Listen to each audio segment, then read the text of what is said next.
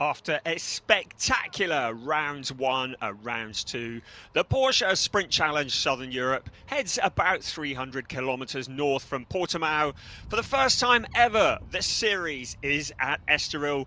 Good morning, everybody. Welcome along to this rounds 3 and 4 of Porsche's Sprint Challenge Southern Europe 2024. It is the second time the second season for this series. And if last weekend is anything to go by, it will be spectacular. We are at Circuito de Estoril. My name's Brian Oliver. Andy McEwen will be down in the pit lane bringing us all the news, and he'll be on the grid as well today for what is set to be a spectacular day of racing. The sport division and the club division will be racing here at the Circuito de Estoril, a track that is 4.182 kilometers around with 13 turns. 4 of them are to the left and 9 of them to the right. The track was established in 1972, hosted the Formula One Grand Prix, the Portuguese Grand Prix between 1984 and 1996, has also hosted MotoGP for many, many years. It is a wonderful circuit, something quite different to what we experienced just 6 days ago at Portimao. A lot less in the way of undulation, although there is still a little bit of climbing and a dropping. The highest climb 6.7%, the biggest descent 5.5%. You can see from the graphic on your screen that conditions are absolutely perfect. We are not expecting any rain at all today, so perfect conditions for racing. The skies are blue, classic Portugal weather, and we are very, very much looking forward to all that today holds for us. First of all, the business of qualifying. So if you're new to Porsche Sprint Challenge Southern Europe, to explain to you what will be going on, we have what will be 4 races, that is 2 rounds effectively over today. So round 3 will be 2 races in that, 1 for the sport division and 1 for the club division, and then we will have round 4 later on this afternoon as well. So that is 4 races in total today. We have qualifying now for all 4 of those races. The first out on track will be the sport division. Sport division separated into 2 categories within the sport division race. We have the pro category and we have the Pro-Am category. The Pro category has proven to be very popular indeed, a sold-out category in fact. The Porsche Sprint Challenge Southern Europe looking incredibly healthy. In the Pro category, gold drivers are allowed for the first time. Drivers with an FIA gold rating allowed for the first time in this series. And in the Pro-Am category, it'll be drivers who are aged 30 and over without a professional motorsport background. And they will also be racing in this. So within the race, there are effectively 2 races taking place. Last time out at Portimao, we had some fantastic racing. In fact, across all categories, we had 7 different winners from the 4 races. So in the pro category, we had a win from Alex Tauscher, the driver, young driver who has featured heavily in Porsche Carrera Cup Germany.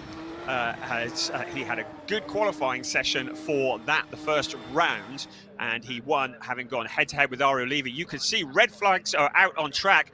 Now that is Jeff Machiels, who joins the series as a guest driver for Belgium Racing here today for the first time, and you can see that he's had a moment. And I have to say that during the free practice and the various sessions that we had, the practice sessions we've had both today and yesterday, we have seen an awful lot of red flags, an awful lot of full course yellows. So the track proving to be fairly tricky for many of these drivers. Now, the red flag is out. We are into qualifying already. So it is a short and sharp qualifying session. Now, with the red flags out, it does mean the clock is stopped. So qualifying for round 1, there will be 2 15-minute qualifying sessions. You can see that the number 99 car has been dragged out of what was a minor gravel trap and has been restarted. He sets about on his way. So all's good there for car number 99, although that will have no doubt shaken him a little bit in terms of confidence. As we watch him now as he circulates around turns 3 and up towards turn 4. So qualifying short and sharp, and there is no room for error. So 15 minutes of qualifying for race 1 within the sport division, then we will have a short break, and then another 15 minutes of qualifying for race 2. And within those 15 minutes, the drivers have really got to time it right. They've got to find space out on track. They've got to get the tyres into the operating window, and getting the tyres up to temperature is a bit of an art in itself. They will then qualify for what will be round 1, and then they will qualify again. There'll be a short break, and we'll have another 15-minute session for round 2, which will that'll be round 4 of the series, but race 2 of the day. So we're getting ready for the resumption of that. So the red flag out on track, and turn 2 is where it all happened. That has been cleaned up. That's Drake Jansen. Great to have him here, the driver from the Netherlands for Red Ant Racing. Got an 18th place in race 1 at Portimao, but didn't score in race 2 and recorded a non-finish. In the background there, you can see car 28. We're all very excited to see Huub van Eindhoven joining the grid for Team GP Elite, the Dutch driver who is something of a sensation, one of the many up-and-coming superstars in Carrera Cup racing, in Porsche Mobil 1 Super Cup.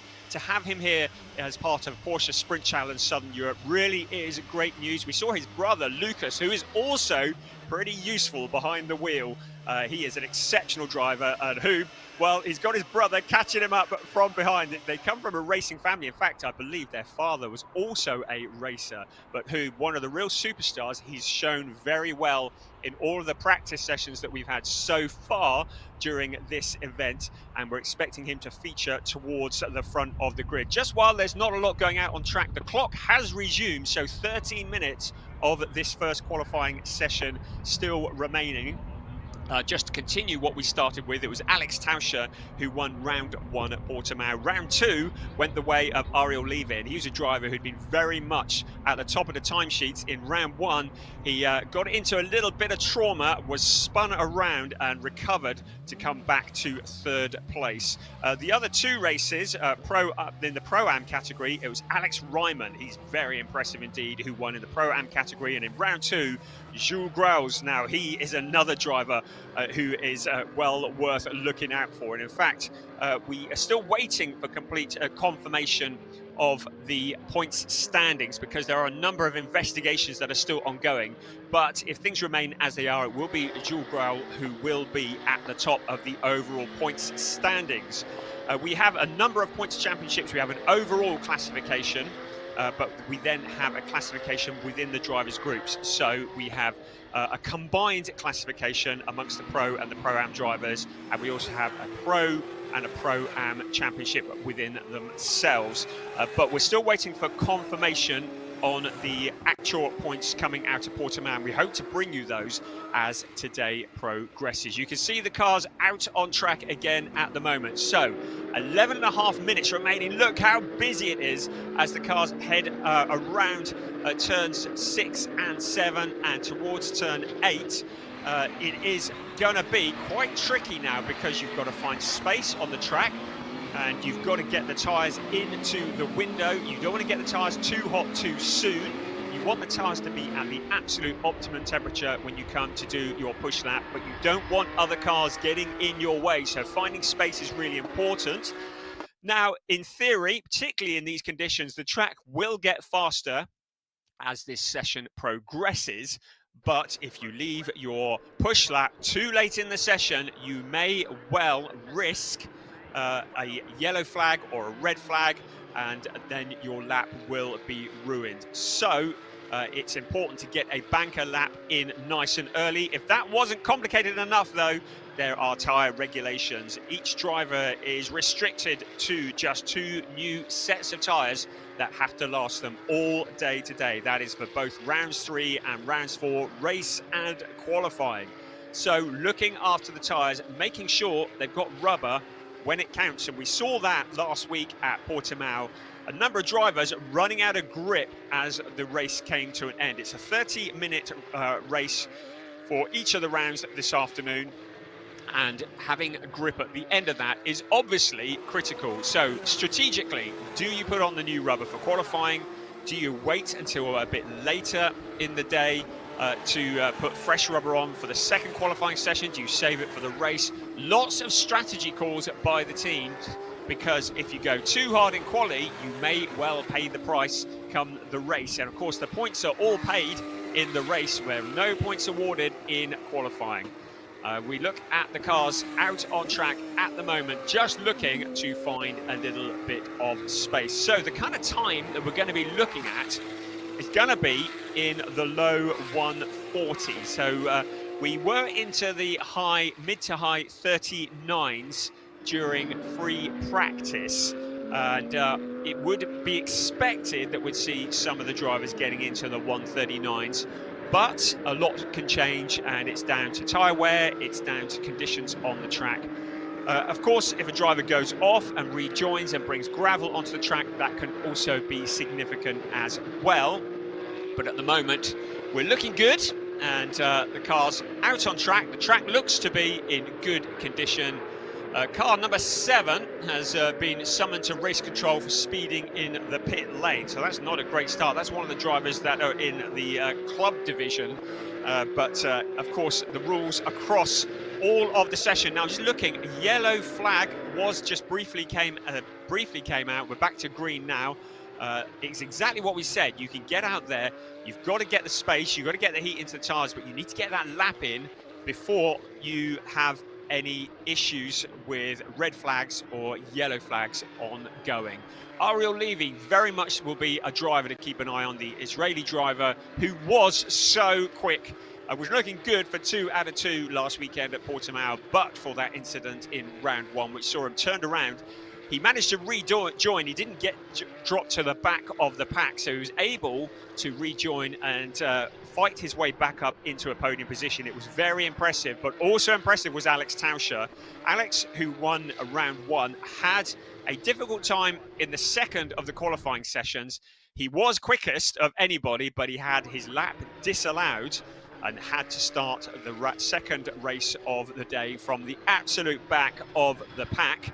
He worked his way through, did a good job, a solid job to come through to 11th place, but it was all lost in qualifying, and that is why this session is critical. You need a good starting position on the grid if you want to be scoring good points, and certainly if you want to be on the podium, you need to be qualifying towards the front of the grid. The best overtaking opportunities here at Circuit de Estoril, very much into turn 1. And probably into turn 6 as well. We have a couple of hairpins, 3 hairpins in fact, on this circuit, but turn 6, it is out of turn 5 that the cars come, and we're looking now on the exit of turn 4 as they head around turn 5. You can see there they don't even lift off on that corner that you're looking at, absolutely flat out, picking up a bit of a curb, using all of the track, and then out towards turn 6. Then it's the heavy braking. And car 55, that's Sid Smith from the UK for Team Parker Racing. You can see the bonnet is lifting slightly on the car. Well, that could affect the aerodynamics slightly, but more importantly, it might be that race control, if they decide that that car is likely to start shedding bits of bodywork, they may well call him back into the pits. Right, we have some times on the board. It is Sebastian Framert who jumps to the top at 139.091. Well, I said we were expecting mid to high 39s. That is almost into the 38. Sebastian Framert, he turned 22 on Wednesday. So happy birthday to Sebastian. What a way to celebrate it. We said keep an eye on Huub van Eindhoven. He is just a little behind, 0.244 to be precise. So Huub van Eindhoven into second place. And that is instantly eclipsed because Pietro Armani now jumps up into second at 139.316. So the times now starting to tumble into the 138s. Hugo Ellis, Ariel Levy instantly eclipsing that. So the times significantly quicker. It looks like the track has got very quick indeed. There is Pietro Armani in car number 10 using the track and a little bit more, just squeezing everything he can out of it. Be careful of track limits. That was very much a story from last time, but Ariel Levy now jumping to the top at 138.490, looking to continue the kind of form that we saw in Portimao. Alex Tauscher, another of the real performers last weekend up into second place of 138.697, so about 2/10 down. But Who van Eindhoven, you can see the times are tumbling. Tauscher, quickest of anybody in sector 1 though, so keep an eye on Alex Tauscher in car number 13, the black and white car. He's the quickest of anybody in sector 1. Another driver who's going very quickly at the moment, Jules Grell, he's the best of anybody in sector 4 of the track, and so he is also pushing forward. And of course Jules Grell, who is in the Pro-Am category, and once again that is Jeff Machiels, who has had a bit of a moment. He's turned around, but he's now pointed back in the right direction. The fastest time in practice was in fact a 138.417. So the 138.417 was the fastest time in practice. So we are now close to that. And it's Ariel Levy who is setting the pace. There is Jeff Machiels pointing in the wrong direction again. Now, what is going to happen here? Are we going to see another yellow or red flag? Well, it would be a red flag in qualifying as he recovers. It looks as though he's getting it all together again. We're looking at Chenzik Ogyuzan. So in the number 8 car, as he circulates around car number 8, still looking to put a competitive time on the board. He's currently the slowest of anybody at the moment.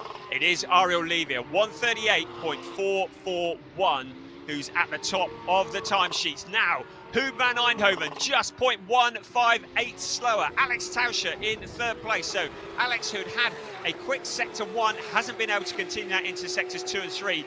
But Alex Ryman, quickest in the Pro-Am, and he has gone purple in sector 1 and sector 2. So within his category, he is looking to increase that position, a 1:40.344, fastest of the Pro-Am drivers. So an awful lot going out on track.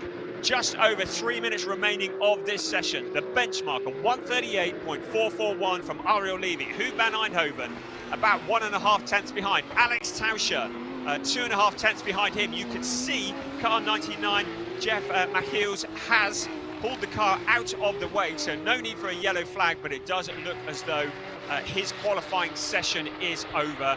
He's guesting here this weekend. It's his first time in this series. He's currently 27th out of the 28 runners, and he's not going to improve on that time. But we continue to look at the cars out on track. Alex Tauscher, quickest of anybody in sector 3. So there is Hugo Ellis, car 54, another of the Team Parker drivers from the UK, and good to have him out on track, currently in P6. And Robin Knutsen, he was a driver who featured very well. He got a 12th and a 10th place at Portimao last time out, so he is also looking to improve on his current P8, some 6 tenths down from our current pole sitter, which is now Alex Tauscher, 138.372. Now that really is quicker than anybody has gone. So Alex Tauscher, we knew he was bubbling under a little bit, and he's finally put that to good use, of 138.372. Ariel Levy was looking to respond, but he's now into the pit, so it looks as though Ariel Levy is done and dusted as far as this qualifying session goes. So into the pits is Ariel Levy, also Who van Eindhoven. So looking at the timing screens, doesn't look as though anybody is going to get close to Alex Tauscher. Less than a minute and a half remaining of this, the first of 4 qualifying sessions this morning, and 2 qualifying sessions for the sport division.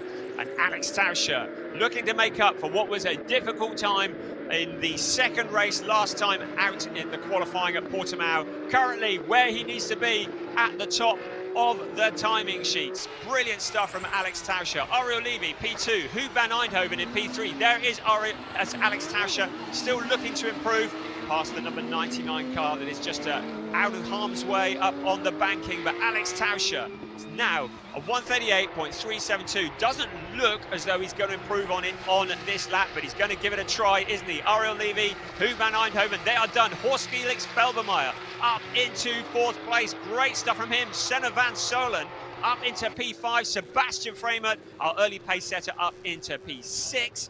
And then it's Hugo Ellis and Robin Knutsen rounding out the top 8. The fastest of our Pro-Am drivers, Alex Ryman. He's 22nd overall, but he's the fastest in the Pro-Ams. Second in the Pro-Ams is Jules Grell. He is 25th overall, ahead of Christoph Langer and Chenzik Ogyuzan. There's Josh Stanton in car 95.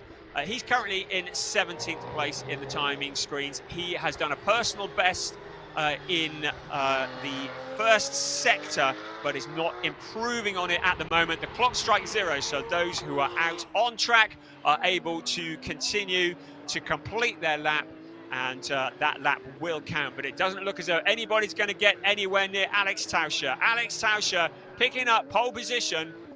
And if things remain as they are, which it looks like it's going to now, it will be a front row of Alex Tauscher, Ariel Levy, Huub van Eindhoven, and Horst Felix Felbermeyer, Senna van Soelen, and Sebastian Freimut, ahead of Hugo Ellis and Robin Knudsen.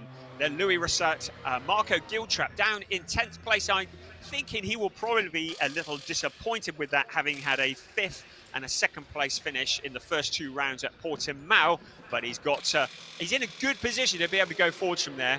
Alberto Cerqui in 11th ahead of Pietro Armani, and they round out the top 12. So it really was an evolving picture as that qualifying session went on. The track was improving and the drivers finding the pace as the session went on. Question is, can we do it all again? Because we're going to have a 2nd qualifying session in just a few moments. It's time now for the cars to get back into the pit lane. The cars are in parc fermé conditions. There's a limit to how much the teams are able to do to the cars. They can't adjust too much on them. So it is the end of qualifying 1, and it's Alex Tauscher who has the fastest time ahead of Ariel Levy, Huub van Eindhoven, Horst Felix Felbermeyer, Senna van Soelen, and Sebastian Freimut rounding out the top 6. Hugo Ellis and Robin Knudsen are ahead of Louis Rosset, Marco Giltrap, Alberto Cerqui, Pietro Armani, Philip Ugren, and Sasha Norden. A quiet session for Sasha Norden down in P14, so he'll be looking to push forward from there.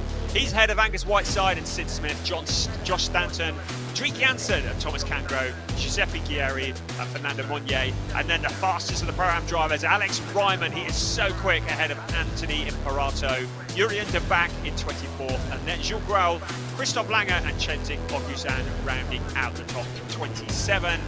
The last runner and rider was, of course, Jeff McKeels, who had that moment. We saw the car abandoned out on the circuit, and he does not post. Well, he has posted a 142.279, but it has been a steep learning curve for him as he joins this series as a guest driver here at Estoril. So down it's there, the car that you're looking at, Giuseppe Guerri in car number 27. And he qualified in 20th place. So now the teams get to work. To remind you what I was just saying, it is parc fermé conditions, so they can change the tyres, they can change some minor adjustments, but it's everything as it was in the first session. Pietro Armani in car number 10. He's qualified in 12th place, so a good towards the front of the grid, just a little above halfway point. So Pietro Armani in car number 10 for Ginzani Arco Motorsport, the Italian driver. A really welcome addition to the grid. We've seen him in Porsche Carrera Cup Italy as a pro driver. He's guested in Porsche Carrera Cup Benelux at Spa-Francorchamps. He's a driver who's actually came through Formula 4 in 2020, 21 and 22. So switched from open wheel racing to saloon car racing. Was also in Formula Regional briefly as well, but at 18 years old, one of the many up and coming superstars. And that is exactly what Porsche Sprint Challenge Southern Europe is about. It's about encouraging and building up for these young drivers, many of these young drivers who are preparing for other championships during the year.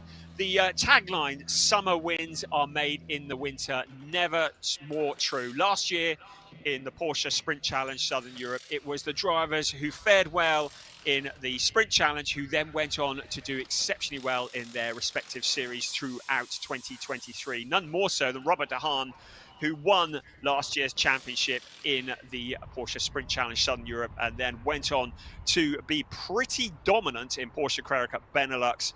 Also a 2nd place in a Porsche Mobil 1 Super Cup, one of the absolute superstars, up-and-coming superstars in Porsche Cup racing. So It looks as though we've got our eyes down in the pits, and it looks as though most of the teams are putting another set of sticker tires on now. So many of the teams and drivers are really focusing on getting the good grid position, getting the new rubber on the cars for qualifying, and getting the car in a good position. Of course, track position is everything. It does mean that there will be a real element of tyre preservation, even more so than normal, because those tyres will then have to go the distance in the race. We've had notification that there is a 5-minute delay expected before we are able to start the second qualifying session for round 4. That will be because you can see the Jeff McEil's car needs to be removed and get that back into the garage so the crew can get that ready, and hopefully he's able to take part in the second of the qualifying sessions in the sport division. We are at the Circuit Estoril here on a glorious sunny day. Porsche Sprint Challenge Southern Europe, a wonderful series that has gone from strength to strength. This second year of the season, and we're about to head over to the pit lane. So Andy McEwen, it's the first time we've spoken to you today. Hello Andy, how's it all going down there? Yeah, thank you very much. Going really well down here. I'm loving this weather. I mean, as a northerner from the north of England, this is very, very warm indeed. The jacket will not be staying on for the rest of the day, I can assure you of that. But not just hot weather, hot out on the track as well. Some really, really fast times in that first session. And Alexander Tauscher, who we can just see over there, the white and grey car, fastest in that first part of qualifying. And that is a bit of a turn up for the books, really, given how quick Ariel Levi has been all weekend long so far. He was fastest in every practice session up to this point, and yet Alex Tauscher has managed to go quicker, so it's going to be competitive out there. As I just heard you mentioning, most teams are going for brand new tyres by the looks of it for this second part of qualifying, so there's not really any tyre saving going on now. I think they all realise the importance of track position. This is not Portimao, this track is a lot narrower, there are far fewer places to overtake, so track position absolutely key, and I don't think that's been lost on the teams and drivers. They want to try and get their car as close to the front of the grid as possible, and actually I think that factored into the practice session this morning as well. A lot of mock qualifying runs going on, lots of drivers going out, doing 3 or 4 laps, back into the pit lane, back out again, so they've really been focusing on these qualifying sessions. They know just how important this could be for the rest of their weekend. Probably not going to get much chance to chat to a driver. I might just have a quick wander though, see if I can stick the microphone through the door of Alex Tauscher, fastest in that first part of qualifying. He's just down here, and since he's got the door open already, maybe he fancies having a chat. Let's see. Are we all right to have a quick little chat with you, Alex? Congratulations, fastest in the first part of qualifying, and that's going to be really important round here, isn't it, starting near the front? Well, yeah, I feel like it's a track where it's really hard to overtake. It's quite technical, very narrow. So, yeah, I'm happy with the pole, and we hope to repeat it now. Obviously, Ariel has been fastest in the practice sessions earlier on this week. Have you been maybe keeping a little bit in reserve for qualifying? Did you always know that this pace was in you? Well, to be honest, no. We've got no BOP here, so everyone is just going 100% all the time. Guess it just clicked now. I have no explanation, but I take it. Obviously, that's half of the job done. Another qualifying session to come now. Are you confident that you can repeat that? Well, we'll see, but I think I can, yeah. Excellent, we'll leave you to it. Thank you very much, Alexander, for having a quick word with us. So there we go, Alexander Tauscher, fastest in the first part of qualifying. But now, Brian, he's got to do it all over again. Top job, Andy. Thank you very much. Really interesting to hear from Alex. He's a very understated character. You talk to him, and he's never that complimentary about his own performances. But then you get him behind the wheel, and he is red hot. And we saw it in the Porsche Carrera Cup Germany last year. He got quicker and quicker as the season went on, finished on the podium at Hockenheim, which is no mean feat. But interesting, the strategy, the drivers going for new rubber for the qualifying sessions because track position is everything. And Estoril, well, it's my first time at Estoril, so interesting to hear what people are saying about overtaking opportunities, i.e. there aren't that many. Say into turn 1, into turn 6, certainly the possibilities, but track position, very much everything. Of course, in Portimao just 6 days ago, there were plenty of overtaking opportunities. We are now getting ready for qualifying 2 for round 4 of the Sport Division Porsche Sprint Challenge Southern Europe.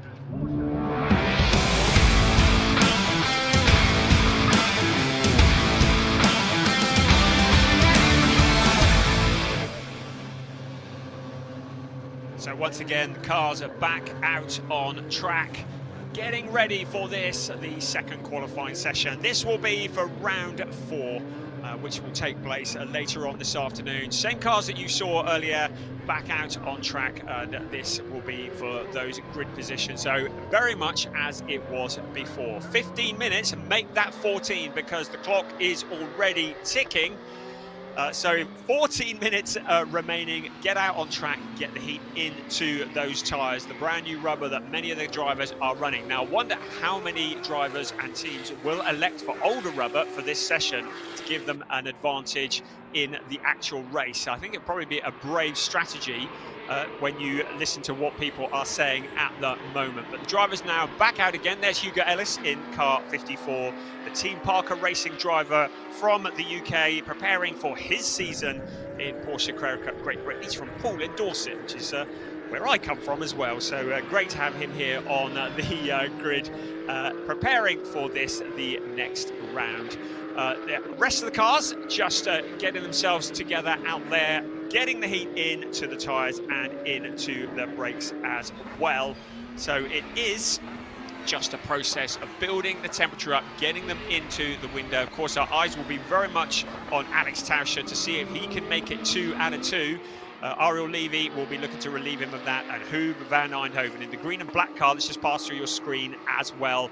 Marco Giltrap, a quiet qualifying session for him in car 84, so he's got a bit of work to do there, and he will be looking to push forwards a little bit and try and improve on his position for the next round. So, other cars coming out, Sebastian Framer, the birthday boy. We say birthday boy, it was actually back on Wednesday that it was his birthday, but happy birthday to him. A driver who has been in Carrera Cup and Porsche racing now for a couple of years, and another of the up-and-coming stars, and he's proven that with a great qualifying session in session 1. Now finding the space out on track. Now you can see cars just making room to allow other cars to get past, everybody just jostling for that position. I would remind you of the issue with track limits. It was very much a story last time out at Portimao. Drivers exceeding track limits is what cost Alex Tauscher his potentially pole position in round 2. And keeping it within the limits, really, really important. And if a driver exceeds track limits, not only will they lose that lap, but they will also lose the subsequent lap, because if you launch yourself off track limits and you get that extra speed, you can approach your next lap with an unfair advantage. So the stewards are being red hot on this.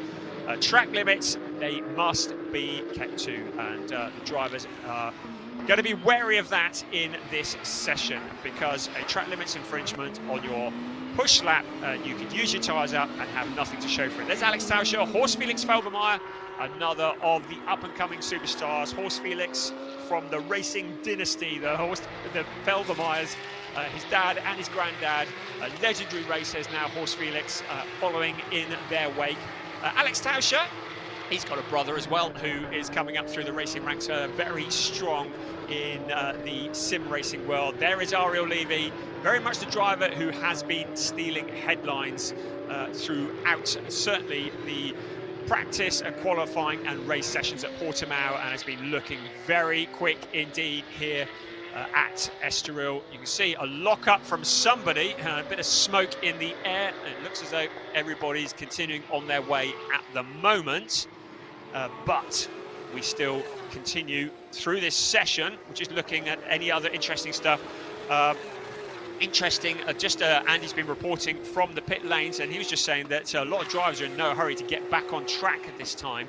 Tauscher and Levi were sat in the pits quite late, but they now have gone out on track. So a lot of drivers just understanding that the track does get quicker, and whether we can exceed the time that was the pole position time that was set by Alex Tauscher in the first session, which was a 1:38.372. Well, if the track is getting quicker, then we would expect to see that. So 1:38.372 was the time in the first round of the day in the qualifying session. Look at this, it is so busy out there. This circuit, which is, well, 4.1 kilometers, that's not a lot of space to spread out 28 cars for a hot lap.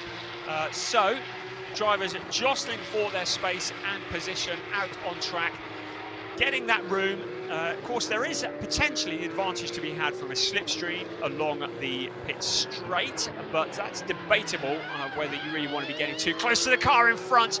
Was that Robin Knudsen? Looked like it, locking up into turn one. And his tyres with a flat spot, well, that is going to affect handling. We've got a yellow flag out on track at the moment. But a flat spot is disastrous, and you can see Knudsen there just getting out of the way, but that can really affect handling. The yellow flag is cleared. Currently at the top of the timing screens, Huub van Eindhoven at 1:39.033, and Louis Rosset at 1:41. So Huub van Eindhoven, the first of the drivers to put the hammer down, but still some 7/10 slower than the previous session. At the moment, flashing the lights to the car in front. Get out of the way, I'm coming through. Car in front, Sid Smith of Team Parker Racing. And it is clearly a push lap for Huub van Eindhoven now, with just over 8 minutes remaining of this session. And Huub van Eindhoven, you can see he's up with the back marking car in front of him, and that's going to frustrate him no end. So car 55 in front of him, and he's trying to find a route past him, because if he's stuck behind him, it's going to compromise his lap, and it has done that. So Huub van Eindhoven, he was purple in sector 2, so the quickest of anybody, but Alex Ryman also going very quickly. He's up to P4 in the Pro-Am category, the fastest car by a long way, but it looks like Huub van Eindhoven has bailed out of that lap and getting caught up in the traffic. We're still pushing, maybe, as he crosses the line. Also across the line, Ariel Levy. So representative laps now coming in, but I should think that Huub van Eindhoven will be incredibly frustrated. He was on that push lap, and then he caught up with a back marking car, exactly what we said might happen. The traffic playing a big part here. Behind him is Fernando Monye. So keeping an eye on Huub van Eindhoven. He's got himself some space now, but has he taken too much out of those tyres? A little over 7 minutes remaining of this, the second qualifying session of the day. This is for round 4 in the sport division of Porsche Sprint Challenge Southern Europe 2024 here at Estoril. And Huub van Eindhoven, the man stealing the headlines. But Ariel Levy, quickest in sector 1, quickest of anybody in sector 2. Ariel Levy looking to improve on his P4 at the moment. Can he continue it for the remainder of this lap into sector 3 and sector 4 goes Ariel Levy. There's Robin Knudsen. Remember, he has a flat spotted tyre in that number 32 car. We saw him locking up. He's currently in 15th place and needs to push on up from there. So car 32 now down to 13th place, having been jumped by Sasha Norden, who's up into the top 10. So Sasha Norden, he's been a fairly quiet day by his standards. So into the top 10, Sasha Norden, he had a bit of damage at Portimao that put him on the back foot, but he's all back together again here. Louis Rosset to the top of the time screens, 1:38.632. Where did that come from? Hugo Ellis instantly eclipsing that, a 1:38.480. But Ariel Levy into the 1:37s. A 1:37.890, a phenomenal lap from Ariel Levy. Quickest of anybody in sectors 1, 2 and 4. Just sector 3, where he wasn't the quickest of anybody. But Ariel Levy, what a lap. 1:37, he goes wide. You can see him going out onto the gravel. He keeps his foot on it. Very important not to damage the splitter on that car, because that will significantly affect his handling. So, fastest man at the moment, with just over 5 minutes remaining of this session, it's Ariel Levy with a 1:37.890 ahead of Huub van Eindhoven. Hugo Ellis, what a great qualifying session from him up into P3. Alex Tauscher, our early pace setter, 7/10 down and he is in P4, so he's got a bit of work to do from there. And now that is P5 because Sebastian Framer jumps up into second place in the timings. Alex Ryman is the quickest in the Pro-Am category, at least he was, because Jules Graul has now just overtaken him, 22nd overall, but Jules Graul is in the pole position in the Pro-Am category with a 140.026. Keep an eye on Ariel Levy, pushing hard, still looking to improve. Alex Tauscher responds, the quickest of anybody in Sector 1, looking to improve on his 5th place. So keep an eye on Alex Tauscher in 5th place. We're watching Ariel Levy now, the fastest man of all at the moment, a 137.890. What can Alex Tauscher do about that? A middle sector, or Sector 2, a 25.307 for Tauscher. So he is responding, not the quickest through Sector 2, but still very quick indeed.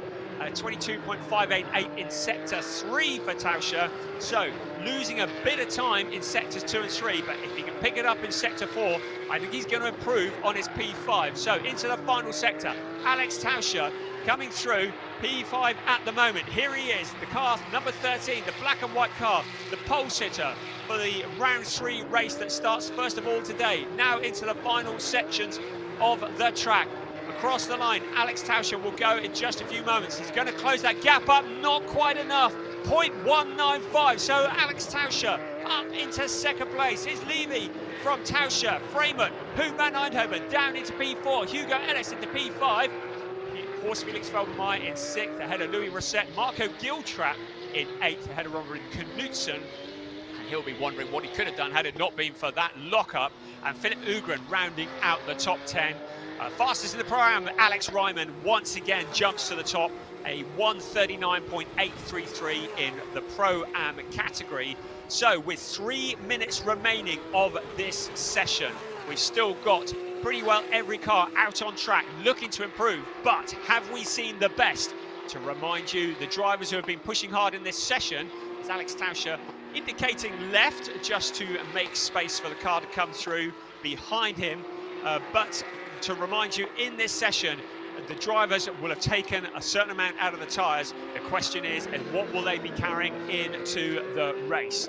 So Alex Tauscher now just backing out of it. Would expect to see him probably peel off into the pits at the end of this lap, as we see Driek Jansen coming through your picture as well. That looked like Anthony Imperato just behind him. But there is Alex Tauscher, pole sitter in race 1.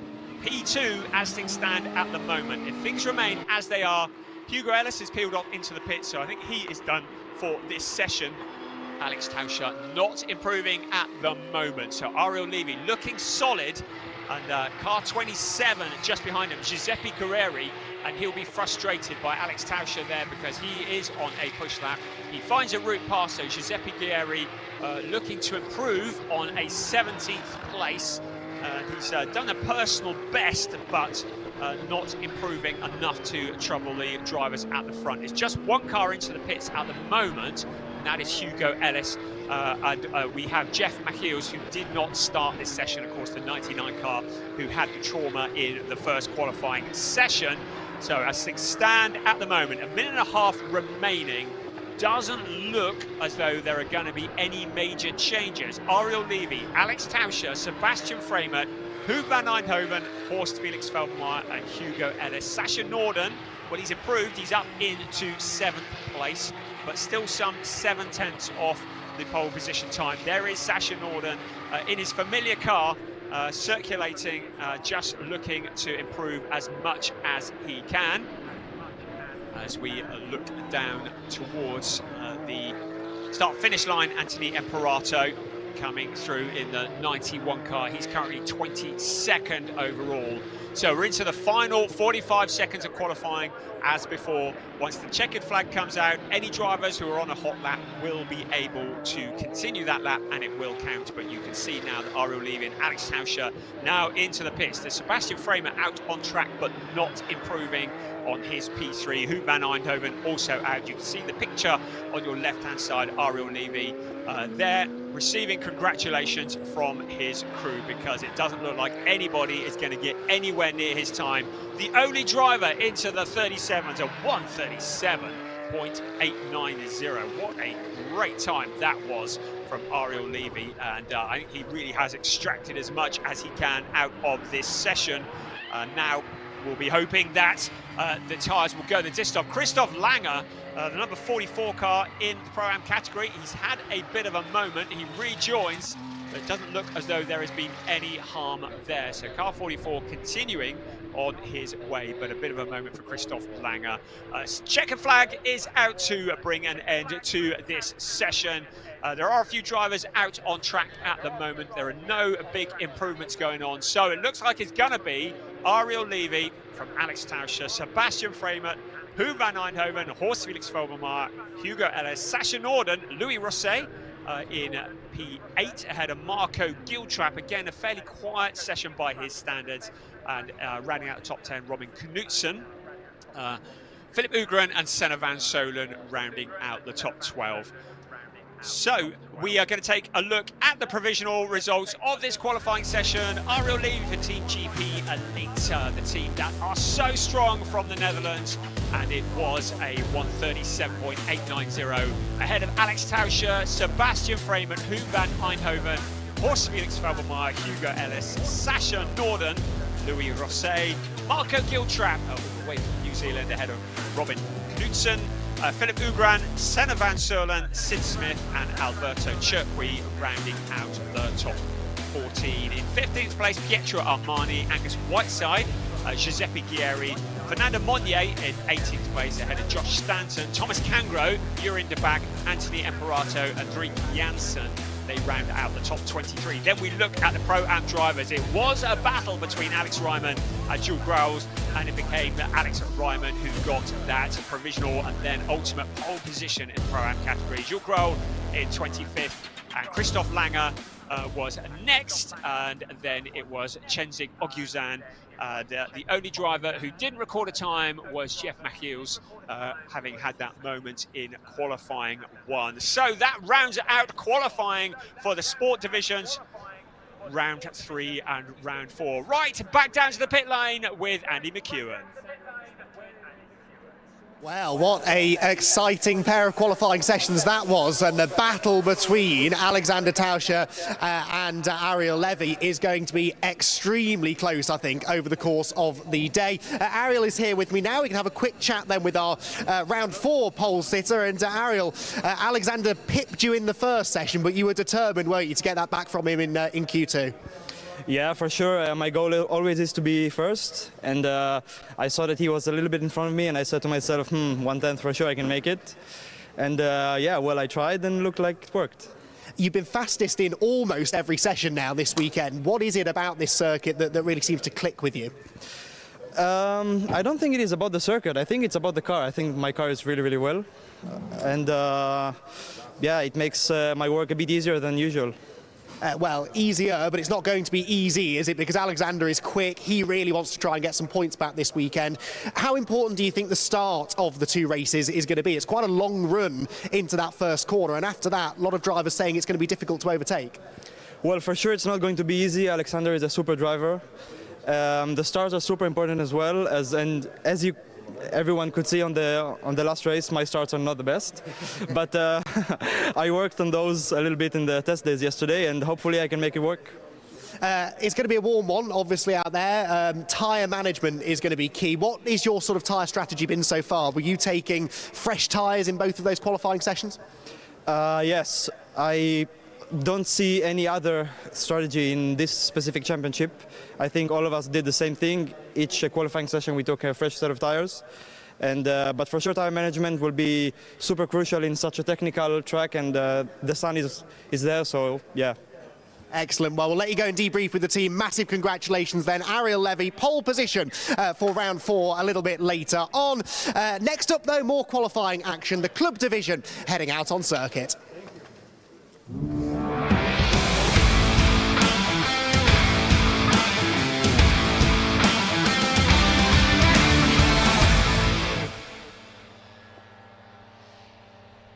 Porsche Sprint Challenge, Southern Europe. It's now time for the club division. You can see it was a lively old session in the sport division, wasn't it? The crew out on track, working hard at the ever hard-working team of marshals sweeping gravel that has been dragged onto the circuit. So, very much as it was in the previous session, this time we have the club division. Now, club division once again made up of 2 categories, the AM category and the GT4 category. The difference between these cars and what we saw in the previous session, well, the AM drivers, who are in Porsche 911 GT3 Cup cars, are allowed ABS on the car. So the cars are allowed a bit of help with the ABS.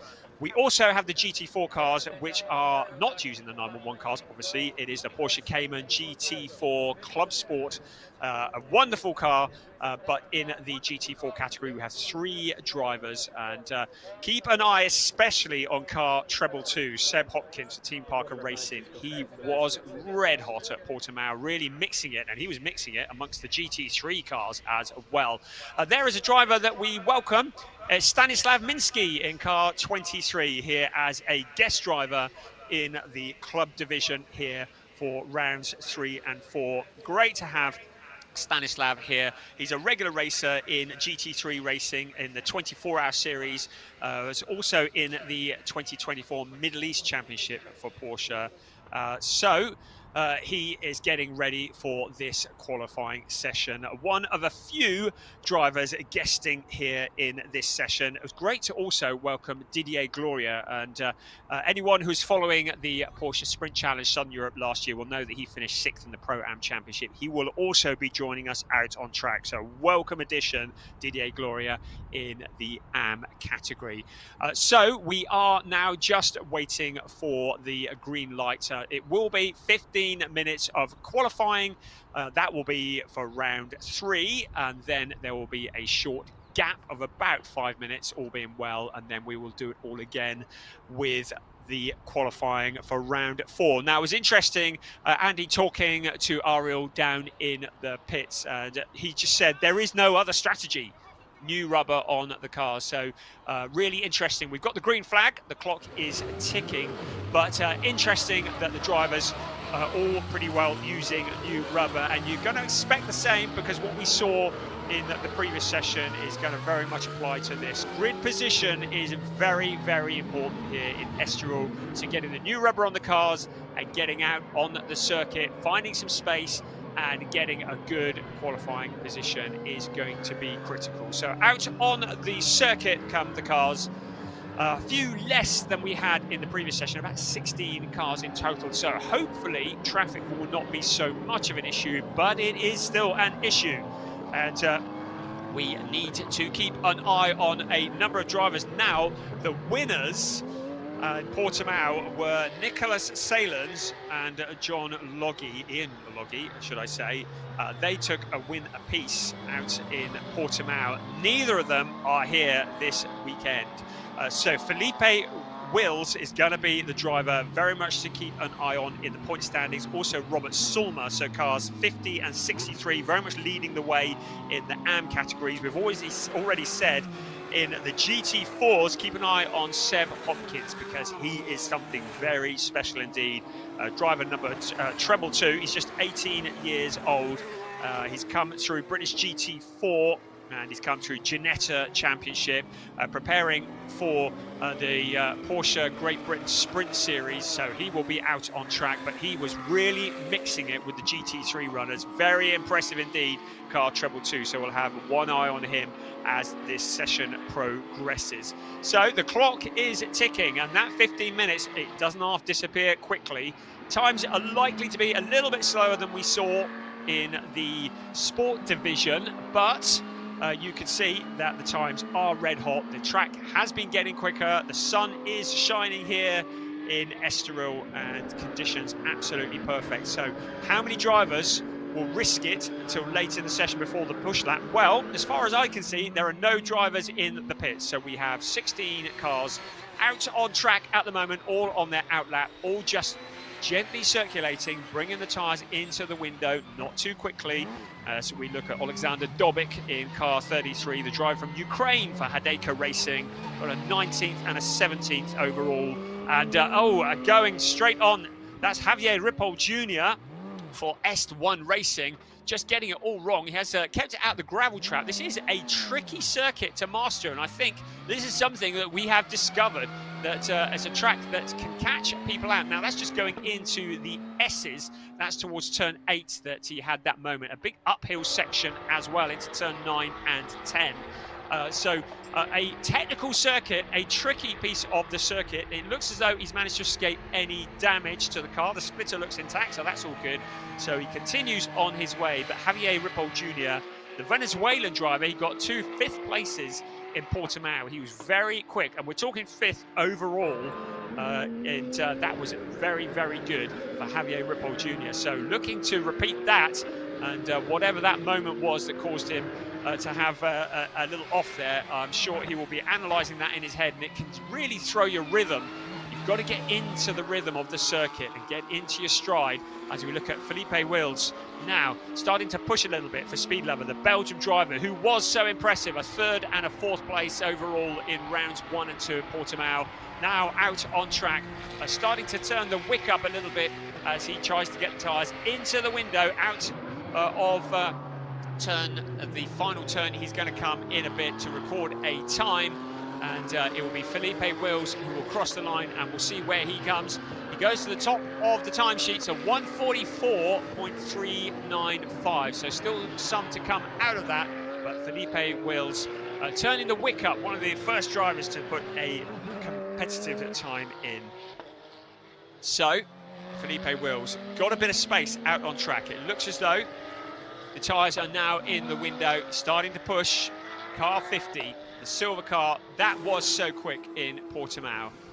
And out he comes, running towards the flat-out turn 5, and then in towards turn 6, the Parabolica interior, which is turn 6. Here he comes, and it'll be the heavy braking here, and the left-hand turn. Car in front of him just locking up. You can see some smoke that he passed through, and the green and white car in front of him. Out of 6 he comes towards turn 7 to the inside, and the car that locked up in front of him was Didier Gloria. And out towards turn 8, Felipe Wills, 144.395. That is the benchmark at the moment, looking to improve dramatically on that in this lap. He's gone purple in sectors 1, 2 and 3, so this is his big push lap. Keeping out of the way of the back markers, into the S's he comes. Hitting all the apexes, being wary of track limits, and then out into the final corner and onto the pit straight. Felipe Wills will stop the clock in just a few moments. This is going to be an improvement, a 144.395 last time around. What's it going to be when he crosses the line this time around? It's a 142.161, so that's our real proper first benchmark time. There is the aforementioned Seb Hopkins. Well, we said he was quick. He's currently P2 overall in a GT4 car, although 150 last time around. But he's gone purple in all 4 sectors. Seb Hopkins looking incredibly quick as he crosses the line. Seb Hopkins, a 142.761. I remind you, he is in a GT4 car against the GT3 drivers, and he jumps up into P2, just 0.191 behind Felipe Wills. So great stuff from car treble 2. Such a quick driver in P3. It is the number 70 of Michal Majolov. He has got a 143.221, so a little over a second off the provisional pole position time. Now Felipe Wills just increasing the speed a bit more. It was not a personal best in sector 1, but sector 2, quickest of anybody. But keep an eye on this man here. He is absolutely going for it. Seb Hopkins, treble 2, pushing hard in that GT4 Porsche Cayman. Out wide he goes, not too wide. Brilliant stuff. Really, really competitive racing. One of the real superstars up and coming in Porsche racing. Car treble 2. He's out towards turn 9 at the moment. 8, 9, 10, the S's, and then into 11 and 12, and then he'll be on to the final corner, turn 13, which will be the Parabolica Ayrton Senna, and that will be out onto the pit straight. What will he do here? At the moment, Murabi Mekvabishvili is up into pole position provisionally at 141.109. Where will Seb Hopkins go though in the GT4 car, the treble 2 car, out onto the pit straight? He will come to cross the line and Seb Hopkins will break the beam, and we'll see where that is. The 142, he's up into P3, so 141.830. Mikhal Mylov up in that pole position at the moment, a 140.885. Good time from him. Felipe Wills down into P2, 141.109. Less than 7 minutes remaining. This driver here very much stealing the headlines. He's dropped down into P5 now, but continues to push out on track. By far the quickest of the GT4 runners. Second in the GT4 is Henk van Narel. He's in 12th place, and he is 144.777 on the timing, so significantly slower than Seb Hopkins. Alexander Dobik, who had visited the pits, back out on track now. Driver Robert Solmer out quickest of anybody in Sector 1. He's currently in 3rd place as we look at Mikhal Mylov, currently our provisional pole sitter. But looking under threat, Robert Solmer might be a driver who's going to sneak up, although Sector 2 for Solmer was not especially quick. Another driver still pushing, Seb Hopkins. He was purple in his sector, in Sector 1, the quickest of any of the GT4 drivers, currently 5th overall. There is Mikhal Mylov, provisional pole sitter, looking to improve, 140.885, the only driver into the 40s. He goes past the P2 car, Felipe Wills, who keeps out of his way. So, car number 70 out into turn 13 for the final corner and out onto the pit straight. This is going to be probably the last of the big pushes before the tyres start to go off. Robert Solmer crosses the line. There goes Seb Hopkins, and Mylov continues in that pole position, 140.885. Felipe Wills in 2nd. Lee Mole now jumping up into 3rd place. Car number 56. He got 2 6th places at Portimao, so in a good position to improve on those if he can start in the top 3.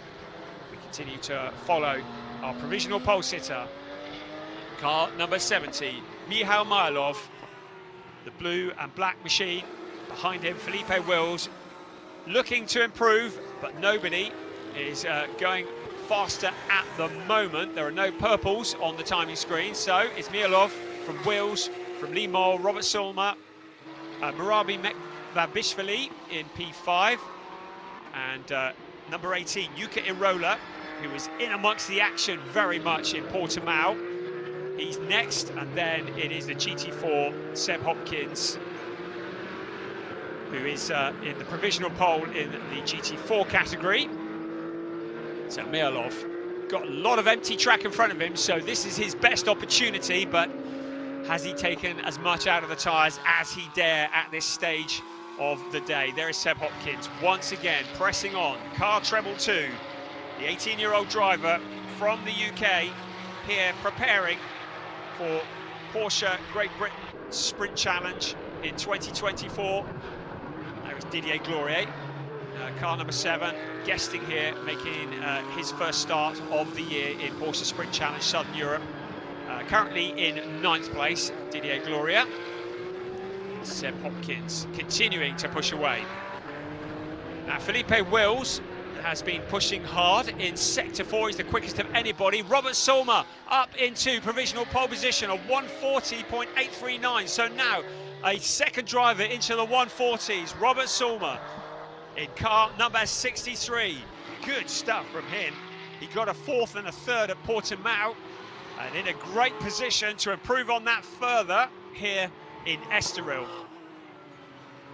So continuing out into Sector 2, 25.992 in Sector 2, so about a 100th of a second slower than where he really wants to be in that sector. But Robert Solmer pushing hard into the pits. Car 70, we thought he's probably taken as much out of the tyres as he dare. So Mikhal Mylov now into the pits. His session looks to be done. Solmer in amongst the traffic, into the S's, up the hill he comes. The left and then the right. Car 63 avoiding any traumas at the moment. A 140.839. Can he extend that further? His sector 3 was not especially good, but out into Sector 4. Car 63 for Proton Huber Racing. Christoph Huber's involvements. Great team with Robert Sulmer at the wheel, proving to be very useful indeed. Across the line comes Robert Sulmer. The 140.839. And looks as though he doesn't improve on that. So Michal Mylov still in that second place. Felipe Wills in third place. Lee Mole in fourth. And it's Henk van der Rel that we're looking at in the GT4 standings. Currently third in the GT4's 15th overall. Still looking to move his way up the grid. Seb Hopkins, well, he's into the pits, but he is a lot further up the grid than his other GT4 challengers. A minute and a half of this session remaining. There is Robert Sulmer once again. Lights flashing to anybody in front of him. Get out of the way. I'm on a fast lap. At 19.627 in Sector 1. That is quick. Sector 2 at 26.022 into Sector 3 at the moment. The traffic in front of him. Is it going to play a part? A little over a minute remaining. Robert Sulmer looking good. There doesn't look to be anybody challenging him at the moment, and he's set a personal, in fact an overall best in Sector 3 as well, so looking to stretch his legs even further at the front. Robert Sulmer in car number 63 out into the final section, around to turn 13 in just a few moments. He will come and out to cross the beam. There's a GT4 car in front of him. Now will that play a part in this? Henk van der Rel is the car that's in front of him. So out of the final corner he comes. Robert Sulmer crosses the line, 140.839. He doesn't improve any further, but that pole position now looking pretty secure, particularly with Michal Mylov into the pits. Felipe Wills in that third place. And Lee Mole suddenly jumping up. In fact, Felipe Wills at 140.684, so just when we thought that Sulmer had got it solid, now Felipe Wills up into provisional pole position. He didn't set any purples, but he was just consistently quick across all the sections. And it was car 50 suddenly in the closing stages, and also Lee Mole also jumping up. So car 50 and car 56, Felipe Wills and Lee Mole who jump up into the top two, and Robert Sulmer, who is looking like a dead cert for that pole position, suddenly down to P3. He's out there, he's pushing hard, but has he got anything left? I don't think he has. Robert Sulmer out on track. Can he do anything about Felipe Wills, who came out of nowhere? Nothing spectacular in the sectors, but then an overall good lap. Lee Mole was purple in Sector 1 on this lap as well, but he's come up behind Felipe Wills. So those two cars, the two silver cars that are looking to suddenly be like front row starters, the checkered flag is out. We are on the final lap of this qualifying session. Now, can Felipe Wills improve? Can Lee Mole do anything about that? Robert Sulmer is also responding, purple in Sector 3. So it's between Wills, Mole and Sulmer for this pole position, because Mylov is into the pits. Here comes Felipe Wills, the first of the two silver cars. Behind him is Lee Mole into the final sector of the track. Brilliant stuff. The timing perfect. Waiting for the track to come to him, for the tyres to come into temperature. Across the line goes Felipe Wills. Robert Sulmer up into pole position. Car 63 jumps up at 140.105. Then Felipe Wills, then Lee Mole. In the closing laps, it was all changed. Robert Sulmer, he pulled it out of the hat. How did he do that? We knew he was responding. He pulled it together in the closing sectors. What a fantastic qualifying session. Robert Sulmer, when it looked like all was gone, it looked like it was going the way of Felipe Wills and Lee Mole, but in the end it was Robert Sulmer who takes pole position. Felipe Wills in second ahead of Lee Mole. The fastest of the GT4 drivers, Seb Hopkins at 141.830, just 1.7 seconds off the fastest of the GT3 runners, and ahead of many other GT3 drivers. Here we go, provisional results of qualifying one of the day for the club division. Robert Sulmer pulling it out of the hat in the closing stages ahead of Felipe Wills, and Lee Mole, Michal Mylov, the early pace setter, in fourth place ahead of Yuka Irola, Murabi Mekbabishvili in P6, Didier Glorier guesting here in seventh, And then the fastest of the GT4 drivers, Seb Hopkins ahead of Corrado Costa, Javier Ripoll Jr. in 10th ahead of Ernst Indebitzin, and then it is Minsky Stanislav in 12th ahead of Alexander Dobik, and Andrea Barati rounding out the top 14. Great stuff. 15th place was Henk van Norel, and bringing up the rear, Graham King. Both of those in the GT4 category, but a very entertaining qualifying session. It went down to the absolute wire. The track clearly getting quicker and quicker, and it was spectacular stuff in the closing stages. Robert Sulmer just pulling it out of the bag pretty well on, well, not just pretty well, it was on the last lap that Robert Sulmer managed to get that pole position back again, and Felipe Wills will start alongside him. Those are provisional positions, of course, all subject to confirmation, but looking like that is going to be a spectacular race this afternoon. And once again, Seb Hopkins mixing it with the GT3 runners, splitting them in half as he qualifies in the middle of all the other GT4 runners around him. Really, really good stuff for the GT4 driver. So cars now into Part Ferme, and they're allowed to use skates to move the car, but they're not allowed to do much else. No other work is allowed on the cars. Right, we're going to head back down to the pits, see what Andy's got for us.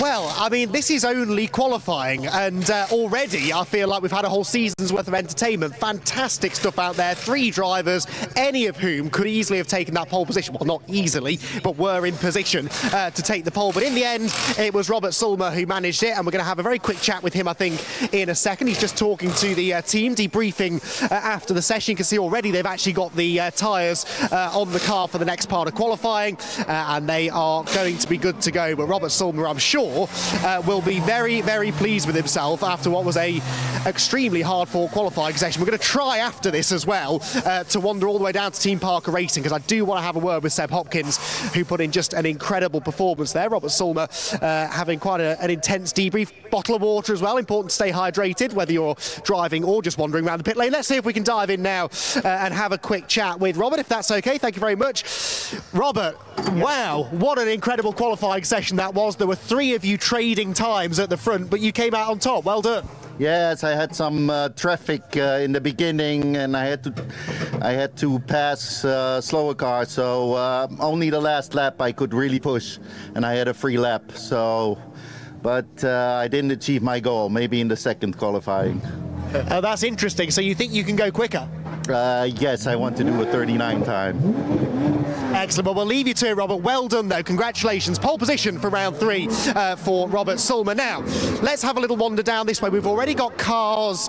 In fact, we've got a green flag. Never mind. So it is time for our final part of qualifying this morning, then.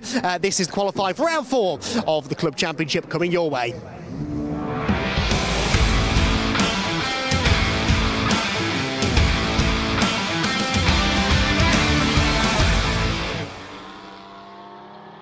So here we go. It is round 4 qualifying of what is an 8-round season for Porsche Sprint Challenge Southern Europe, the club division. That was a spectacular qualifying session. Some great insights there. Thank you, Andy, for having a word with Robert, because really interesting. He felt as though traffic had a bit to play there. We said traffic might be an issue.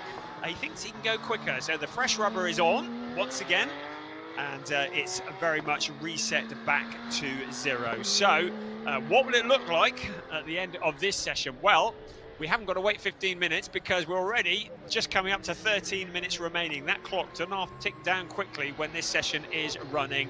How bold will the drivers be? Because will the track get quicker as the end of this session arrives? And if they do leave it till late in the session, they risk a yellow flag, a red flag, and that could really ruin their day. You need to get that banker in, I would say. Drivers out there. Now, there was the early pace setter in the previous session, Michal Mylov in car 70, the driver from the USA for lap time performance. Second in last year's Porsche Sprint Challenge North America, and in the Cayman Pro-Am division, and very much a welcome addition here to Porsche Sprint Challenge Southern Europe. It is a wonderful day here in Estoril. We're getting ready for this qualifying session to kick off, and drivers who tripped up in the previous qualifying session will be looking to make amends in this. It's going to be a tough ask to get on terms with Robert Solmer, Philip Wills and Lee Mole. I have to say they were very much in a class of their own. Ernst Inderbitzen will be one of the drivers looking to do that, car number 15. And he was in this very championship last year, finished 7th place in the AM standings. And a very welcome addition again here in 2024. You can see that the conditions remain perfect out on track. Weaving to get the heat into the tyres, so you know you've got the grip. Weaving to get the heat into the brakes, so you know you can stop the thing once you get to the corner. And Ernst Inderbitzen out there, the driver from Switzerland, running for FAC Autotech, Alex Fack's team, the legendary team that we see also across other Porsche series, and Alex Fack Jr., one of the drivers who is racing in Porsche Mobil 1 Super Cup, Porsche Carrera Cup Junior, and he helps with his father, Alex Fack Senior and Junior, to run that team, and that is one of their drivers, Ernst Inderbitzen from Switzerland, who is running for them. So car 15 looking to improve on his previous session. He qualified in 11th place in the session that we just witnessed.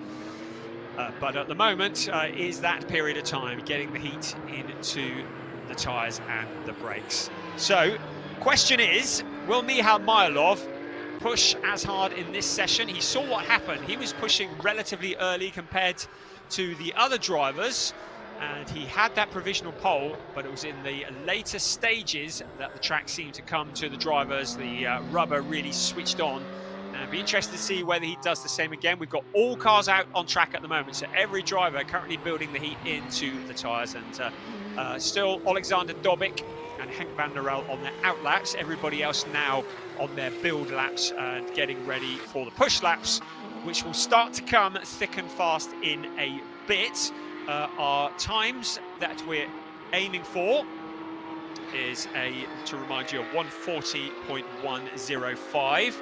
That was our pole position time in the previous session, and if the sport division is ready to go by, and if the track is getting quicker, the drivers are getting quicker as well, we may well eclipse that. Can we get into the 39s during this qualifying session? Well, it's possible, but only time will tell. Car 70 still out there. Michal Mylov still building the temperature, getting ready to turn the heat up. At the moment, Robert Solmer is at the top of the time, but he is some 5 seconds off his pole position time in the previous session. So still very much building it up here at the Estoril circuit. But Michal Mylov is the driver we're looking at in the blue car. Now looking down at the pit straight, under the bridge they come on this circuit. Now this is where we would expect to see a bit of overtaking in the race later on today. It's a slight downhill as they head into the braking zone here. Quite easy to trip up to maybe lock a wheel into that corner, particularly going into turn 1. And that will be no doubt the scene of plenty of excitement. Also the scene of track limits. So drivers need to keep it very much within the white lines, so as to not incur the wrath of the stewards. Right, Lee Mole, a 1:42, so he's building as well, but still a couple of seconds off what we are going to expect to see as this session progresses. We've only got a little over 8 minutes remaining, so the time will tick away very quickly. The car's looking all fairly spaced out on the track. Michal Mylov has car 33, Alexander Dobic, behind him, but everybody else pretty well spaced out. Robert Solmer, well, he said traffic was an issue, and he is out on his own at the moment in the 63 car. Up ahead of him is Stanislav Minsky, but he's quite a long way ahead. So Robert Solmer will be looking just to keep that gap at the moment. He'll hope that the car in front of him, the number 23 car that you saw flashing through your screens there, doesn't get under his feet, and that he can keep that gap, and he will be able to turn it up at 1:40.526. So Robert Solmer now putting in a representative time. He's still 4/10 slower than he was in the previous session, so still more to come maybe. There is Lee Mole, currently in P2.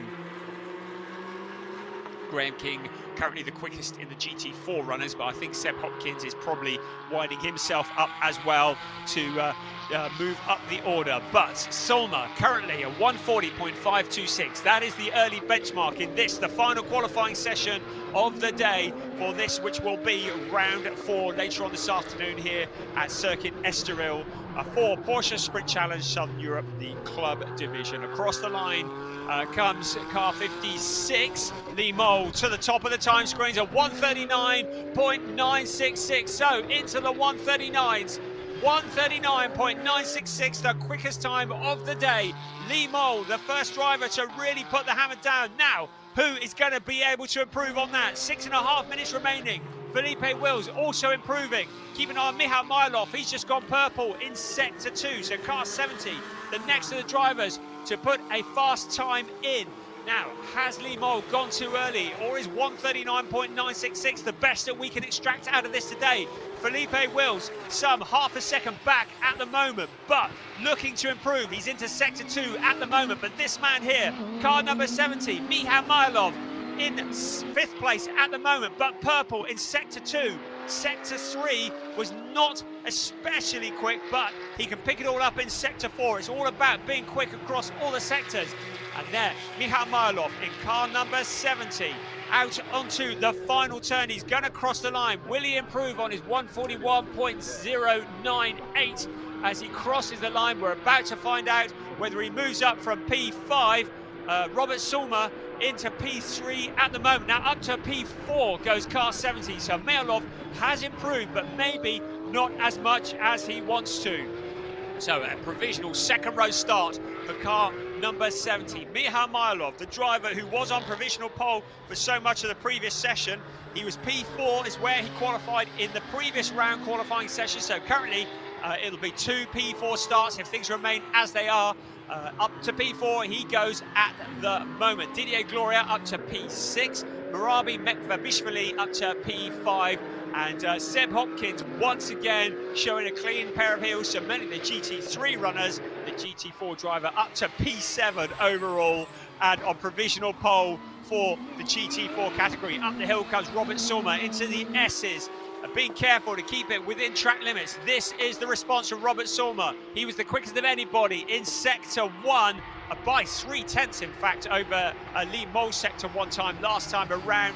So here comes Robert Sulmer, 3rd place at the moment. It's looking possible that he's going to improve on that 3rd place. Out of turn 13 he comes onto the pit straight. Robert Sulmer, he's going to break the timing beam in just a few moments. He's surely going to improve on the time that he had. It was 0.560 behind before he crosses the line, and 140.526, so he stays where he is. So lost a bit of time in the last section. In fact, he lost over a second in sector 4. So that last sector costing Robert Sulmer what looked like it could have been a challenge for pole position.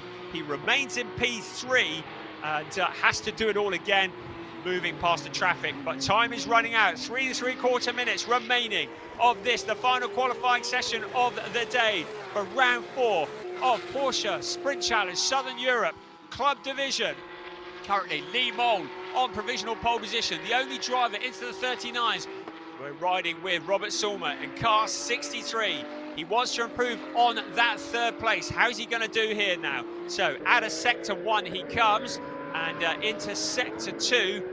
He's not doing anything at the moment that makes it look as though he may steal away the pole position, but that could all change in a moment. It is, again, as we mentioned before, about consistency across all the sectors, and a consistent time, not necessarily purples, but just consistently quick across all the sectors. Here he comes, Robert Sulmer into the S's, and it'll be out across the line in just a few moments, out onto the start-finish line now. So Robert Sulmer, 140.526 last time around.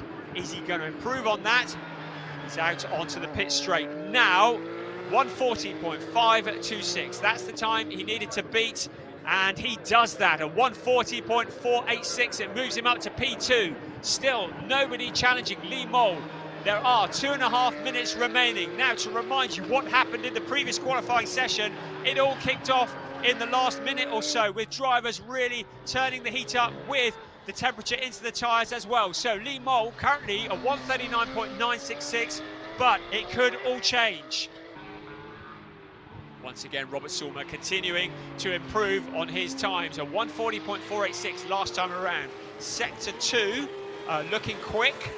Not as quick as Sector 1 as he was in the previous Sector 1, but still tying it all together across the entire lap, across all the sectors. There is Robert Sulmer picking up the apex, allowing the car just to drift out wide on the exit of the corner. Goes out wide, keeps it out of the gravel. Now it's flat out towards the turn he comes. The right-hand turn coming up. Robert Sulmer, 140.486 into the final section of the lap. The S's, turn 9, turn 10, turn 11, and then turn 12, and then the sweeping Parabolica Ayrton Senna, which is turn 13, which will bring him out onto the pit straight in just a few moments. The only driver still in the 139 is Lee Mole, currently provisionally pole. This man here trying to beat him, Robert Sulmer. He said there was more to come out of the car after the previous session. At the moment, he's half a second down on the provisional pole sitter, 140.486. He goes quicker, but he stays in P2.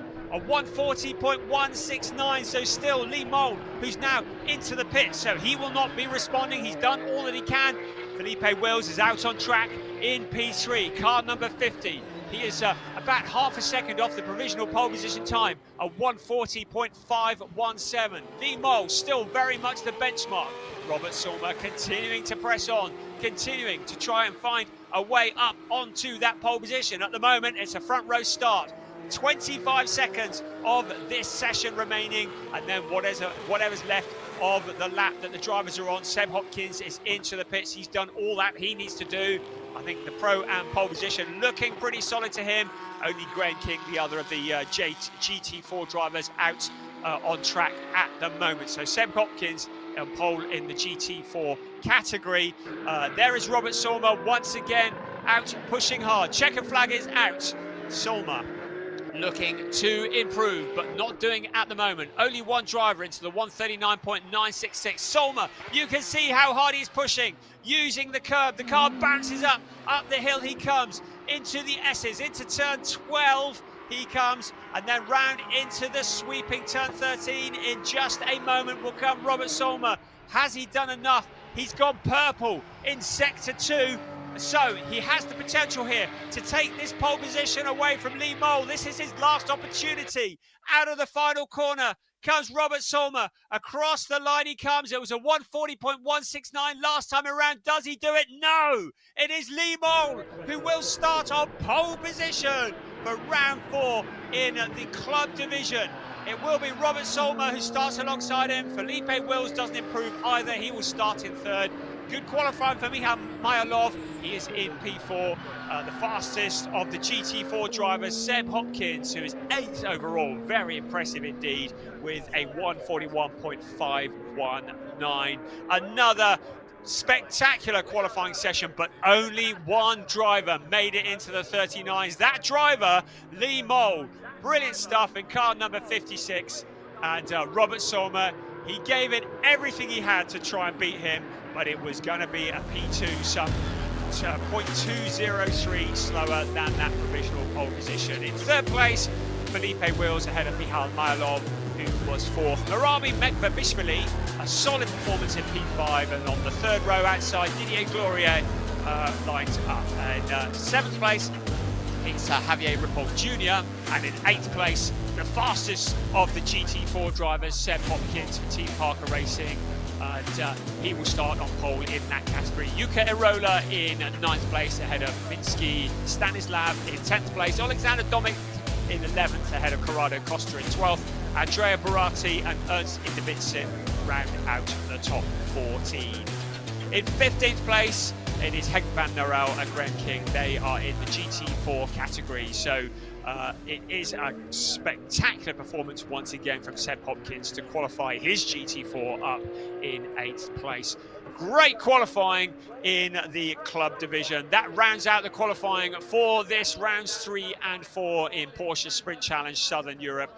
We're going to have 4 races coming up this afternoon, and this really is looking like it could be anybody, because so many drivers mixing it, finding the space, finding the grip. I think tyres could be the headline as we head through the racing here this afternoon, looking after the tyres and having some grip at the end.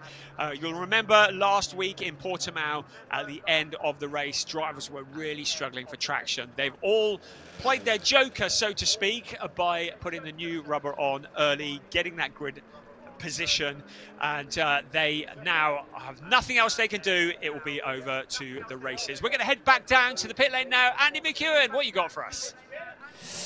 Well, I've located myself down near Team Parker Racing because they were well and truly on top in that final part of qualifying. The man right next to me, Lee Mole, pole position for round number 4 later on this afternoon. A really, really solid job there. The first qualifying session you were rapping as well. You clearly got a good feel for the track.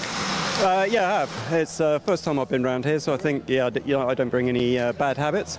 So, yeah, slowly progressed throughout the weekend, really. So I was really pleased to get in the 39s. That was my mission. So, yeah, royal chuffed with that. Obviously, you're someone that I'm more familiar seeing racing back at home in the UK, things like British GT. Would you say that of some of the international circuits, this one perhaps is a little bit more similar to some of the tracks back home? It's quite technical, quite low speed. Does that maybe suit you? Yeah, definitely. This is quite an old school circuit. When you drive in here, it feels a bit like Monza. Yeah, definitely. It's. I mean, we've got the certain track limits or certain corners, but actually, if you go too far out here, you're losing time anyway. So it's it's a good sort of UK feel to this. Thoughts for the races later on then? Obviously it's going to be about tyre management, it's going to be about trying to almost pace yourself, isn't it, really, out there, because it is a technical track, but that will burn the rubber up. I don't know, to be honest. This is my, I did British GT, as you said, for quite a few years, and I've had about 3 years out just doing historic stuff, so those tyres last forever and a day. So this is all a bit of a new experience for me, so second time out, Portimao was my first, so it's just learning for me. So I don't know what will happen to the tyres. I'll speak to the team, they'll tell me what I need to do, and then we'll kind of go from there. But take one lap at a time, I guess. Excellent, learning on the job, but he stuck it on pole position. Not a bad start today. Thanks for having a chat, Lee. Now, a little bit further down here, also within Team Parker Racing, we've got one of the real stars of the show from those qualifying sessions, young Seb Hopkins. Welcome to Estoril. Pretty rapid out there in that GT4 Cayman, troubling some of the quick GT3 Cup spec cars. What is it, do you think, that's allowing you to do that? Is it that the track, perhaps, the power disadvantage isn't such an issue, or are you just on it? I'd hope it's a bit of both, really. I think, the Cayman in a straight line isn't actually too far off of the Cup cars. Obviously, we have quite a big disadvantage through the corners. So I think, hopefully, I think I might just be driving it okay. But, yeah, for sure, the track's going to help. Obviously, class wins is the goal. We know that. You're only really competing against the other Caymans out there, but it looks like you've got the pace to do pretty well there. So what sort of other targets have you set yourself for the rest of the day? Yeah, I think for sure, just gain as many positions as possible. It'd be nice to, we're knocking on the door of the top 5 overall in the race. So, that would be a pretty cool achievement. Excellent stuff off there. Seb, we'll let you go and get some lunch. Just wanted to have a quick chat with Seb there because he was setting the timing sheet to place outright fastest sectors in a GT4 spec Cayman. That is seriously impressive stuff. Right then, qualifying done then here at Estoril. We've got racing to come a little bit later on this afternoon. And Brian, it's going to be an exciting day. Thank you, Andy. It really is, isn't it? And really great to hear the comments of the drivers there. And yes, Seb Hopkins, he's fairly humble. Yeah, it might have been the driver a little bit. You think really good. But interesting, the GT4 car. He says it can keep up with the GT3s on the straights. It's through the corners that it loses it. So very interesting insight there from Seb Hopkins. Also good to speak to Lee Mole. He had a couple of 6th places in Portimao, driver who... he was racing the Lotus 78 in the Monaco historic race. There's a car that you'd love to drive, isn't it? A regular GT racer, but preparing for his Porsche Carrera Cup Great Britain campaign. And we're looking forward to see how he gets on from that pole position. And he does look to have found some pace since Portimao just 6 days ago. So this race is going to be, or these races are going to be very exciting this afternoon. And once again, a very mixed up grid, not one driver dominating across the entire session. So lots of close racing, I should think, to remind you that we're missing Nicolas Salins and Ian Loggy, who were fighting for wins in Portimao last time out, and hopefully we're going to see them later on in the championship, and that will be really, really good because they were spectacular in Portimao, but the rest of the drivers, well, it gives them a bit of breathing room as well, with different names featuring at the top. But Lee Mole, Robert Sulmer, Felipe Wills, he's got a bit of work to do from third place, but that's a good position to attack, and he will no doubt be looking to make progress once this race gets underway, certainly in that opening lap. Of course, in the club division, the drivers have a rolling start, and in the sport division it is a standing start. So the start less technically critical in the club division, with the rolling start just giving the drivers to get up alongside each other. But into that turn one, that is going to be a very interesting opening lap, and especially with this second round, or the fourth round of the season, second of the day in the club division. Some really interesting names, very close together, the times very evenly matched. So we are at the Circuit de Estoril. We are getting ready for the racing, which will come a little later on this afternoon, rounds 3 and 4 of the season. And after that, we will have a short break after today's racing. We'll be back on the 24th of February, where we head to Valencia. So we're going into Spain for rounds 5 and 6. And we will then head to Barcelona, where it all comes to a close on the 2nd of March, the legendary Barcelona circuit. This is the first time that we have visited Estoril with the Porsche Sprint Challenge Southern Europe. So really, really nice to be here. And this series, which is growing so much as it goes along. Last year, excuse me, last year was a very, very successful debut for the series, but this year has grown even more. Part of the Porsche pyramid, very much the tagline, summer wins are made in the winter. And of course the weather, well, just take a look at that glorious blue sky. In the UK it's grey and rainy, not very good for testing. Last time I looked in Germany there was snow on the ground, but here in Portugal and in Spain, a great opportunity for these drivers to get up to speed. But it's more than just a training championship. A lot of these drivers, all of these drivers, they want to win. They're not here just to make up the numbers. They want to win. The championship will be very much up for grabs, and being the champion in the Porsche Sprint Challenge Southern Europe is something that the drivers would dearly love, and that's what they're fighting for. Something that's part of the Porsche pyramid as well. The Porsche pyramid, which takes drivers, starts off with customer motorsports driving events, the Porsche Driving School and other club sport events. That's kind of the first step on the Porsche pyramid. Moving drivers up into the One Make series, you have the Carrera Cup and the Mobil 1 Super Cup, and the various GT3 Cup challenges. Then from there, the drivers are heading up towards the world of factory racing. And of course, we see Porsches featuring in World Endurance Racing, in Le Mans, in IMSA, 24 Hours of Daytona. Then the absolute top level, we're looking at the hypercar and LMP1 type racing. Porsche pyramid, a great way of just training drivers, promoting them up through the ranks. We see many young drivers joining Porsche Sprint Challenge Southern Europe, and none more so than the likes of Alex Tauscher and Ariel Levy, Horst Felix Felbermeyer, Huub van Eindhoven. These are the names, the drivers that are really cutting their teeth in the world of GT3 racing and moving on up. And then, of course, we've seen the likes of Seb Hopkins as well, who is just so rapid in the GT4 category, and a lot of gentleman drivers as well. And just because the drivers are not in their teen years doesn't mean that they're any less of superstars. Some wonderful talent And none more so, you saw Lee Mole, who took that pole position for round 4.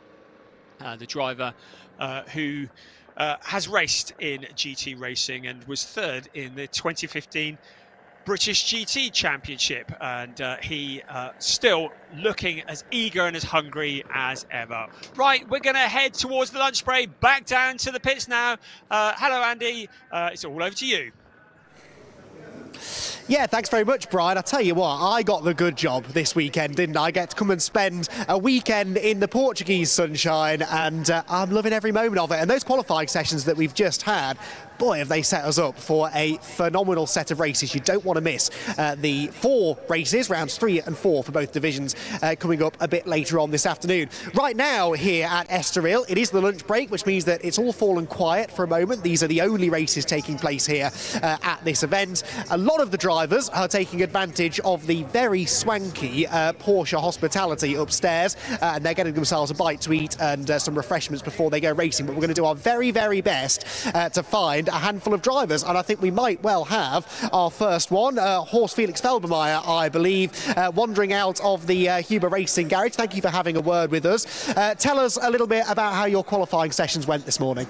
Yeah, so qualifying went quite good. Finished P4 and P5 for race 1 and race 2. Really looking forward to the races, and let's see what we can do.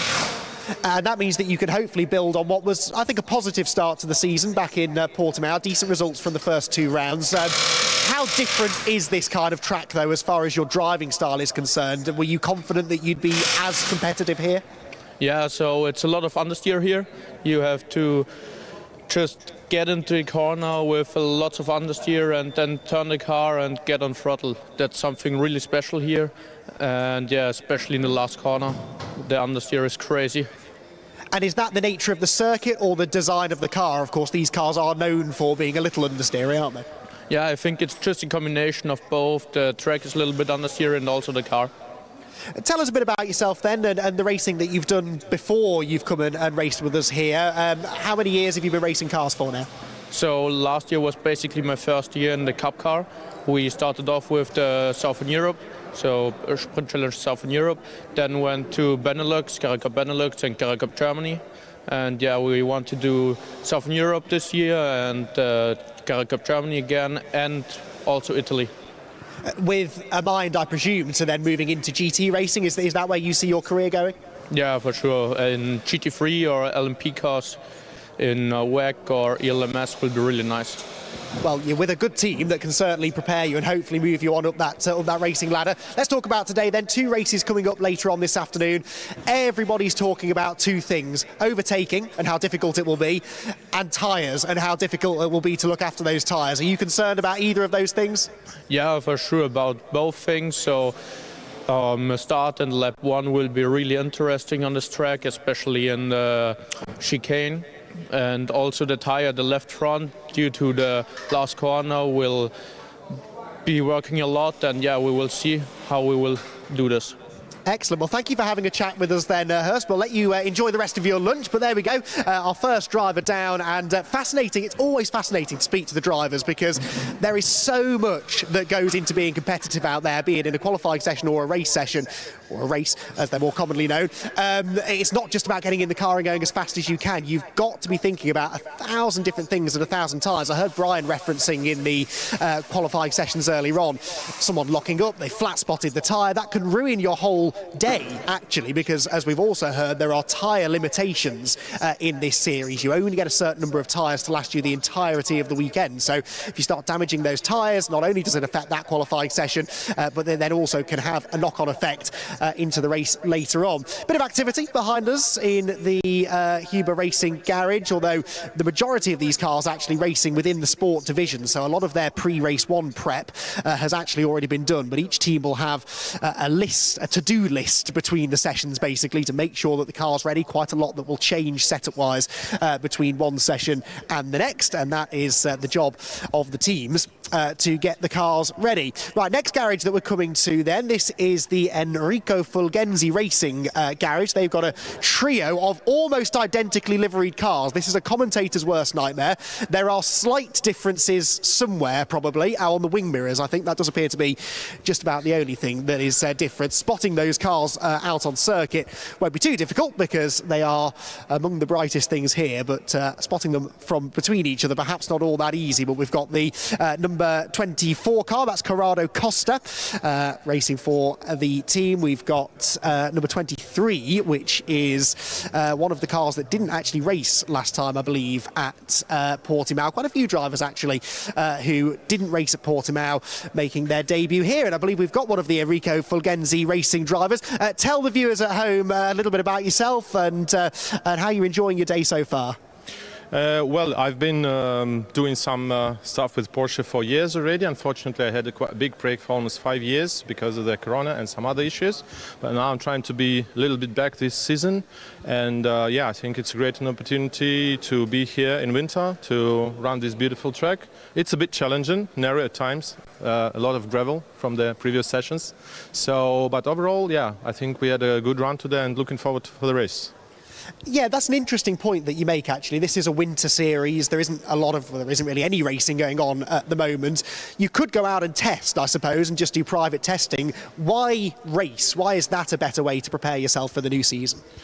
Well, I think actually there are a few series because there's something called GT Winter Series as well, but it's a mix of cars, and I think here's a good platform because you have one make series and always you can compare yourself to other drivers, and at the same time I think things like quali and race, they actually push you because testing is, especially for bronze drivers like me, sometimes you can't get yourself really focused, but when you have to push against the others. That's the thing. How did qualifying go for you earlier on this morning then? It was busy out there, wasn't it? Lots of drivers saying it was difficult to get a clean lap in. Did you struggle with that? No, luckily I think we had a good timing to go out of the pit, so I had actually quite a clean run, couldn't complain too much. No, I think the quali actually was better than the previous session. No, it was okay. I think I could also improve a bit. Still a few things to learn, but yeah, we're working on it. Looking at the team behind you, it's all very relaxed, not a lot of work going on to the cars right now. I'm sure there will have been setup changes that had to be made. What are the basic things that you look to change on a car between qualifying and the race? Well, I think, to be honest, we were not super aggressive on setup because anyway, we're not the pro drivers. So we tried to get the most stable car so that we get enough confidence. So I think, unlike pros, we don't really change too much between the sessions. I think we just have a good base and we just work on it. So not really an aggressive thing, not really. So you and the team can enjoy your lunch break and relax ahead of what's going to be a busy afternoon of racing. Thank you for having a chat with us then. Very best of luck for the races later on. Thank you, guys.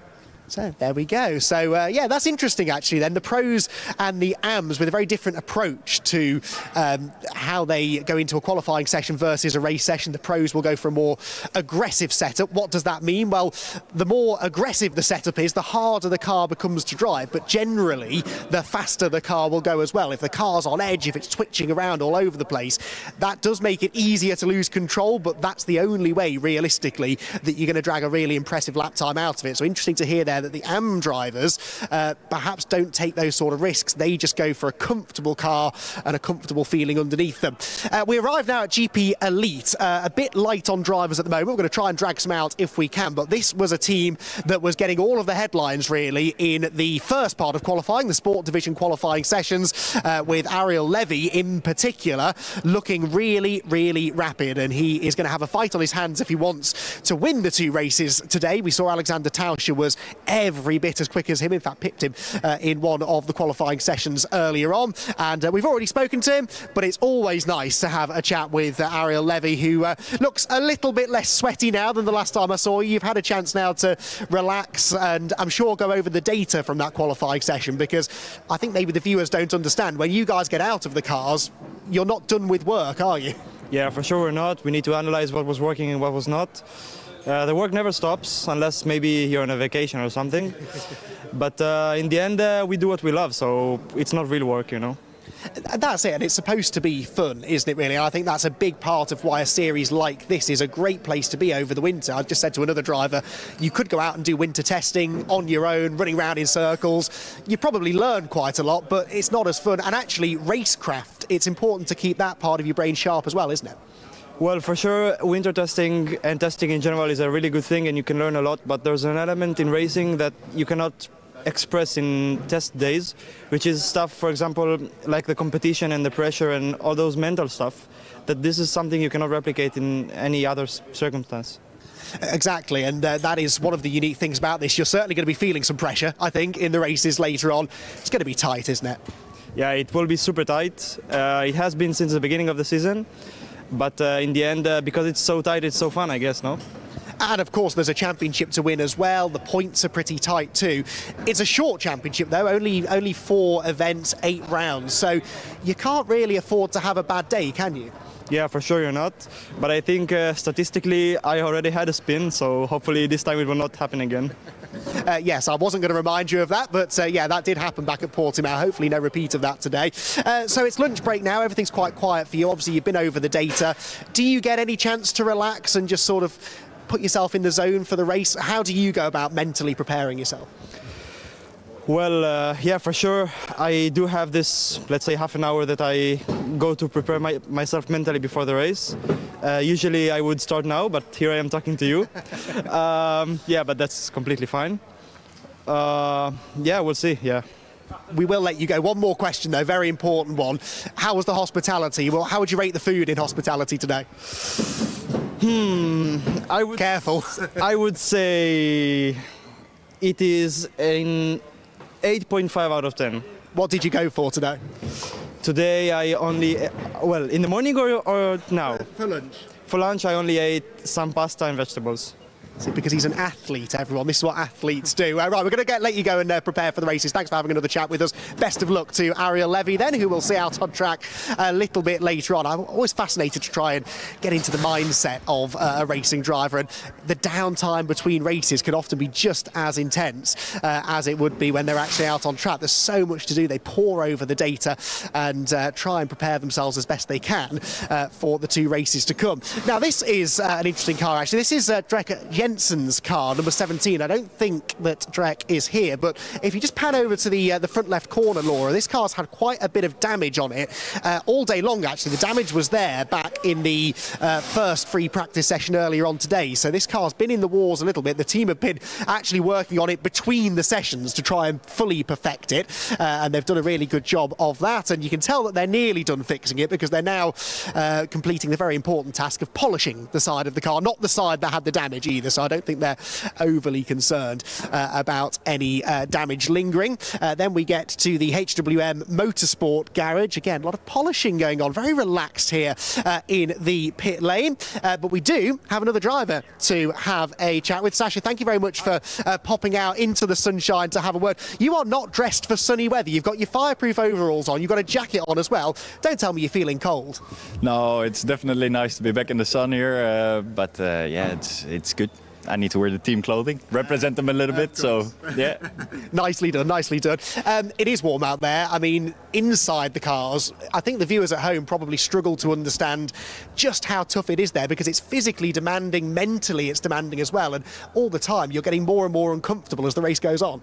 Yeah, you lose about a kilogram of liquid during the race, so yeah, it's definitely warm. You need to drink a lot of water before the race, and then especially when you get out of the car, back to hydration. But yeah, it's good. It's fun, it's enjoyable, so pushes you a little bit to go a little bit further every single time, so it's nice. It's one of those tracks, Estoril, it doesn't look that physically demanding, I suppose, on a map, but because it's quite stop-start, is this one of those places where you do feel quite tired at the end?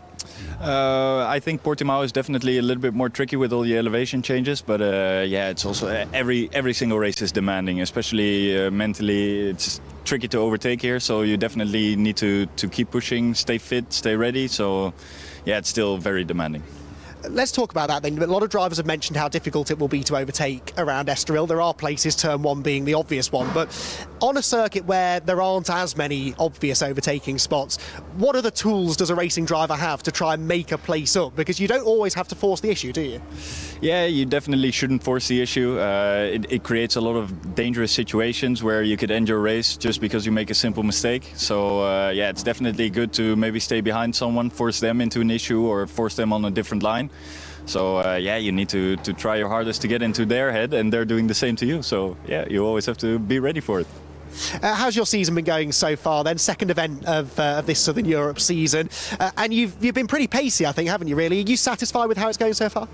Yeah, I think qualifying one could be a little bit better, but still very happy with how it's going and the results I'm showing at the moment. I'm happy to improve here during the winter and get ready for Benelux in the summer. So yeah, feeling good. Excellent stuff. Your team, by the way, one of the only teams that actually appears to be working on the car. Do you know what they're doing here? Can you explain to the viewers what's going on? Yeah, they're just checking the setup a little bit, so making sure that everything's still properly aligned, and then after that I have to sit in the car a little bit to make sure that the balance is completely correct, and then yeah, we get ready for the race. Excellent. I'm sure they'll get the car ready for you. Thank you very much for having a chat with us.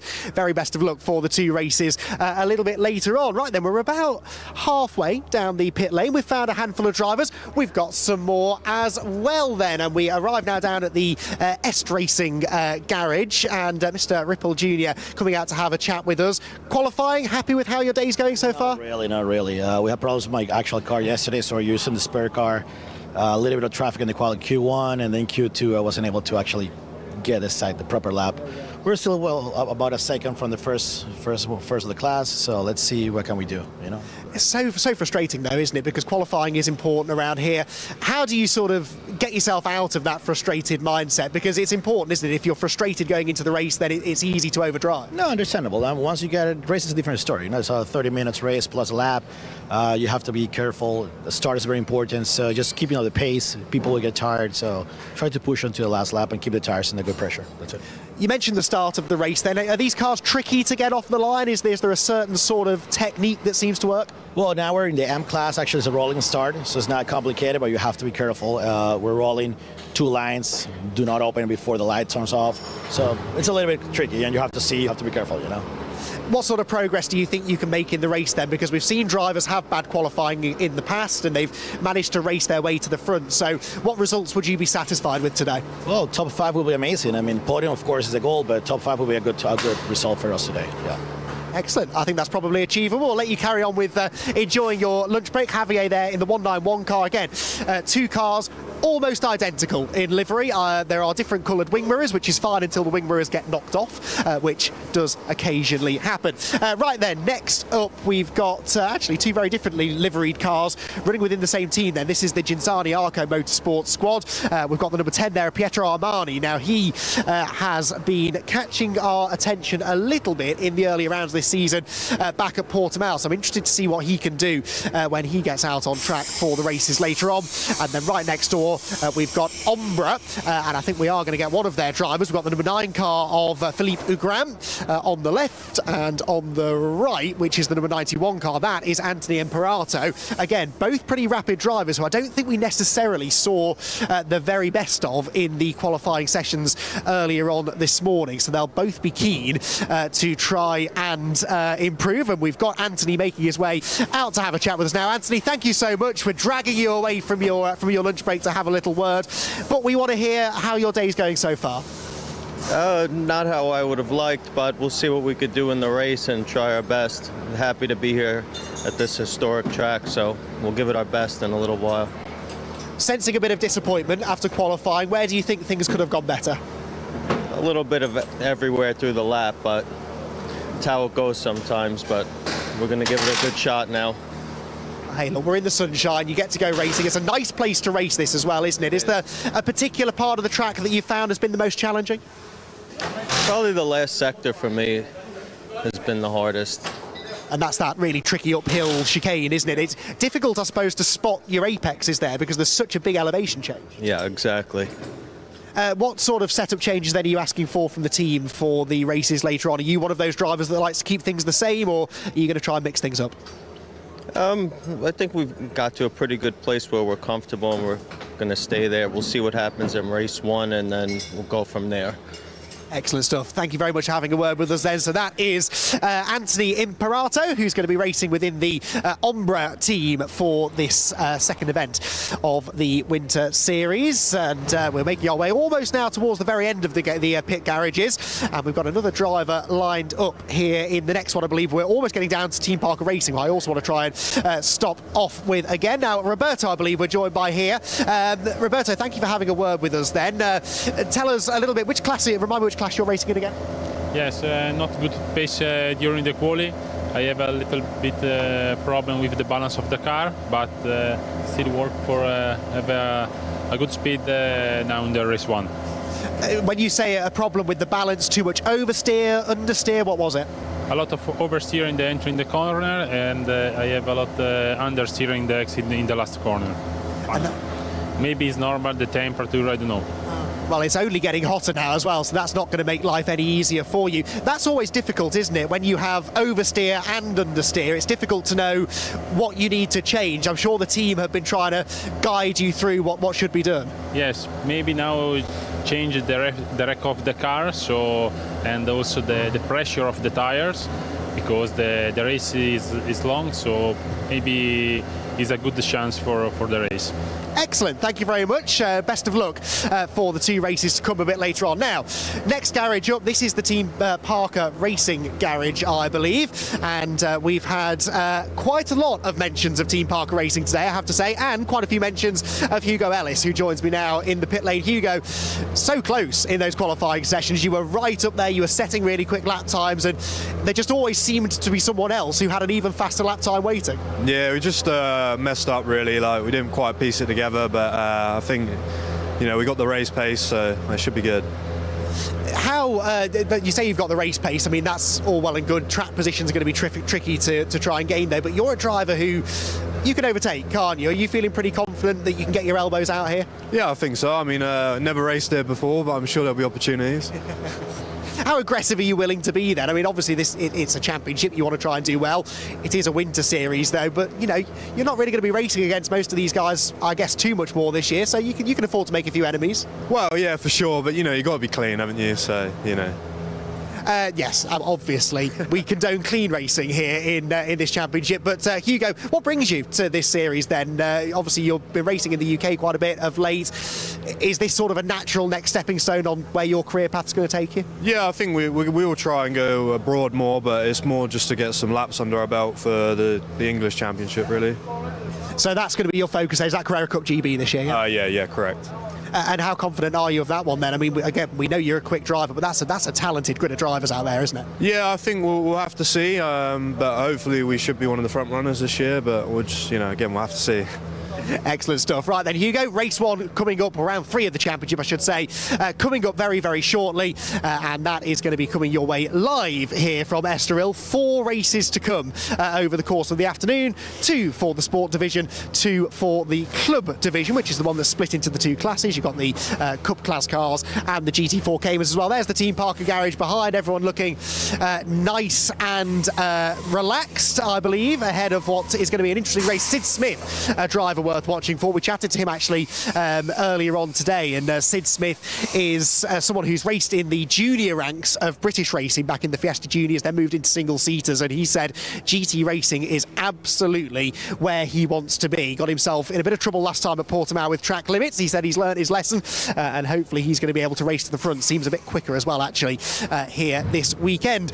Right, I think we've pretty much exhausted our supply of drivers. We've had a chance to chat to a number of them. That is good news. We have got racing coming your way actually in the not too distant future. You can hear a few engines being fired in the garages behind me. It's round 3 of the sport division that will be your first racing action here from Estoril. It is going to be a fascinating afternoon. All of the qualifying sessions were nip and tuck. I've no idea who is going to come out on top in the races, but I'm certainly going to have fun watching.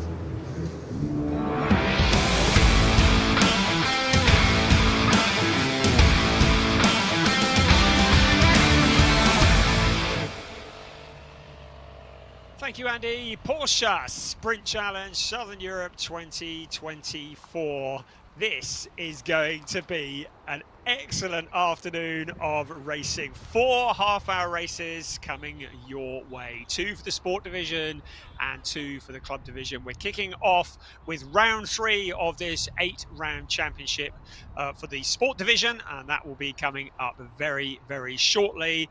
Then we will have round 3 in the club division. Then we will come back to the sport division for round 4. For their second race of the afternoon, and then it'll all wind up with a second race from the club division as well. And it really is anybody's guess. I think Andy was just saying, well, he doesn't know who is going to win. You and me both, not a clue. And really interesting grid. Well, the 2 real protagonists at Portimao back on Sunday of last week, was it only 6 days ago? Alex Tauscher starting on pole position, Ariel Levy alongside. That is going to be really interesting. Who van Eindhoven, keep an eye open for him. He will be starting in 3rd place. I wouldn't mind betting he will be having eyes on potentially trying to get into the lead coming round turns 1 and 2. Of course, it's his teammate is Ariel Levy, so quite important they don't take each other out, but who... a driver who does not back off for anybody. Horst Felix Felbermayr, we heard from him during the lunch break, and he did a great job to qualify on the 2nd row. Already mentioned the Felbermayr as a name that is very familiar for those of you who follow German and Austrian motorsport. And Horst Felix, one of the drivers coming up through the ranks, and I dare say that starting on the outside 2nd row, he might have some plans to try and jump in front into that first corner as well. So those first 2 rows definitely to watch out for. Senna van Serlen, who lines up 5th on the grid. Now, he's a driver who's come from single mate racing. He is very rapid indeed. I've been watching him throughout this year. Real young talent who's stepping up into GT3 Cup racing to prepare for Carrera Cup in 2024. He is going to be there or thereabouts. And then Sebastian Freimert on the 6th position on the grid. Another driver who is on the move through the ranks. He was in the Porsche Sprint Challenge Southern Europe last year, finished in joint 3rd. We've also seen him in Porsche Carrera Cup Germany. He was 6th in the rookies in 2022. And last year he was 16th overall. And Sebastian Freimert, another driver who is improving. So directly behind him, Hugo Ellis. We've heard from him as well. One of the very quick British drivers. And then alongside him, Robin Knudsen, who was very rapid when we saw him at Portimao only 6 days ago. So lots to play for, lots going on, and it is going to be a very exciting race, the first of 2. Of course, the drivers need to look after themselves, need to look after the cars. At the risk of repeating what we were talking about this morning, the tyres will be absolutely critical here. A circuit that we've discovered is not great for overtaking. A couple of overtaking opportunities, but it's not like Portimao where you had just numerous opportunities.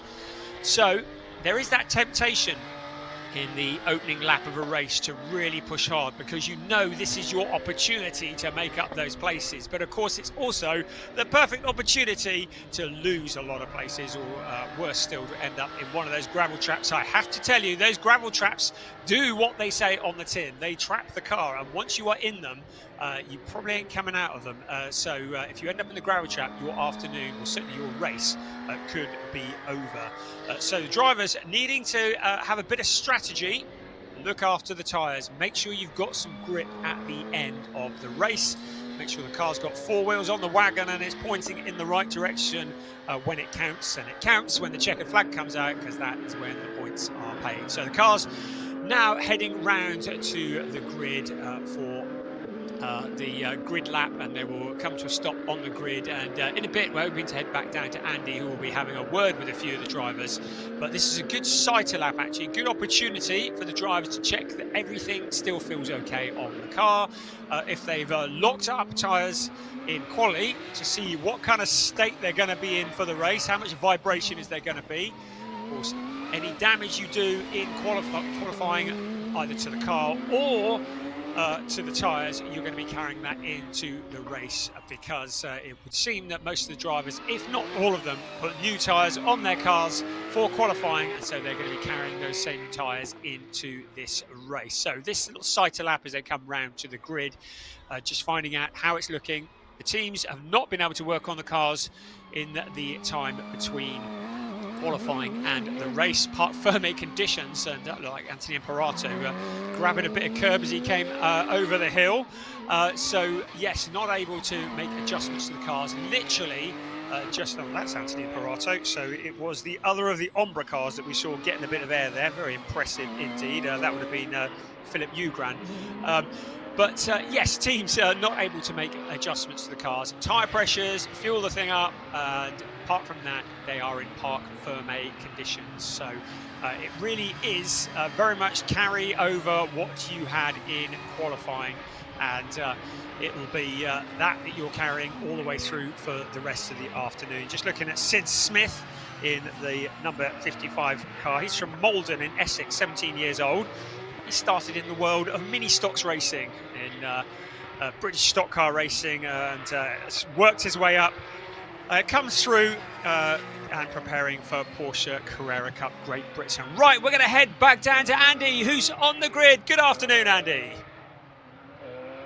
Good afternoon, Brian. Yes, been a busy bee this morning and this afternoon. Great little pit walk that we just did there. Had a chance to chat to a lot of drivers, but we're now going to try and chat to some more because we're out on the grid ahead of round number 3 of the Sport Division, and most of the front runners starting to get themselves down onto the grid. We've got Ariel Levy, who's going to be starting on pole position. Chatted to him a couple of times today. He was feeling pretty calm, pretty chill about how his prospects shaped up, and then he will actually be starting second on the grid. Of course, it is going to be Alexander Tauscher who will take up this position here, pole position. That's the outside line going into turn 1, which is interesting because usually you would see pole on the inside. The reason for that is that this here is the racing line. There's lots more rubber down on this side of the racetrack. There's a lot less rubbish and dirt and debris on the left-hand side, so it's supposed to give a little bit of an advantage to the drivers starting on that side of the grid. Right, Huub van Eindhoven is going to be my first victim. I think we're going to try and dive in here, have a little chat with the driver of car number 28. He's just chatting to one of his engineers now, but if you don't mind, I'm just going to slip in and have a word with the man who will be starting third on the grid for this third round of the championship. Huub, solid qualifying session, I think it's fair to say. Third place is not bad, but what's it going to take to beat those two in front of you today? To be honest, I was quite disappointed with third, but yeah, we lacked some pace and now we have to make up for it for the race. It's always difficult that. Did you at least manage to find where that pace was going missing, and are you confident that you've found it now? Not completely, but I think for the race we're looking strong, and I will give my all to overtake 2 cars.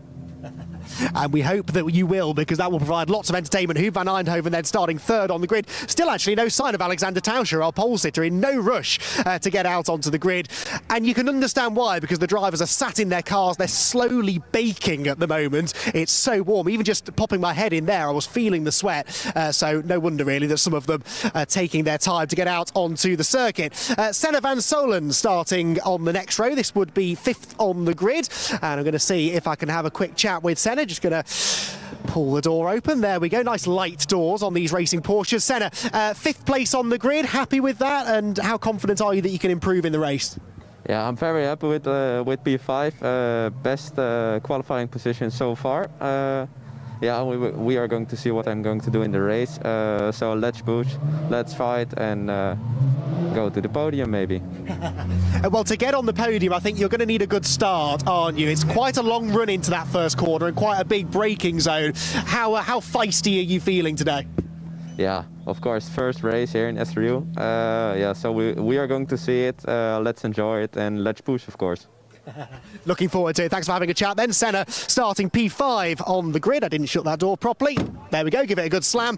And Senna is good to go. Right then, next up we have got Sebastian Freymuth starting 6th on the grid for round number 3 of the championship. And see, it's all right if we just dive in and have a quick little chat with him. Looking very relaxed here, arm out of the cockpit, because I tell you what, Sebastian, it's pretty toasty in here, isn't it? Yeah, it's pretty warm.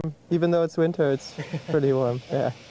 Doesn't feel like winter to me, I can assure you. 6th place on the grid. Do you feel like maybe you could have done better than that, or is this sort of where you expected to be? Yeah, I messed up Q1 a little bit. Q2 I'm P3, so the pace is there. I just have to get to the front and then we'll see. Was that a mistake on your part, or were you just struggling with traffic? A few drivers said it was difficult to get a clean lap. Yeah, a bit of both. Fair enough. You're definitely going to have traffic in the race, though, aren't you? Lots of people try and overtake in front of you, but got to try and keep the car in one piece because it's a short turnaround between the two races. Yeah, you have to keep it clean in this championship because there's no time between the sessions. Excellent. So there we go. That's the game plan. Keep it clean, but try and get on to the podium. So that's our first few rows done. I'm already falling over people. I just want to dive down a couple more rows. There's Hugo Ellis. Just had a chat with him during our lunchtime pit walk. He's going to be starting perhaps a bit further back than we might have expected to see, but there are a couple of other drivers further back than we thought. One of them is Robert Knutson, who I did want to try and have a chat with. West Coast Racing is his team. Now, I haven't encountered West Coast Racing in a number of years since their TCR UK days, but Robert is a driver who has TCR experience, don't you, over in Scandinavia. This is a bit different, isn't it? You enjoying it so far? Yeah, very. I like the Porsche. It's very difficult to drive. But yeah, once you get used to it, it's nothing compared to the TCR. I like it way much more. These cars are a real handful, aren't they? Not a lot in the way of driver aids, and that makes it particularly challenging on cold tyres. It won't take long to get the heat in the tyres today, but do you have to sort of have that in your mind in the early laps? Yeah, for sure. You really need to be aggressive on the way to the grid and on the warm-up lap to really get the tyres in. Otherwise, when you have cold tyres, you really struggle with understeer and much more prone to locking. So yeah, really difficult. Good stuff, Robert Knutson then for West Coast Racing, starting from the 5th row of the grid. And the other driver that I really did want to try and have a word with is actually starting directly behind him, Marco Giltrap, who will be starting from the outside, or the inside of row 5, that's 10th on the grid. But Marco is actually second within the Pro Championship standings after Portimao. I think it's fair to say that Marco, qualifying didn't really go to plan this morning, did it? Yeah, no, not at all. Hopefully we can sort of repeat Portimao and move forward quite a bit. I think the start and the first couple laps will be crucial for that. So frustrating because it is a short championship this. You're obviously a contender. We saw that from your pace in Portimao, but one off weekend can really derail your championship hopes. So it's down to you now to dig deep, isn't it, and sort of get yourself back up there. Yeah, absolutely. It's a little bit of damage limitation, just trying to get as much points as we can. So I think if we can move towards that top 5, that'd be a really good result. Tyre management, key in the races here this weekend. Lots of drivers talking about that. You can't really think like that, though, can you? You've just got to go for it. I think you're just going to have to go as hard as you can in those first couple of laps and then see where you end up. And if you're in a solid position, then maybe start thinking about the tyres. But yeah, just after those first 2 laps, get them out of the way. Excellent. Well, thank you for having a word with us then. Marco Giltrap, one to watch, most definitely, starting from the 5th row of the grid. We've got, I think, 4 minutes before the green flag lap gets underway, so we might just have chance to chat to one more driver. And I've got a particular driver in mind. We're going to walk and talk a bit because I want to try and get down to a driver who is on, well, outside the top 10, actually, and that is Angus Whiteside. Angus Whiteside, a really, really talented driver within UK motor racing. And he is certainly going to be looking forward, I think, in this race and hoping that he can break into the top 10. We have to be very quick because we've got about a minute before we get kicked off the grid, but that should just give me enough time, hopefully, to jump in and have a word with Angus. I'm interrupting his, what is it, pre-race meditation? How do you get yourself psyched up for these things? I was doing mindfulness, yes. It's okay, don't worry. We just wanted to hear from you because obviously you're a driver that I've followed your career within the UK. Nice to see you out here now in Europe. Is this sort of where you think that your career path sort of lies for you? What, as in, where do I think it's going? Yeah. Well, I think I've got a lot of unfinished business with Porsches, so hopefully I'll get faster and faster as the season goes on. I'll be competing in GB this year, so this is like my my prep for that, basically. Excellent stuff. Right, we will now leave you to it. Get back in the zone then, Angus, because we need to get ourselves off the grid because round number 3 of the Sport Division is coming your way in just a few moments.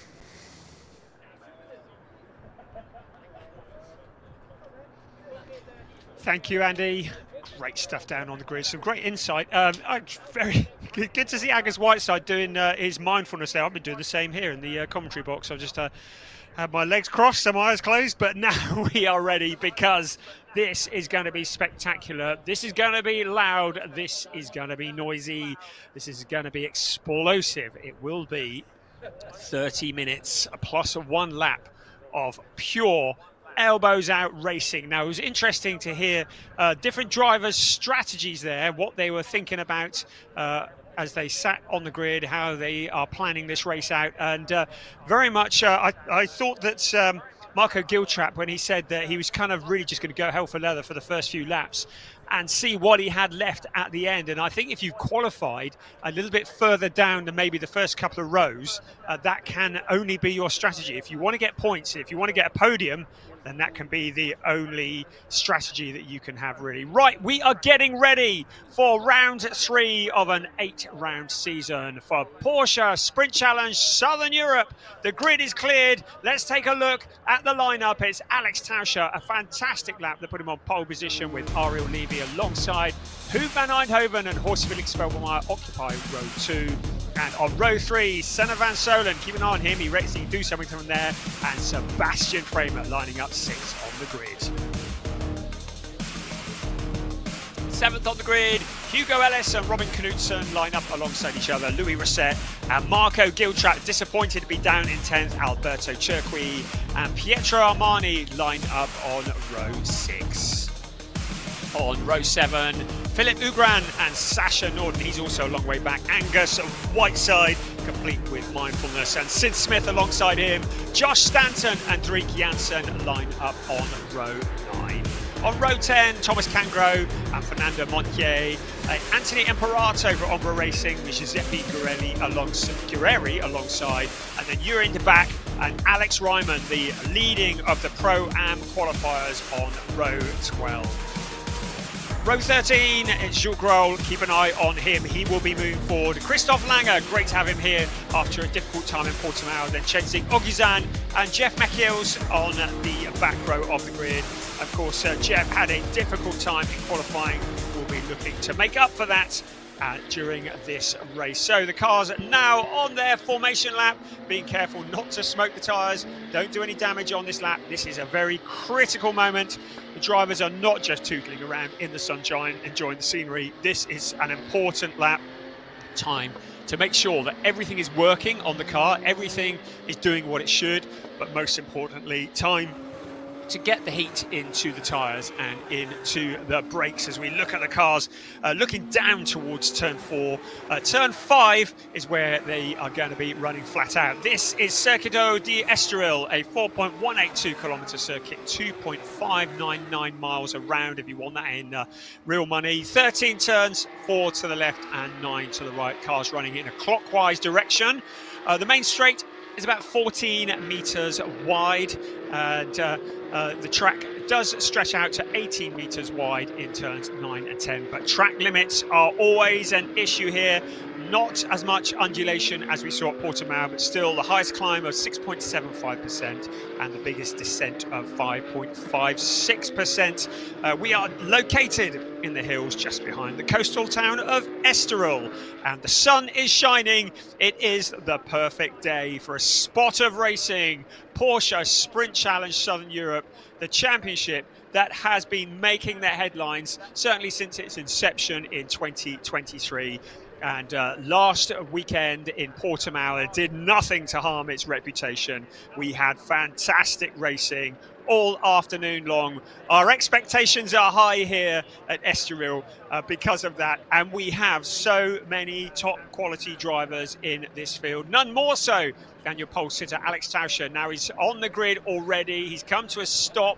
He has the advantage of an open track in front of him. He has the disadvantage of the fact that he is now sat on the tarmac waiting for the rest of the grid to form up, and during that time his tyres will be cooling down and his brakes will be cooling down. But Alex has done a fair few formation laps in his time. He came through ADAC GT4 Germany. We've seen him in Porsche Carrera Cup Germany over the last couple of years, and now here in Porsche Sprint Challenge Southern Europe. This is where he is getting his 2024 season started the way that he wants to. But that man to the side of him on the left hand side of your screens, Ariel Levy, wants to stop him. Ariel Levy, the driver who won for the first time in Porsche Carrera Cup Benelux last year, he will be looking to be the first man into that turn 1. It's going to be a drag race.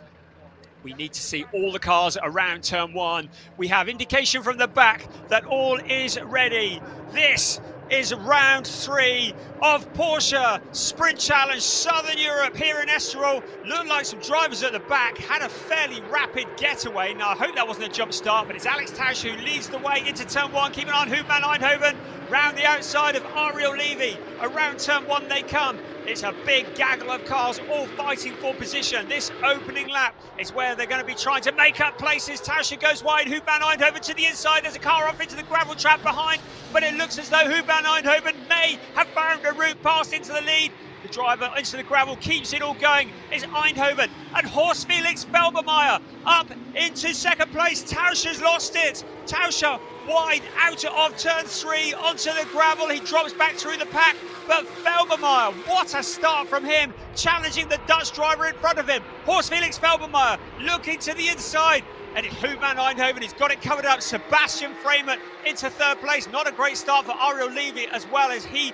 has dropped back into fourth place. But Alex Tauscher, a problem in the opening few corners, has seen him drop back through the pack. He's going to have a long afternoon ahead of him. You can see him there in amongst the drivers at the very back. He's about 4th or 5th from the back at the moment. But what a run from Horst Felix Felbermeyer. Up the inside, Robin Knudsen. That's a dive bomb in towards the S's. Coming forwards in the number 32 car. Marco Giltrap also there trying to make up places. Robin Knudsen, we'll keep an eye on him. He's moved up a position. Sebastian Freeman just ahead of him. The rest of the cars filtering through the S's. So much drama in this opening lap. 30 minutes plus 1 lap of racing for these cars. And it's all absolutely kicking off. The headline as they cross the start-finish line for the first time. Hoop van Eindhoven leads the way from Horst Felix Felbermeyer. Ariel Levy in third place, then Sebastian Freeman. In the background, Senna van Solen having a little look to the inside. There is Sasha Norden as well. He had a little look to the outside, ducked back in again. Marco Giltrap in there as well. So where is Giltrap in the 84 car? He's in 11th place, so he's not made the progress that he needed to at the start. Hoop van Eindhoven said he was going to go for it. Said he was disappointed with qualifying, and he's done exactly what he said. But Felbermeyer stealing the headlines, jumping up into second place, and Alex Tauscher, after such a strong showing in quali, as cars go wide out of the corner, Tauscher is down in 20th place. He's going to have to go like the clappers just to even get in the points this afternoon. So into the hairpin we come. Senna van Solen looking under pressure from Hugo Ellis, who's behind him. There's Marco Giltrap, Sasha Norden. So Norden in 10th place, Giltrap in 11th. The rest of the cars now settling down.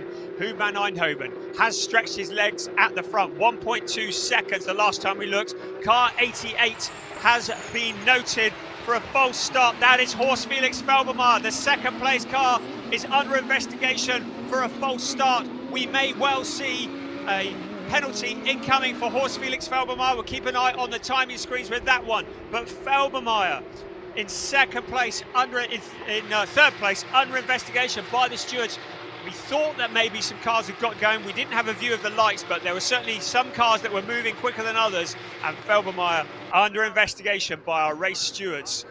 No doubt at all about our leader at the moment. It is Hoop van Eindhoven, Ariel Levy, the front two breaking clear.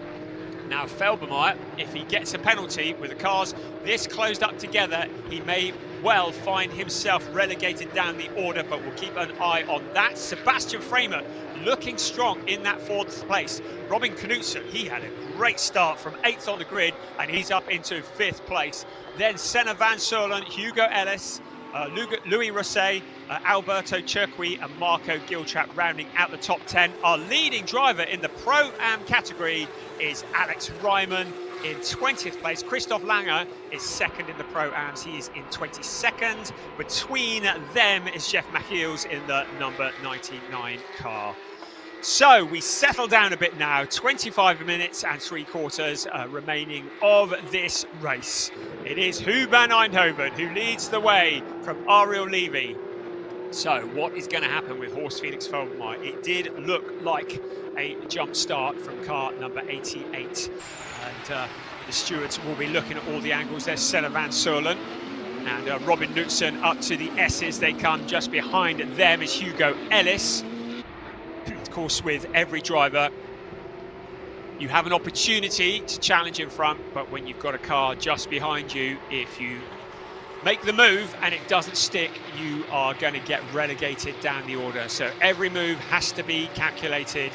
These cars are all absolutely identical. No massive advantages, no BOPs. Now, Ario Levy, last time around, was the quickest man on the track, so he is catching up with our race leader, Huub van Eindhoven. Third place, Horst Felix Felbermayr, the driver whose start is under investigation.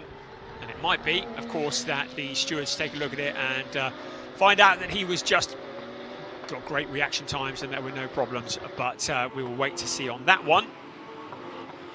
So into the final, to turns 3 and 4 we come here, and the cars running and challenging all the way up and down the pack. It is Ario Levy who now jumps into the lead. So Ario Levy has taken the lead of the race. So what has happened to Huub van Eindhoven? We saw some dust being kicked up into the air. What has happened to Huub van Eindhoven? He's suddenly down into second place. Ario Levy, who was the quickest man on the track at that point, has found a route past car 28. He now leads this race. See the front wheel of the car just lifting up as he uses all the curb. Up the hill he comes, up towards the S's once again. So what has happened to Huub van Eindhoven? Whatever it is, he is now fighting back. I think Eindhoven had gone wide, but now he fights back. So Ario Levy leading the way, but under incredible pressure from Huub van Eindhoven. Levy will have to be as defensive as he possibly can as he tries to hold off the number 28 car, Horst Felix Felbermayr, also there behind. Now, an incident involving car 28 and 13 in turn 2 is under investigation. That would have been early on. That's when Alex Tauscher and Huub van Eindhoven went wide on turn 2. We saw that's where Tauscher dropped to the back of the pack. So we wondered what happened to him. Well, it looks as though it might have been Huub van Eindhoven who had something to do with that. And the stewards are going to take a look at that after the race. Clearly, there is more than just a basic incident. They'll want to look at it from all angles. So, Huub van Eindhoven in second place, who is under investigation as well. So, 22.5 minutes remaining of this race. Ario Levy, 0.6 of a second from Huub van Eindhoven, who has been looking quicker. Horst Felix Felbermayr setting purple in sector 1. Sebastian Freymer purple in sector 2. Purple on our timing screens means they are the quickest of anybody, but Marco Giltrap is up to 10th place, so he has found a route past Angus Whiteside and he is pushing forwards. Into the top 10 comes car number 84. We'll keep an eye on him as he tries to close down.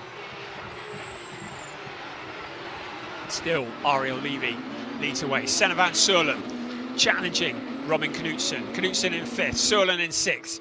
Behind him, Hugo Ellis. That is Robin Knudsen in the red and white car. Now, Senna van Soelen, he's got a bit of a gap behind him, so this could be his opportunity. He said he thought he had the machinery to make a challenge for possibly a podium position. Well, the podium is disappearing a bit up the road at the moment, so Knudsen, who is in front of him, will be looking to fend off the number 12 car as best as he can. Senna van Soelen, without Hugo Ellis right up his back bumper, will be ready to make that challenge without the risk of losing a position at the moment, but of course it could change in a moment. Here comes our race leader, Ario Levy, Huub van Eindhoven, and that is Horst Felix Felbermayr going wide out of turn 1 in towards turn 2. You saw the car out onto the dirt. Sebastian Freymer has his opportunity to jump. The tyres on the Felbermayr car will have dirt on them, so if Freyman is going to make his move, this could be the opportunity. Out of turn 4, flat out towards turn 5. Is he going to make a challenge into turn 6? We're looking at turn 5 at the moment. Sebastian Freyman knows that this is an opportunity to get past. Meanwhile, Robin Knudsen looking to the outside of Senna van Soelen. Suddenly, he's got Hugo Ellis behind him. Also joining the battle behind them is Louis Rosset. So the car's closing up behind him. There's Alberto Cerqui in there as well. So suddenly, if these drivers make the move, they risk being relegated down the order. Felbermayr did well to hold on to that second place after that mistake. Senna van Soelen and Robin Knudsen. Soelen in front, Knudsen in front. They are chopping and changing. It's Knudsen who's into 5th place. Senna van Soelen down into 6th. behind them.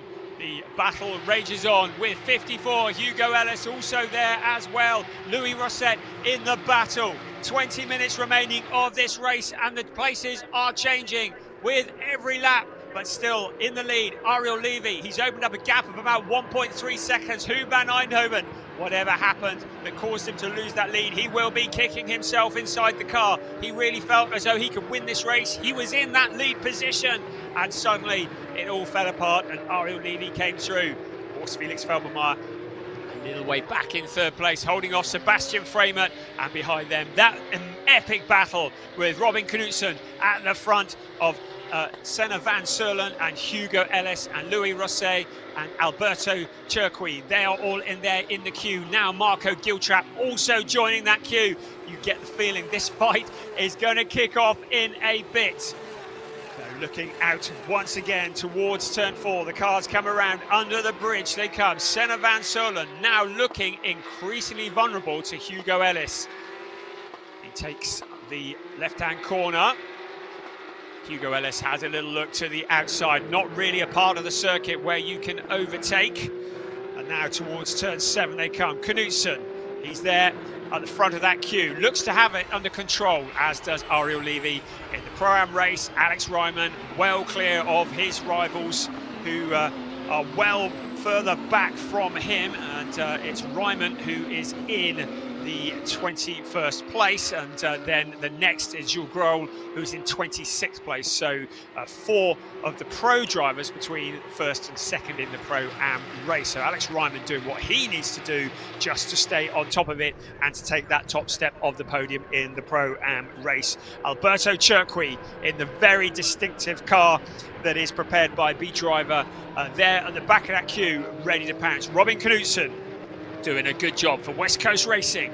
Behind him, Senna van Seulen in Team Race Arts, the gold car, tracking his moves, looking for a route pass. Now drivers dropping back, Giuseppe Guerri and Anthony Imperato, both drivers that have dropped back through the pack. So they are in the bottom positions, but may have had issues as they look to get as many points from this as they can. So a 5-second time penalty has been awarded to Horst Felix Felbermayr. 5 seconds, and that is for a jump start. So Felbermayr in third place, a 5-second time penalty which will be added at the end of the race. So we need to remember that. He's currently in third place, and he is some 4.8 seconds ahead of Sebastian Freymet. So if he can keep the gap, if Horst Felix Felbermayr can keep the gap, sorry, that's behind the leader, so let me just double check the gap on that.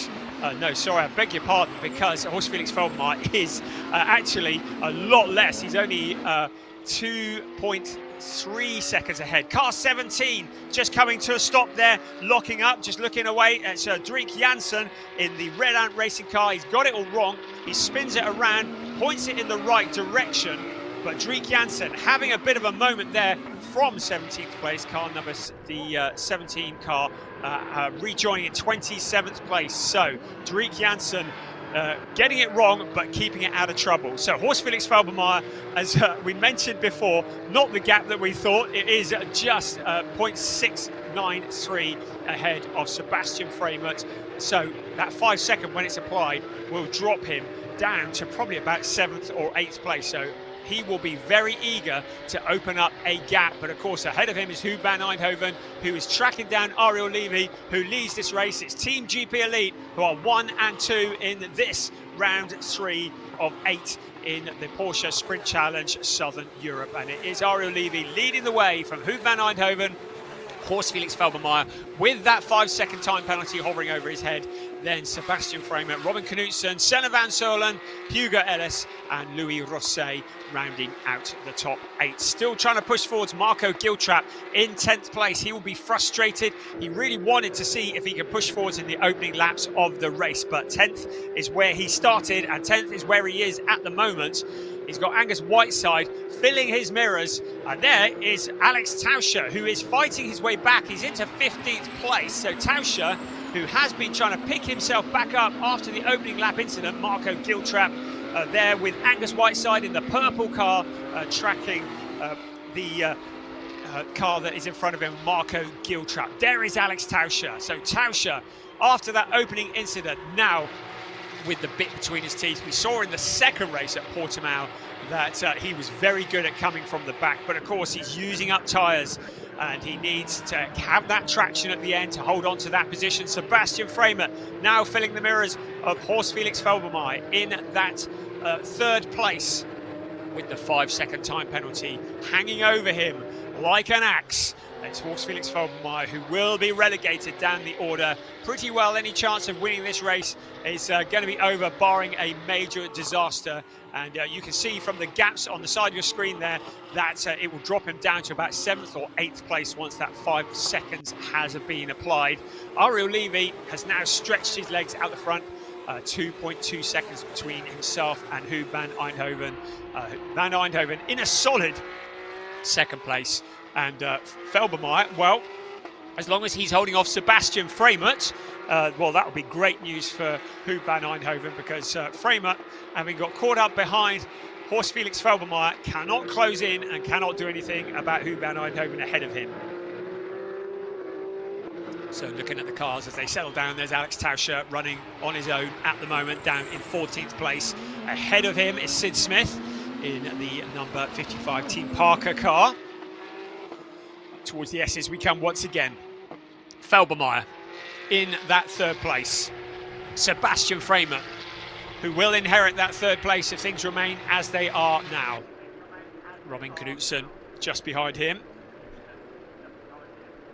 So very much settled at the moment, but it could all change in the blink of an eye. And of course, Ariel Levy, he's got to keep it on the track. Can't be exceeding track limits. He's got to have tyres at the end. Keep an eye on the gap, 2.583 between first and second at the moment. This is the fight that's occupying us. It is for third place, but Framer is already in that net third place. To remind you, Horst Felix Felbermayr, a little bit eager out of the blocks, and has got himself a 5-second penalty for a jump start. So I wonder whether Sebastian Framer will have been informed of that decision, and will have that in mind. Framer probably not going to have what it takes to catch Huub van Eindhoven and Ariel Levy up ahead of him, but a podium would be a result. Right, we've got a yellow flag out at the moment. Car 10 is into the gravel. Pietro Armani, he keeps it going. So there's a yellow flag also showing. Now, whether it's for that, I think it is for that incident. So, car 10, Pietro Armani was showing in 20th place, but a little excursion into the gravel. Didn't go in too deep. Once you're properly into that gravel track, the only way you're coming out is on a tow rope. So he's done well to keep it going, and not too much damage done there, but he is well out of the points. Just looking at other noticeables, well, we saw Sasha Norden coming through our screen there. He's down in 20th place, so he's not had a great race by his standards. Just behind him is Alex Ryman, who still leads in the Pro-Am category. He's 21st on the track, but the Est1 racing car, the number 47 car, has Giuseppe Guerri and Anthony Imperato between himself and second in the Pro-Ams, which is Jules Grauls, who is 24th overall. Sebastian Framer looking to the inside of Felbermayr. Now he needs to not take any risks, because he needs to get this to the end of the race. As things stand at the moment, he has the position. He would, of course, dearly love to pass him on the tarmac, but not at the expense of ending up in the gravel trap or with damage to the car. So, very much making that challenge. In the background, Robin Knudsen, well, he's 1.3 seconds behind at the moment. We'll see how that's doing. 1.398 he is behind Sebastian Framer. Be interesting to see whether that closes in or not. So we've got one eye on that, and yes, he is. So he's taken about 100th of a second off, so it's now about 1.281. So he is closing on Framer, but probably not quick enough. He's got 10 minutes, so it'll be interesting to see what the tyres do at the end of this. But 10.5 minutes of this race remaining. Round 3 of an 8-round series for Porsche Sprint Challenge Southern Europe. First of 2 races for these cars this afternoon. Ariel Levy 2.7 seconds ahead of Huub van Eindhoven. Uphill, once again they come into the S's, that is turn 9 and turn 10. Now, Felbermeyer, it looked like there may have been a pass, was there? Looks as though, was Framert in front? Yes, he was. So Framert now having made that move past into third place. So Felbermeyer, even though he's got that 5-second gap, and Robin Knudsen has closed in. So suddenly it's all to play for, because Knudsen, having been a second and a half behind, is now on the back bumper of Horst Felix Felbermeyer. Senna van Soelen also sniffing the possibility of a podium here. So Senna van Soelen at the back of that queue, although with him he's got Hugo Ellis, so not quite at the back, but Horst Felix Felbermeyer starting to look vulnerable. Has he taken too much out of the tyres? Sebastian Framert, well, he hasn't broken clear of Felbermeyer yet. Out on 2. Turn 5 they come. A yellow flag is showing once again. You can see some smoke coming across, so that's tyre smoke. So somebody's had a bit of a moment. I think that's out on turn 1. I think that was Alex Ryman. So Alex Ryman, the leader in the Pro-Am race, looks as though he might have had a bit of an excursion. He has, and suddenly Jules Grohl has taken over the lead of the Pro-Am race. So after such a dominant display, Alex Ryman has had a moment. He's gone off into the gravel. Also there, another driver, that is Chenzig Ogyuzan, who's also had a spin. He rejoins a little way down the order. So car number 8 also having a moment. Felbermeyer has been passed by Robin Knudsen, also in there. Marco of Senna van Soelen there as well, and Hugo Ellis. We've got a full course yellow, so suddenly everybody's lifting off. That's why it looked a little bit confusing, because the full course yellow rules say the drivers must lift off the accelerator but not brake. So we had cars slowing at what felt like different times, but you saw some passes there. Horst Felix Felbermeyer getting swallowed up by the pack. Now the full course yellow is out. We had seen a number of cars getting into strife, and we saw the tyre smoke drifting across the circuit. So the full course yellow means that the drivers must drop to 60 kilometers an hour, no more than 60 kilometers an hour. So the full course yellow is for fluid on the track. So somebody has dropped something wet on the surface, and the marshals are now needing to get onto that and have a look and clean it up, because safety is everything. So how quickly can they do that?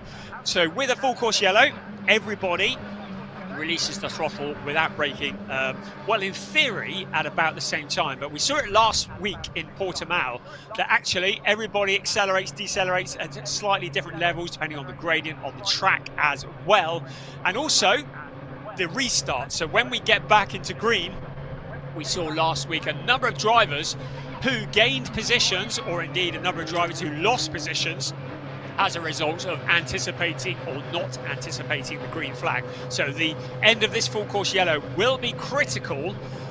It was Horst Felix Felbermeyer we were looking at the time, who had been passed by Senna van Soelen and Robin Knudsen. So Knudsen up into 4th place.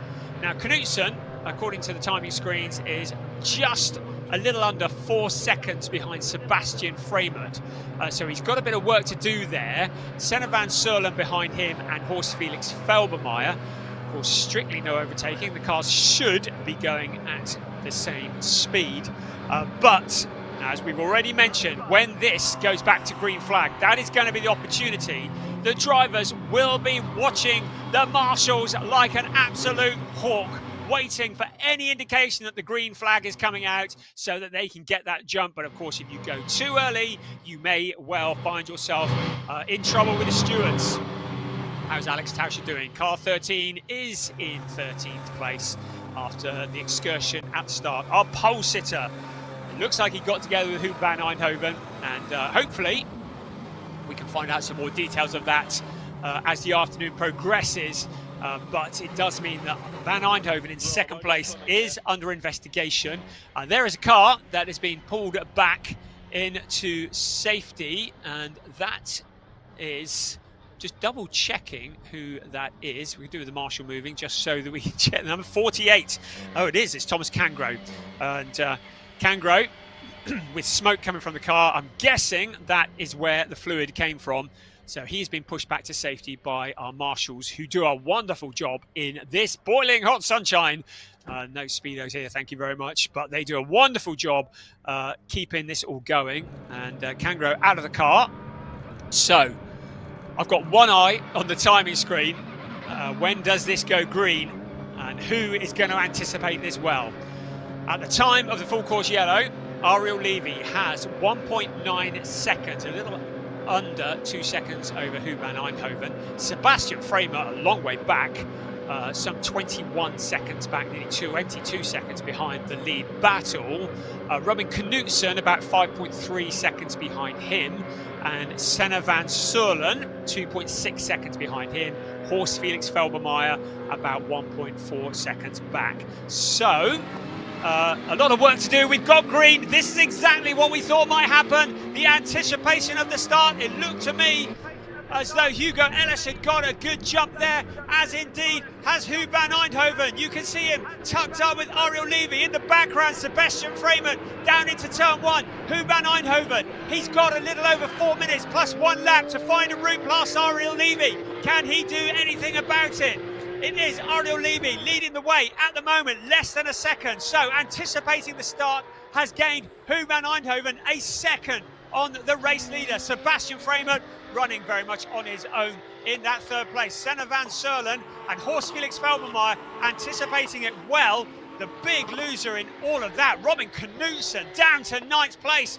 See somebody smoking a tyre into the corner. That's Senna van Soorlen. No, it isn't. It's Marco Giltrap on the inside.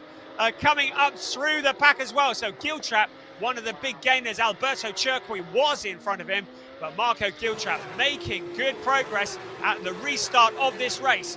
Less than 3.5 minutes remaining of this race. Turn one is slippery. The drivers will know that. There is fluid still down there. This could be an opportunity to force somebody into a mistake. The number 37 car, Alberto Cerqui, with Angus Whiteside behind him. The two cars running very close together, both purple cars, but in different teams. Ahead of them, Robin Knudsen smoking the tyres. You get the feeling he's running out of grip. There's another yellow flag showing that's Knudsen. He has no grip whatsoever after such a strong showing. He goes out wide onto the gravel. He's dropping back through the order. We're back into green flag racing all around the circuit now, but Knudsen is struggling so much. He's now down into 13th place. He's got Sid Smith for company, but clearly he's run out of traction. Ariel Levy, no such problems, 1.4 seconds in front. So looks as though he's fended off Huub van Eindhoven for the time being. Less than 2.5 minutes remaining. Sebastian Framer out on his own. Senna van Soorlen, great progress up into 4th place.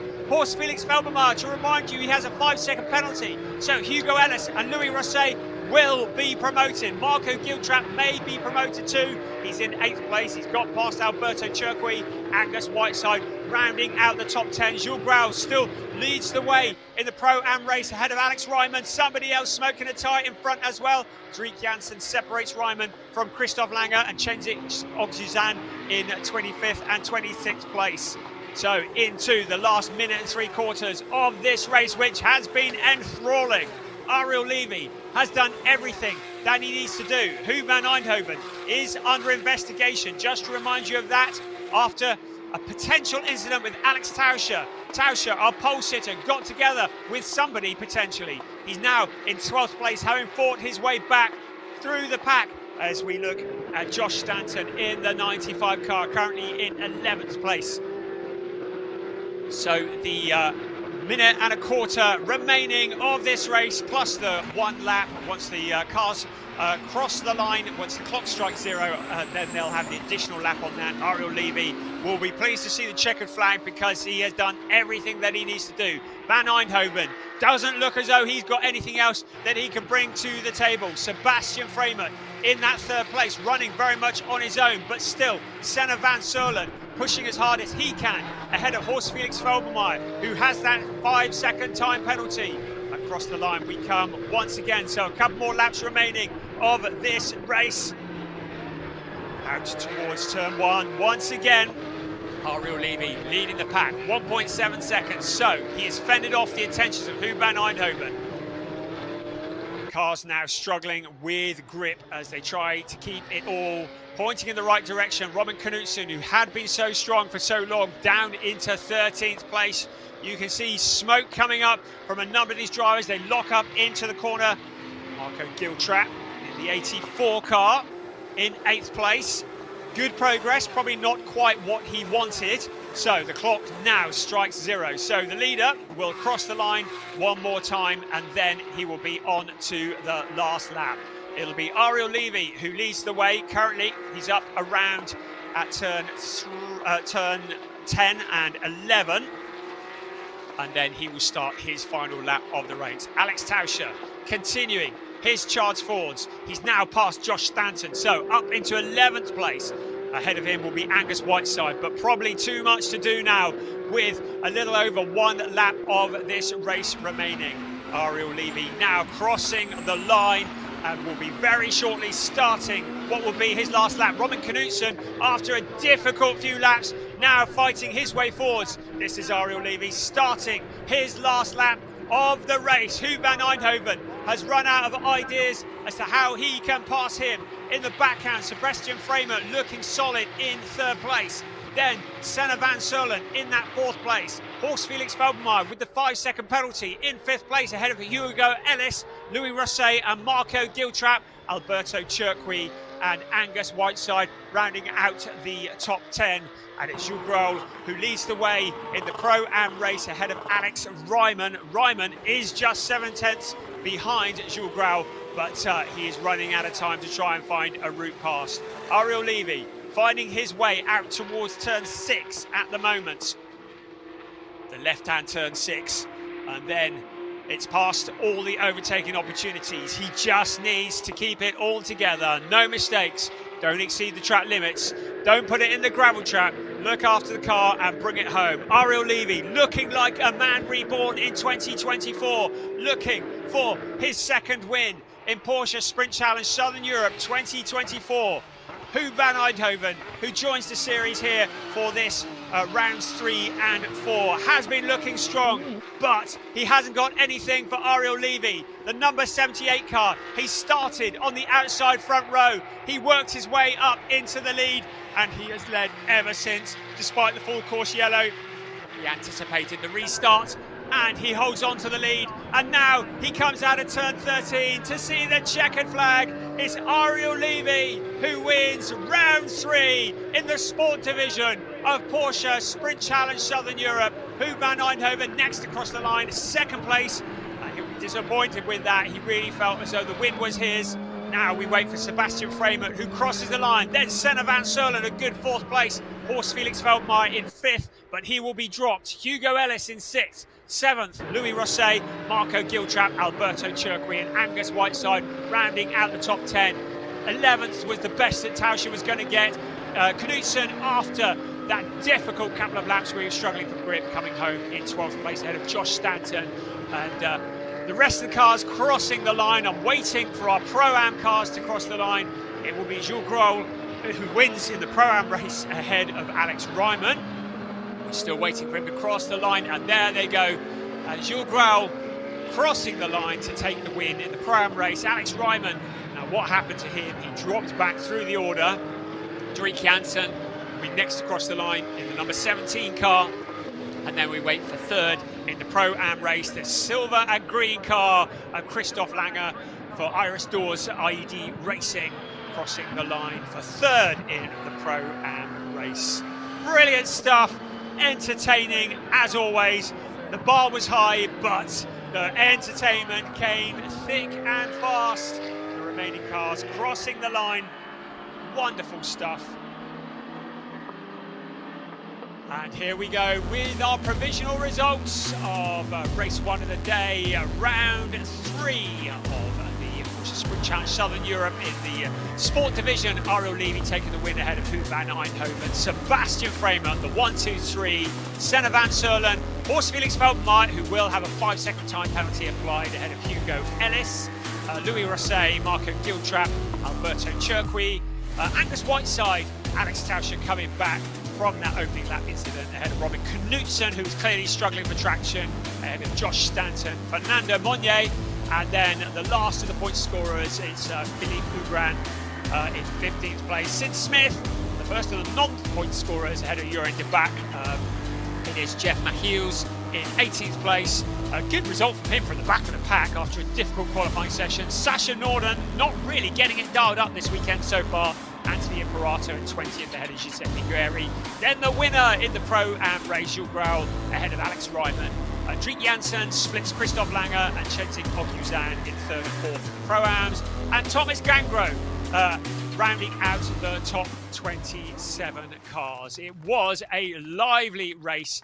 Pietro Armani was a non-finisher, as indeed was Thomas Gangro. He only did 4 laps, so will probably be recorded as a non-classified. Ariel Levy, job done. Out of the car he gets, and just held it all together. So Ariel Levy, he'll be delighted with that.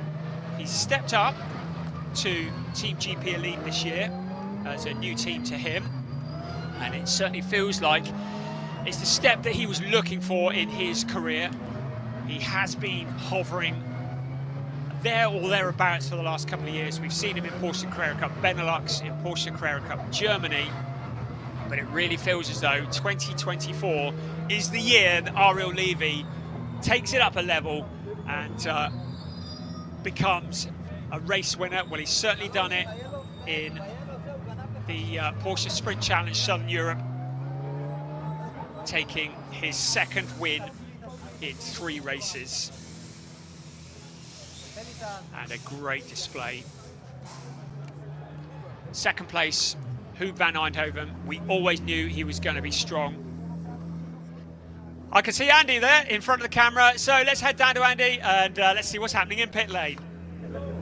Yeah, thanks very much, Brian. Fantastic scenes down here. Always one of the highlights of a weekend is getting the chance to come down here, soak in some of the atmosphere immediately after the race. Obviously, 3 very happy drivers, in fact 6 happy drivers, because we've also got our AM class podium finishes, but I really do want to try and dive in and have a word with the man of the moment, Ariel Levy. Congratulations. A pretty convincing win in the end, but we always knew it was going to be hard work to get to the front, and you knew you had to do that early. Yeah, definitely. My start was, again, not the best, especially in corner 1. I got hit, so the whole race I had to drive with a bent steering. But in the end, it didn't really affect anything. Maybe even came to my advantage with the conditions that was. But anyway, it felt like, yeah, everything was happening for me, actually. Yeah, luck shining on you today, definitely. But then once you got into the front, you had the pace, you pulled a bit of a gap, and then we had a code 60, and all of a sudden that gap came right back down. You must have been thinking, surely not. Honestly, in the code 60, it felt like, yeah, the gap that I had behind got smaller. I'm not exactly sure why, but it didn't really matter because in the end, the moment that the code 60 went away, I had the better start, and I could, yeah, get a gap each lap. So yeah, I was okay. Excellent stuff. We'll let you go get ready for the podium. Congratulations then. Ariel Levy victorious in round number 3 here in the Sport Division. We'll be having our podium presentations in just a few moments' time. Well, if that's what you can do with bent steering, I hate to think what it's going to be like when it's all pointing in the right direction, because that was a great display by any stretch of the imagination. A really strong showing from Ariel Levy, and held it all together. Didn't just go too ballistic, and proved why he is one of the real up-and-coming stars in Porsche Cup racing. He and Huub van Eindhoven and Sebastian Framer have had many battles over the years. Great to watch them here. We're going to have a little look at some of the highlights here from this, which was round 3 of the season.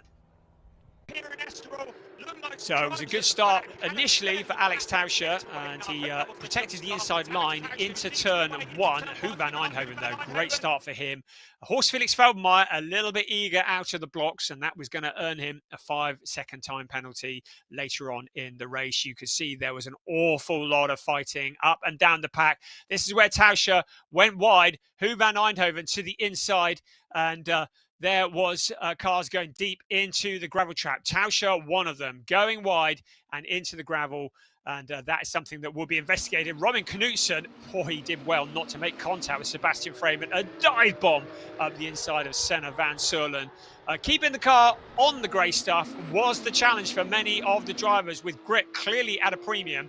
Robin Knutsen was one of them that was struggling for that grip. Senna van Sørlen, well, he was confident at the start of the race, and he continued to press forwards as the rest of the cars ran out of that grip. There was Horst Felix Feldmayer experiencing a little bit of gravel. He left himself vulnerable to Sebastian Freymer, but Freymer at that point couldn't find a route past. Knutsen was in the traffic.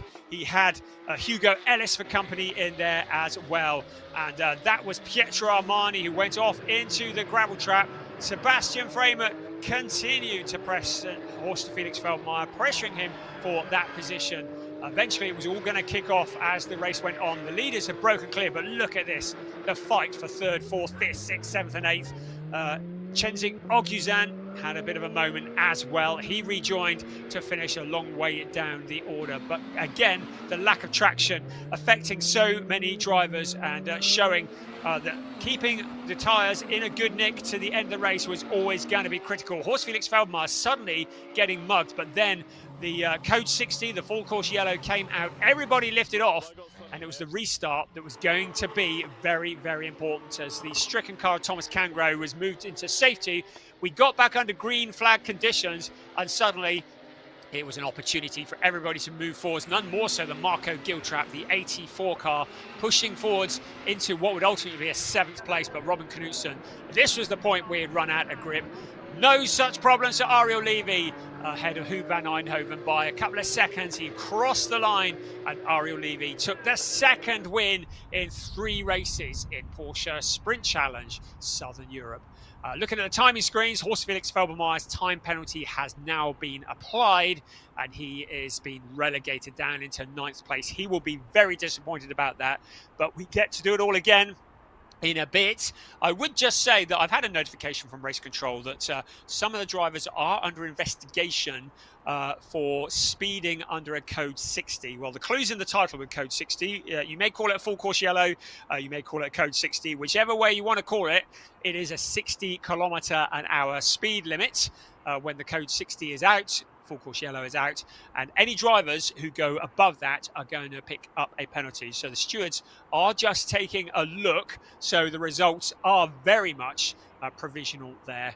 As I was about to say before we went to the highlights, Ariel Levy, Huub van Eindhoven, Sebastian Freymer, they're all running in the Porsche Carrera Cup Germany. They have been competing against each other for the last 2 years in Carrera Cup Germany, so they certainly know each other well, as indeed is the case with Alex Tauscher and Horst Felix Feldmayer as well. They've all had a fair share of door rubbing with each other over the last couple of years.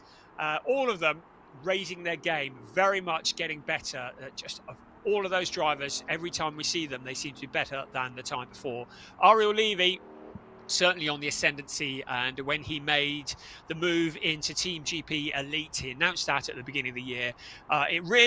He felt as though this was the final piece of the jigsaw that he needed to move himself to the top step. Well, he's proving that in Porsche Sprint Challenge Southern Europe. And we're going to remain to be seen as the season progresses, whether that is the case in both Porsche Carrera Cup Germany and also Porsche Mobil 1 Super Cup. We are just waiting for the podium presentation on this glorious day. So we're stretching out in the sunshine. It could be a whole lot worse. And if you enjoyed that race, well, don't go anywhere, because not only have we got 3 more races coming this afternoon, we've got 2 races in the club division, we've got the sport division, who will be doing it all again a little later on this afternoon. And there will be an element of revenge, I have no doubt. So we're going to be heading over to Francisco, who is now down on the podium for... Ladies and gentlemen, time to the podium ceremony of Race 1 of Porsche Sprint Challenge Southern Europe Sport Division Pro Class. In 3rd place, Sebastian Freymuth. And Huub van Eindhoven. And the winner, Ariel Levy. And now let's hear the national anthem of Israel for race winner Ariel Levy.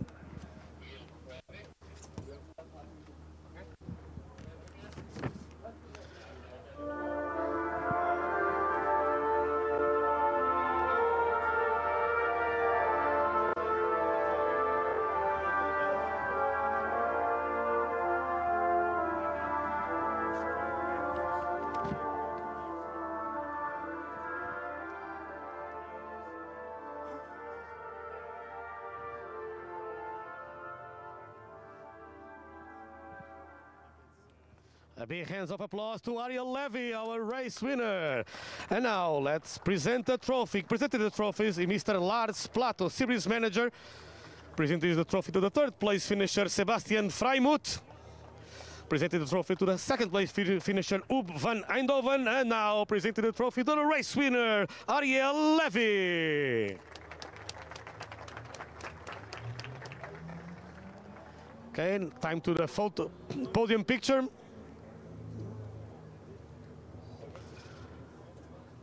Okay, give us a big smile.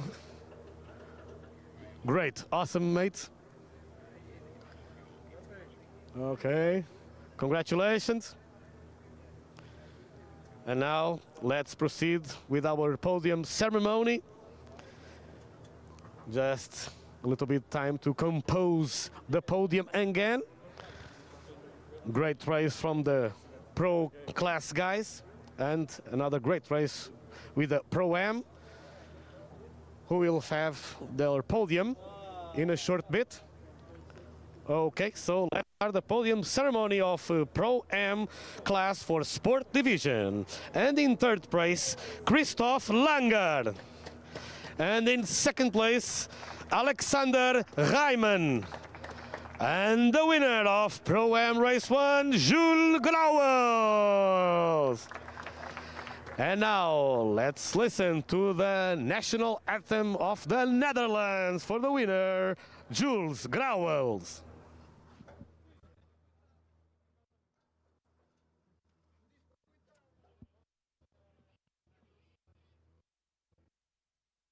Just a little bit. Anytime soon is coming, though, the national anthem of the Netherlands.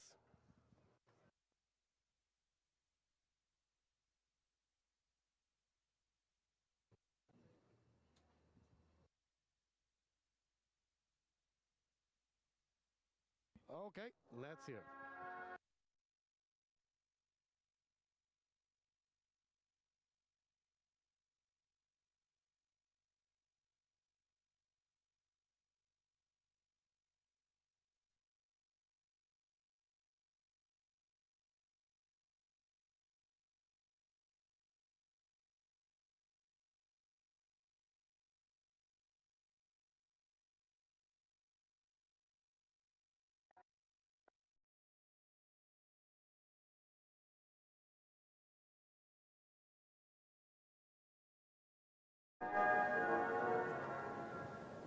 Congratulations, Jules Grauwels, and now let's present the trophy. Last block is the manager. Giving the trophy to the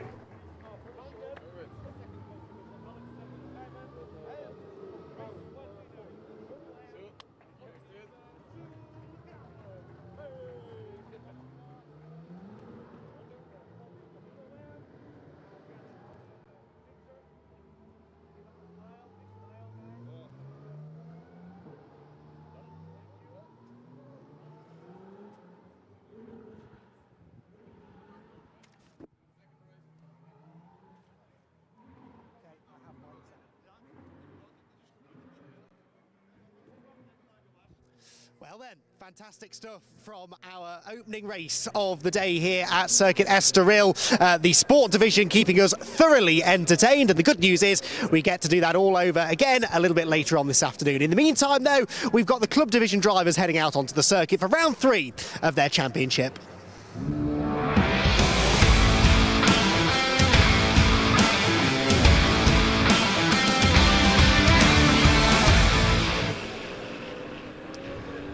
Back here at Circuit de Estoril, ready for what will be round 3 in the Porsche Sprint Challenge Southern Europe, the Club Division. And if the Sport Division is anything to go by, we are in for a treat. In fact, if the last 2 races we've seen in the Club Division are anything to go by, we're in for a treat, because they have done nothing but entertain whenever we've seen them. It's going to be an exciting race because qualifying was very exciting, and we saw Robert Sulmer beat Felipe Wills to that pole position.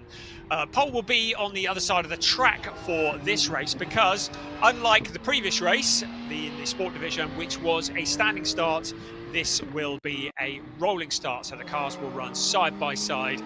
To remind you, once again, we have two categories within this race. We have the AM category and we have the GT4 category. Seb Hopkins in the treble 2 car has done nothing but impress, and he lines up 7th on the grid for this race, and that would be pole in the GT4 category, and that is very, very impressive indeed. The cars in these races separated by such a small margin, and it just shows how close the racing is in the Porsche series. Porsche Sprint Challenge Southern Europe, and we saw side-by-side racing when we saw them in Portimao, and we're going to see the same again today. I've no doubt about that. Well, the story so far has been tyres, and that continues to be the story here. These drivers, well, they would have done qualifying on these tyres. They now have to do 30 minutes plus 1 lap of racing. The track is mighty slippery when you've run out of grip. It's pretty slippery when you've got a fair bit of grip.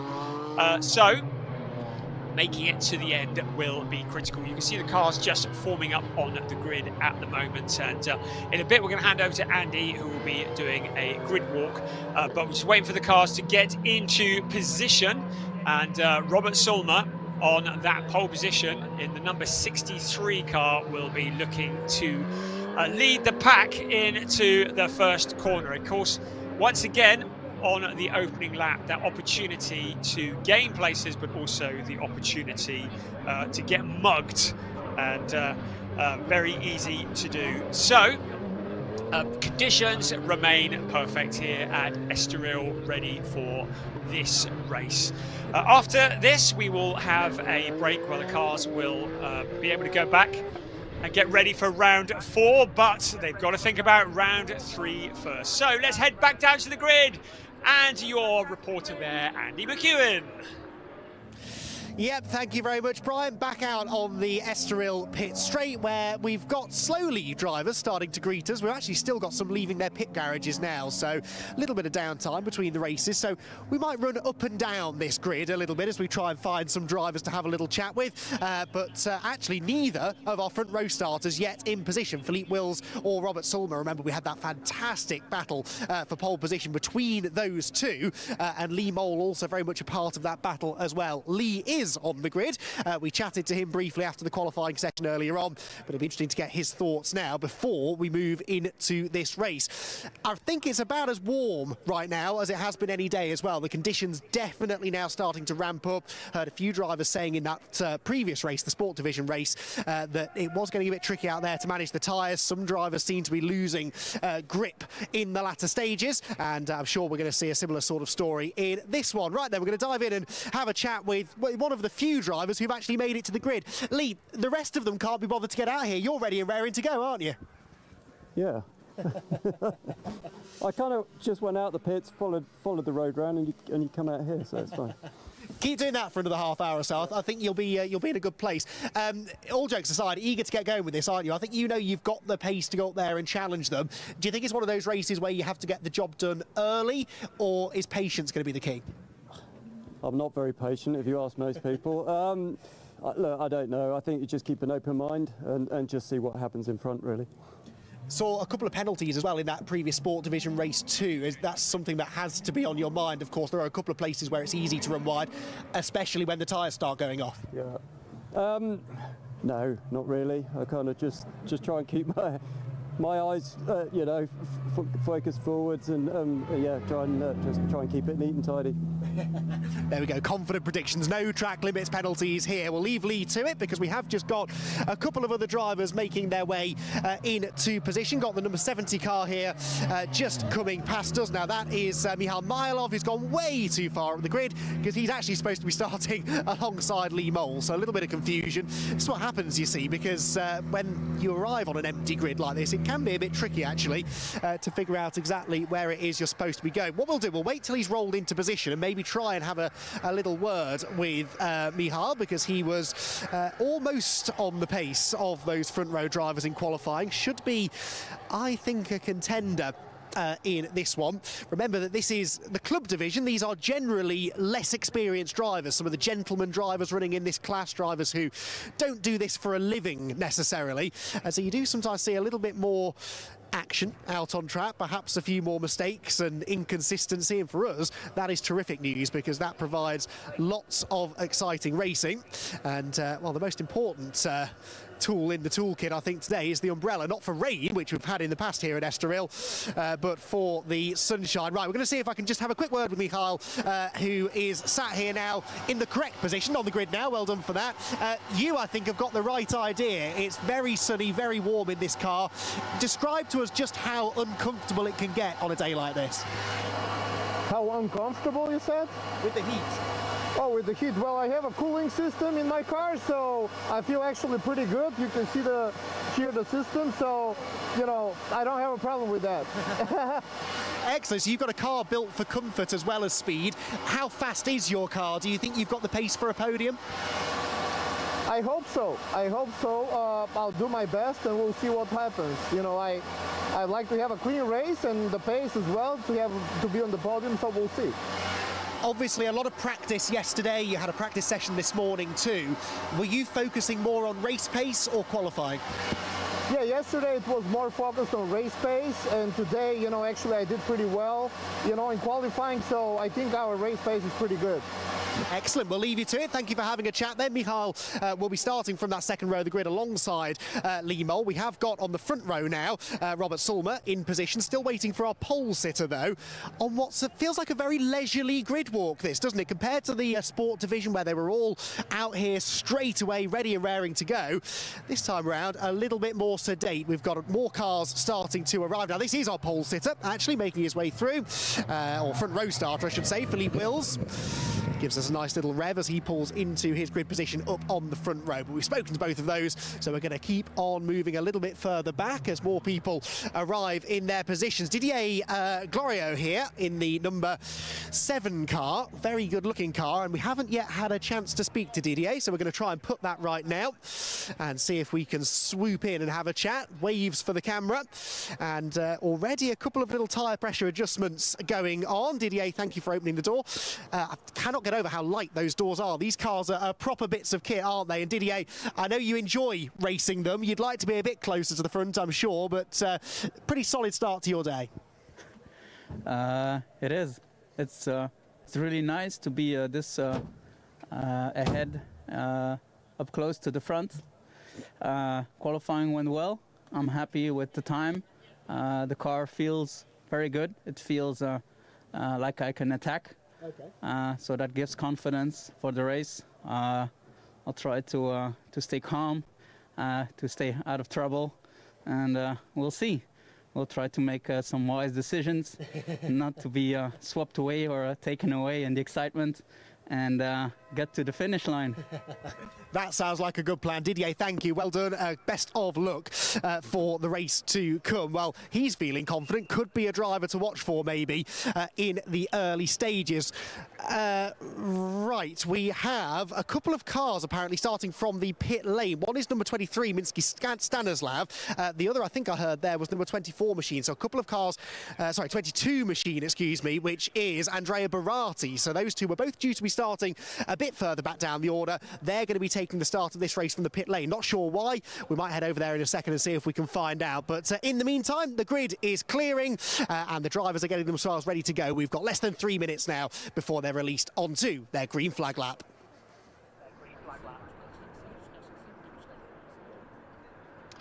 Thank you, Andy. Good job there. Yes, we just had notification. Car 22, 23 and 24, all for Enrico Fulgenzi Racing. That is Andrea Barati, Minsky Stanislav, I beg your pardon, I called him Stanislav Minsky earlier on, and Corrado Costa. They are all having to start from the pit lane for going through the pit lane a second time before they start procedure. Drivers, there's very strict rules going to the grid, and they went through the pit lane twice, and that's a safety issue. So those 3 drivers, that is Minsky, Stanislav, Andrea Barati and Corrado Costa, well, they are on the back foot because they are going to be starting from the pit lane, which means they are going to be stone last. Well, they were starting on the 5th, 6th and 7th row. They were all starting in a row originally. Corrado Costa had qualified 9th. Minsky Stanislav had qualified in 11th, and Andrea Baratti 13th. So that has put them on the back foot for the first few laps of the afternoon. Of course, some would say it could be an advantage because they may be well away from any dramas that might occur on turn 1, but I think they would rather be on the grid, and you can see them there on the left-hand side of your screen. So let's take a look at the grid for this round 3 in the club division. And it is Robert Sulmer starts on pole position with Philippe Wills alongside Lee Mole and Mihail Mylov on row 2, ahead of Murabi Mekvabishvili and Didier Gloria, who have each other company on row 3 of the grid. Row 4, great qualifying. The highest GT4 qualifier, Seb Hopkins, has Yuka Irola alongside. And then the first of those pit lane starters, Corrado Costa, would have had Javier Ripoll Jr. He starts still on the row 5, 10th position. Row 11, Minsky Stanislav, also from the pit lane. And on row 12th on the grid, Alexander Dobik, and that's on row 6. Row 7 of the grid, Andrea Baratti, another of the drivers starting from the pit lane, and Henk van Norrel on the 14th position, ahead of Graham King and Ernst Inderbitzen. So this is going to be something of an unusual start, because we're going to have a number of the cars that are starting there from the pit lane. Of course, they don't get to do the formation lap, so they don't get to get the heat into the tyres and into the brakes, so that is another disadvantage. You can see them waiting there, and they will have to wait for the whole field to pass through before they are allowed to rejoin at the back. So big mistake there, and you get the feeling that was potentially team instruction where maybe the rules weren't quite understood, and they all passed through the pit lane that second time before the start procedure. There they are, the identical cars, like we need any confusion, together at the end of the pit lane, and they will only be able to go when the lights go green. The rest of the cars out on circuit.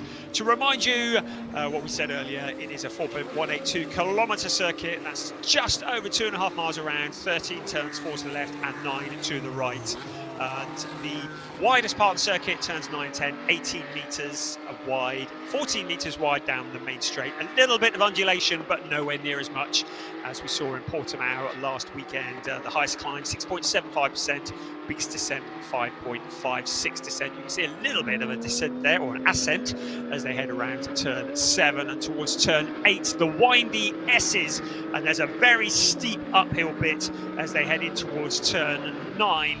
And into what is a fairly windy part of the track, which probably explains why it's called the S's, I guess. So there we go, cars getting the heat into the tyres. There is the very impressive Seb Hopkins. We never fail to be impressed by what he's doing, mixing it in a GT4 with the GT3 runners, and of the GT4 runners in this race, certainly showing the rest a clean pair of heels. There are only 3 GT4 runners in this race, so all of them will score a podium, but they need to get to the end in order to do that. Obviously, if they crash out early on in the race, then that won't be the case. Right, rolling start here. Cars side by side. In a few moments, the safety car will duck off into the pit lane, and we will be ready for 30 minutes plus 1 lap of racing. It's Robert Sulmer alongside Philippe Wills, who head down the pit straight. And we are ready to go racing, and it is Robert Sulmer who leads the way, heading down towards turn 1. Philippe Wills has the 56 car, Lee Mole on the inside. Mole, who was so impressive in qualifying, and he looks to the inside of Wills, but that's allowed Sulmer just to break clear. Now the 3 cars from the pit lane are given the green flag. They've got a long afternoon ahead of them as they now join the track and start their race. But Robert Sulmer, a great start from him, already breaking clear of Philippe Wills and Lee Mole in the 2 silver cars. It's the number 70 car of Mihail Mylov, who slots in behind them. Didier Gloria up there as well. Didier Gloria now out towards turn 5, the corner that is taken absolutely flat out as they head towards the heavy braking of turn 6. That is turn 5. No lifting off there. It's flat out down towards this hairpin, and then the braking, and it is the left-hand turn. Robert Sulmer leading the way. The rest of the cars slotting on in, and there are the GT4 runners towards the back of the pack. But of course, they've got a big advantage because there are now 4 cars behind them. Because Ernst Ingebrigtsen's also had a poor start in the FAC Autotech car. He's down into 13th place and behind the GT4 runners. So clearly, he's had a bit of a moment on the opening lap as well. Keep an eye on Seb Hopkins. Alexander Dobic ahead of him. GT4 versus GT3, and there is Michał Majlov, who himself is under pressure, this time from Didier Gloria, who qualified further back than he had hoped for, so he is fighting forwards in that 5th place at the moment. Majlov in 4th place just ahead of him. Our race leader, Robert Sulmer, back across the line to complete a lap. Robert Sulmer leading the way. Keep an eye on Philippe Wills. He was so quick in the second part of both races in Portimao, and he's looking very eager there as well. To the inside, Javier Ripoll, or maybe that's to the outside for Yuka Irola, as he looks to make position on the 191 car. So Yuka Irola up into that 6th place. This is the 1-2-3 though. The fight for the lead. Robert Sulmer, Philippe Wills, now Lee Mole, looking very eager. Lee Mole, potentially the man on a mission to get past here. Number 56, the car in 3rd place from the UK for Team Parker Racing. In 3rd place, looking, by my reckoning, the quicker of the 3. And that is borne out by the fact that he is purple in Sector 1. The quickest of anybody on the track. And he's in that 3rd place, trying to put that to good use. The quickest in Sector 2 is actually Yuka Irola in the number 18 car, so keep an eye on number 18 as well. He is going very quickly, and he is the quickest of anybody on the circuit in Sector 2 on this lap. Race leader Robert Sulmer, the quickest of anybody in Sector 3, so he is clearly responding to any pressure from behind. There is the aforementioned Yuka Irola with Javier Ripoll Jr. just behind him, but this is the fight for the lead. Robert Sulmer now with Philippe Wills all over him, but Lee Mole there ready to pounce. If either of these 2 cars get together or make a mistake, they use up all of the track. Out of turn 13 they come along the pit straight. Robert Sulmer, he is going to have his mirrors absolutely full of silver cars. To the inside, Lee Mole has a little look, he ducks back, but Felipe Wills to the inside, under braking, slowing the thing down the hill into turn 1. It's still Sulmer at the moment, but Wills, how much longer can Sulmer hold off Philippe Wills? Behind them, Lee Mole just drops back a little. Now up the hill they come towards turn 3 and up around turn 4. And then the flat out section. This could be an opportunity heading in towards turn 6. We're looking down from the perspective of turn 5 towards 4. Sulmer has the legs at the moment. Wills in 2nd place, Mole in 3rd, Didier Gloria up to 4th place. So, having found the route past Michał Majlov, and a lock-up, a massive lock-up for Didier Gloria going into the corner. That's going to hurt him because a flat spot on the tyres will vibrate the car, it will affect the handling, it will affect the pace, and that could leave him vulnerable to the 5th place car. But he has got his own problems because it is Yuka Irola who is challenging Majlov. It is Philippe Wills who is challenging Robert Sulmer for the lead of this race. Lee Mole just keeping a watch. We've got 25 minutes of this. This could all explode.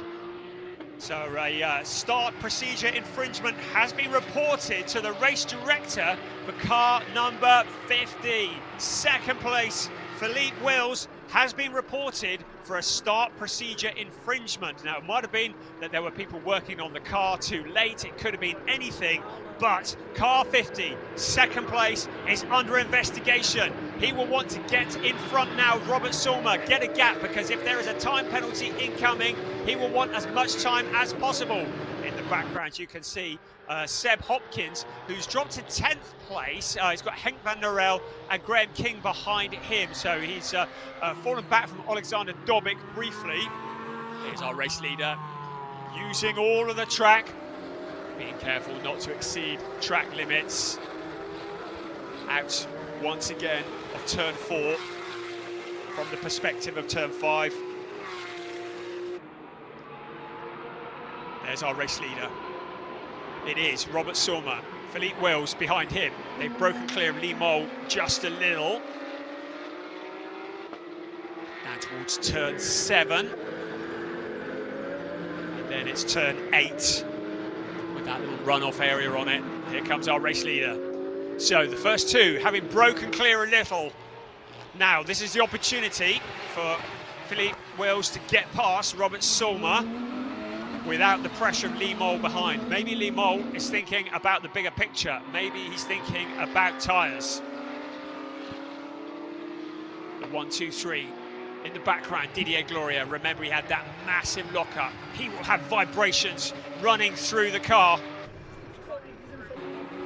And onto the pit straight once again. The 18 car, UK Irola, looking to the inside of Marabi Mekvabishvili.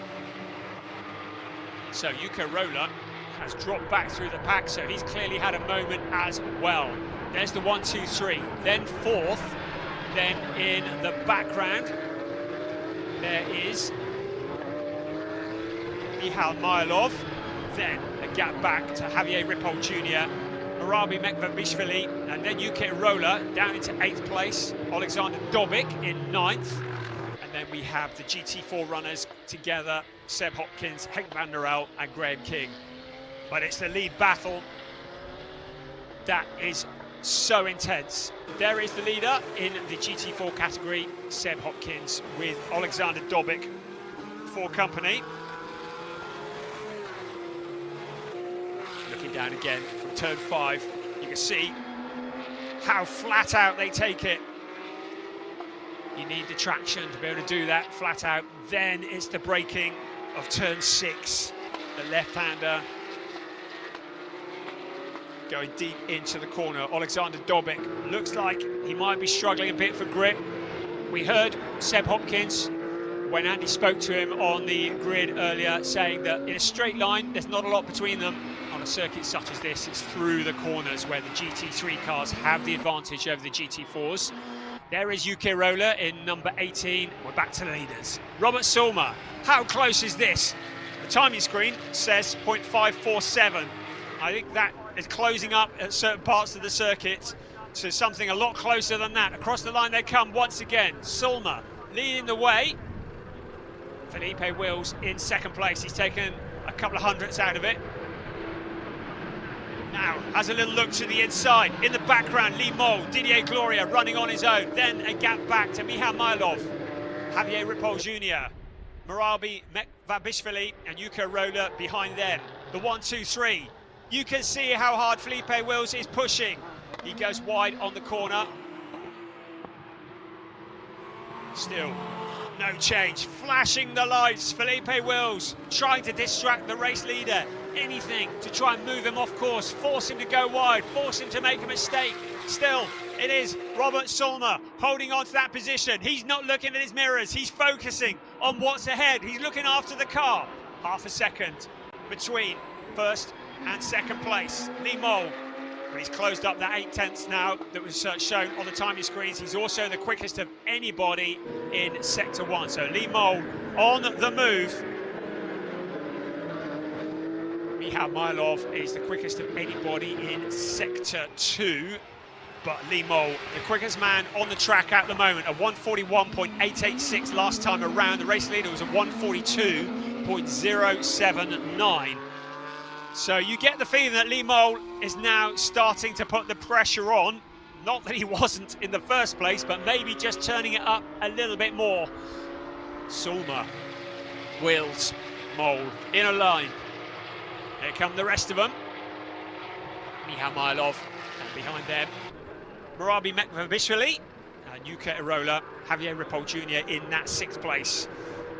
This is intense. The concentration for these drivers. You can see the car just snaking slightly under braking, trying to push it as late as possible, but you can't afford to go deep. You can't afford to leave a gap on the inside, otherwise the car behind will be through. The 1, 2, 3 still running together. out of turn 3, up the hill into turn 4 and 5, which will be coming up shortly. Out of 4 they come. And then once again flat out. You saw Sulma just the back end, just stepping out slightly. Lee Mole still the quickest man on the track. 3rd place is the quickest man. In fact, of the 3, Robert Sulma is showing as the slowest of the 3. It's all about thousandths of a second. But Lee Mole appears to have the quicker car, but he doesn't have the position on the track. Javier Ripoll Jr. drops a place. He's been overtaken by Marabi Mekvabishvili. That is for 6th place. So running out on his own is Seb Hopkins. He's broken clear of Alexander Dobic, so he continues his charge forward into 9th place. Next up ahead of him is Javier Ripoll Jr. And he'll be looking to close in on him as soon as possible. He's at the front of the GT4 category, but it's all about position. It's all about getting as far forwards in the overall race as possible. So here comes our race leader once again. Looking at the gap to the inside, Philip Wills sees it on the inside. Robert Sulma tries to shut the door. Car 50 on the inside. It's Philippe Wills. Somehow Sulma holds on to it. Sulma still leading the way. Felipe Wills looked like he'd got through, but he hasn't managed it. Now he has another look to the inside. Lee Mole looks to the outside. Can he take advantage of these 2 cars running together? But it's still Robert Sulma. He came so close to losing that position in just a couple of corners, but he clawed it back, and it's Robert Sulma who continues to lead. Felipe Wills still, remember, he is under investigation for a potential start procedure infringement. He wants to get in front, he wants to open up a gap, but Lee Mole has plans to get past both of them. So still, we remain as we were. Robert Sulma leading the way, about half a second. There was that moment where it looked as though Felipe Wills was going to get through, but now Wills suddenly looking vulnerable to Lee Mole. So 2nd and 3rd look to be fighting. If they can fight with each other, that will allow Robert Sulma to break clear. But now Wills has responded. He has another look to the inside. It does appear to be around turns 9 and 10 where he's very strong. The setup of that car looking particularly strong through the S's. Out of the S's they come. Out into turn 13. It's still Robert Sulma at the moment, holding on. About 0.3 of a second. Over 2nd place, Philippe Wills. Wills goes wide out of the corner, or was that, it was Mole in fact, the other of the silver cars. So, Lee Mole going wide out of the corner. That's allowed him to fall back into the clutches of Didier Gloria. Suddenly Gloria is into the fight to the inside into turn 1, and he steals 3rd position away after such a strong run for Lee Mole. He goes wide out of turn 13, gets onto the gravel. Suddenly, that is all that Didier Gloria needs, and he's into the podium position. Suddenly, Lee Mole, who was looking like a challenger for the lead at the halfway point, is now fighting to get back into a podium position. Didier Gloria, after that big lockup early on, has got his teammate in front of him. So Didier Gloria, for Speed Lover, has Felipe Wills in front. Now, what can he do to reel in the number 50 car that's in front of him? Lee Mole relegated down into 4th place. It's still Michal Mylov behind him, but he's a little way back, some 5.9 seconds back from Lee Mole. So he's got a bit of breathing room, but he would dearly love to get past Didier Gloria. There's your leader, 1, 2, 3, 4, passing through your picture. Then that gap back to Mylov in the 5th place, and then another gap back to Marabi Mekvabishvili. So that is Gloria in the green and white car. Lee Mole. Now what has happened there? A yellow flag is showing, and that is for a car. There's flames coming from the back of it. It is the 33 car of Alexander Dobic, and it looks as though the car might be burning. Now this is across the track. Now where is he? Out on the track. We may well get a full course yellow or even a safety car here. Can he get it moving? I don't know how sighted he is out on the track there, but a yellow flag is waving furiously.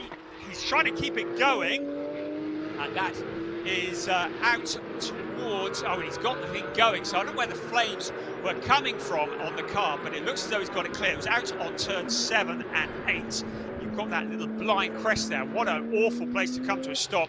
That would have been a heart-stopping moment for the drivers as they approached it. And now another challenge for the lead. Felipe Wills did get past Robert Sulmer whilst that was all going on, but Sulmer has got him back. So we did have a very brief change for the lead. Sulmer has got him back though. We didn't see it, but Felipe Wills had a brief moment in the lead of this race. Didier Gloria, after such an awful start to the race, could potentially take a top step of the podium.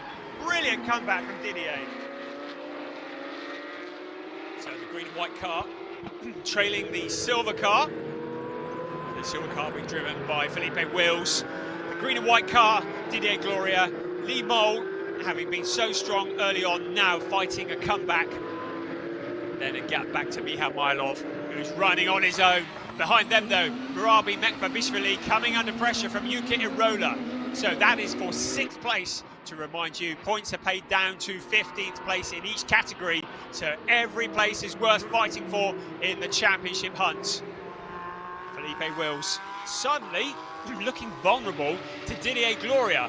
We've got 13 minutes remaining of this race. Robert Sulmer is leading. He surrendered the lead briefly while we were looking at the Alexander Dobic car that had flames belching from the back of it briefly. Didier Gloria has a look. You can see the Wills car just twitching under braking. The downhill section into that corner. Of course, with the engine in the back of the car, it's quite easy to lock up with the weight transfer into the corner. Very easy to lock up a wheel and to throw it all away. And with the tyres wearing out as well, it's taking all the driver's skill to hold on to positions. So there's your leader, Robert Sulmer, Philippe Wills, Didier Gloria and Lee Mole. The 1, 2, 3, 4. The 1, 2, 3 now breaking clear a bit. The gap last time across the line, Sulmer to Wills, was 9.5 tenths of a second. I think Sulmer looks like he's got this in hand at the moment. Track limits flag has been shown to Lee Mole. So it looks like he may be running out of grip. So he's had a track limits warning in turn 13 and in turn 4. So Lee Mole, if he does that again, tends to be 3 strikes and you're out with our race steward. So any more exceeding of track limits, he may well get a time penalty. I would also remind you that Philippe Wills is still under investigation for a start procedure infringement, and that may well be something that comes back to bite him once this race is done and dusted, if not before. But at the moment, all he can do is focus on what's ahead, and what's ahead of him at the moment is Robert Sulmer, and Sulmer has opened up the gap, and now Wills is not focusing on what's in front, he's focusing on what's behind, because Didier Gloria is a man on a mission. He will have some flat spots on that tyre, courtesy of a lock-up early on, but he's still very much in contention for second place, even for the lead. You wonder what Gloria can do if he can get past Wills, whether he can reel in Robert Sulmer. Lee Mole's challenge appears to have faded. 10.5 minutes plus 1 lap of this race remaining. He's having to be careful, Lee Mole. Remember, the stewards are watching him for track limits. Didier Gloria in the last of the podium positions. Ahead of him, Philippe Wills. Seb Hopkins is in 8th place, leading the GT4 race. Second in the GT4 race, Henk van der Rel. He's in 11th. Graham King in 13th. He is 3rd in the GT4 race. You can see how close Didier Gloria is to Felipe Wills now. Back into the S's once again. We've got another yellow flag out on track. I haven't seen anybody who's stopping. Yes, I have. It's the 24 car of Corrado Costa, the car that started from the pit lane. Looks as though he's still running. Robert Sulmer, you saw him going wide, just picking up some dirt on the corner. Doesn't seem to have slowed him down, but Sulmer clearly pushing hard. The yellow flag has cleared. Less than 10 minutes plus 1 lap remaining. Here come the 1, 2, 3. 4th place now running on his own. Robert Sulmer across the line. Philippe Wills behind him. Didier Gloria looking aggressive to the inside into turn 1, under braking. Philippe Wills slams the door in his face. He holds on to second place. So Didier Gloria still in that third place. Lee Mole too far back to do anything about the two cars in front of him. Robert Sulmer leading the way still. 1.186 seconds last time around. So he's just stretching his legs 1,000th by 1,000th. Here he comes. There's our leader, looking more comfortable now. Wills, having been the attacker, now having to be the defender as he fights off Didier Gloria behind. Gloria, who wasn't at Portimao, but dearly loves racing in this series. Finished 6th in the Pro-Am category last year. Under braking, Gloria locks it up, a massive plume of smoke. So another lockup for Didier Gloria. That's going to cause another vibration in the Speed Lover Porsche. That allows Wills to break clear. In the background, Lee Mole will have seen that as well. He will see that there's an opportunity to potentially close in and regain a podium position, but it's a long way to go yet. Still a little over 8.25 minutes plus 1 lap. Another lockup from Gloria. He really is struggling now for traction. You saw the back end sliding as he headed up around turns 9 and 10. So Gloria suddenly running out of rubber. We always said that tyres were going to be the key to winning this race, and that is very much the case here, because keeping the rubber, keeping the car on the track is proving to be a challenge for many of these drivers. Robert Sulmer, he's been taking it reasonably carefully at the start. He's got a second lead. The 23 car coming back. It's Minsky Stanislav, who fights to the inside of car 11, Graham King. That is in a different category, the GT4 category. So although it's position on track, it would not make any difference to points awarded. So Minsky Stanislav pushing his way forwards in his debut in the Porsche Sprint Challenge Southern Europe here this weekend. You can see how wide Robert Sulmer went at a turn 4, and that shows you that he really is having to work hard to keep the car on the track. Into turn 6. Sulmer, he's opened up a gap, 1.2 seconds over Felipe Wills. Didier Gloria in 3rd place, 0.8 of a second behind Wills. Still pushing on, still pushing fast. And then behind them, Lee Mole. And then a big gap, some 10 seconds back to Michal Mayalov in that 5th place. Here comes our race leader. 6.5 minutes. He and his tyres will be pleased to see the checkered flag. Robert Sulmer, he got a 4th place and a 3rd place in Portimao. Will this be his first podium of this year's season? He finished 4th in the AM category last year. An experienced gentleman driver. He's also raced in the Porsche Sprint Challenge Benelux and in the Middle East Series as well. But a win here in Estoril would be a real shot in the arm for his championship chances. There's Lee Mole. He's had the warnings. Now it doesn't look as though he's had any more.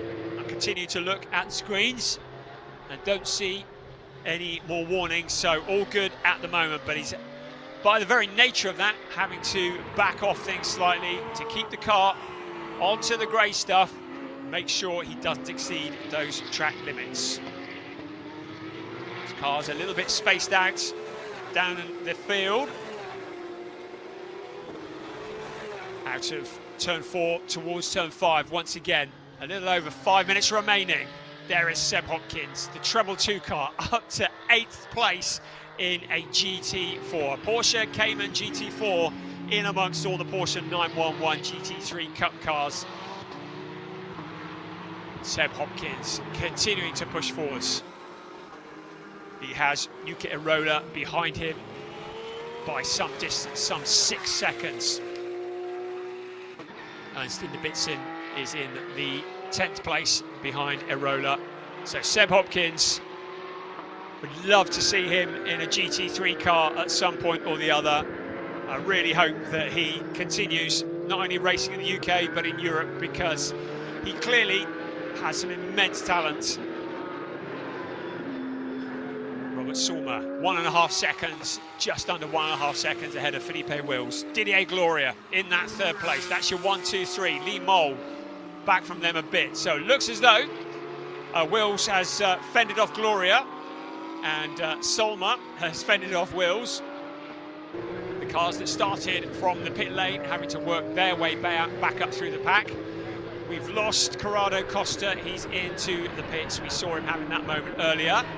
There is the number 70 car, Michał Majlov, and Marabi Mekvabishvili, who was so strong in Portimao in the number 39 car. He had a couple of 8th places, so this would be his best result of the year so far. A 6th place if things finish as they are now.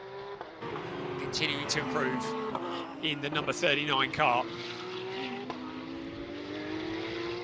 So it's all about preservation. 3.5 minutes remaining of this race. And just about looking after the tyres and the brakes. Car 63, Robert Sulmer, has been given a warning for track limits. Our race leader has been watched by the stewards and has been given a warning about track limits. Ernst Blitzen in the number 15 car, he's in 10th place overall. 3 minutes remaining, that is our race leader. He's clearly pushing hard because of the fact he's been given a warning for track limits, and that was out on turn 4, where he exceeded track limits last time around. Again, a couple more warnings and he could have a penalty. He's got 2 3/4 minutes. Felipe Wills looks like he's winding himself up for one last attack. He's taken a second out of the leader on that last lap. Felipe Wills is not done yet. He wants to have another pop at the lead. He can see there's only 2.5 minutes remaining. Has he got more rubber left on his tyres than the cars in front and the car behind? Suddenly, Felipe Wills, the driver who has a habit of coming on strong at the end of every race we've seen him in. You can see Sulmer is struggling for traction as he heads up around turn 9. Wills has a look to the inside. That wasn't turn 1, that was turn 2 and 3. So Sulmer in the lead, but now Wills putting the pressure on. Didier Gloria's dropped back from the lead battle, but Sulmer clearly struggling. He's had a second warning for track limits. Our race leader under investigation. Turn 4, he's had 2 warnings for track limits. One more, he may well pick up a penalty. Felipe Wills will see that in front of him. He'll want to pressure him into going wide, see if he can make a mistake. Felipe Wills in second place. Now, 0.3 of a second was between them. He's closed it up even further. Robert Sulmer holding on for all he's worth. The tyres cry enough. Wills sees a gap on the inside. Sulmer closes the door. Into the S's they come. Car 63 still leading the way. Can he hold on for another minute and 20 seconds plus 1 lap? Out towards the Parabolica, turn 13. The Ayrton Senna turn once again, and then out onto the pit straight.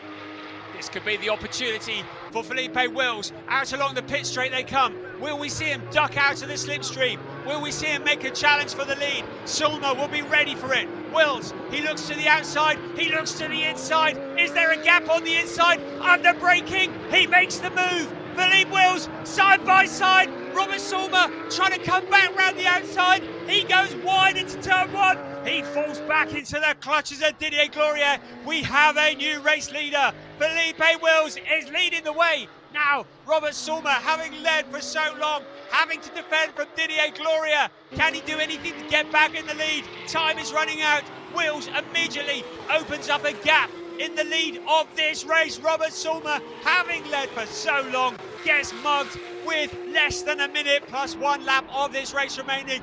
Now he's struggling to hold on to second place. He clearly has no grip left in those tyres.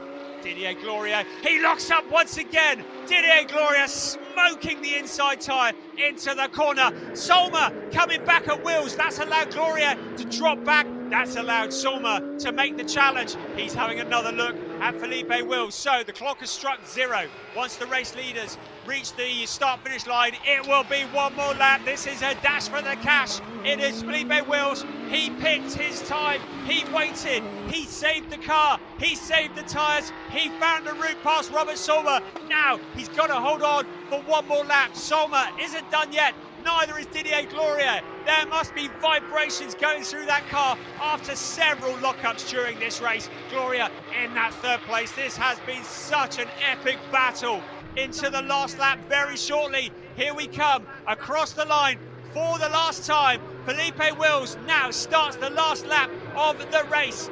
Robert Sulmer suddenly defending again. Didier Gloria, is he going to do a repeat of Wills into turn one? No, this time Sulmer anticipates it, shuts the door. Didier Gloria looks to the inside, looks to the outside, in towards turn two they come. Then it'll be up towards turn three, up the hill they'll come. Here we go again for a battle for position. This is Felipe Wills going past the back-marking Alexander Dobic car, trying not to trip over him. Robert Sulmer there as well, that's splitting them up a little bit. And now Didier Gloria has a back marker between himself and Robert Sulmer. That's exactly what Sulmer needed. It's given him breathing room. The back marker there opened up the gap, and maybe that means that the fight for second place is well and truly over.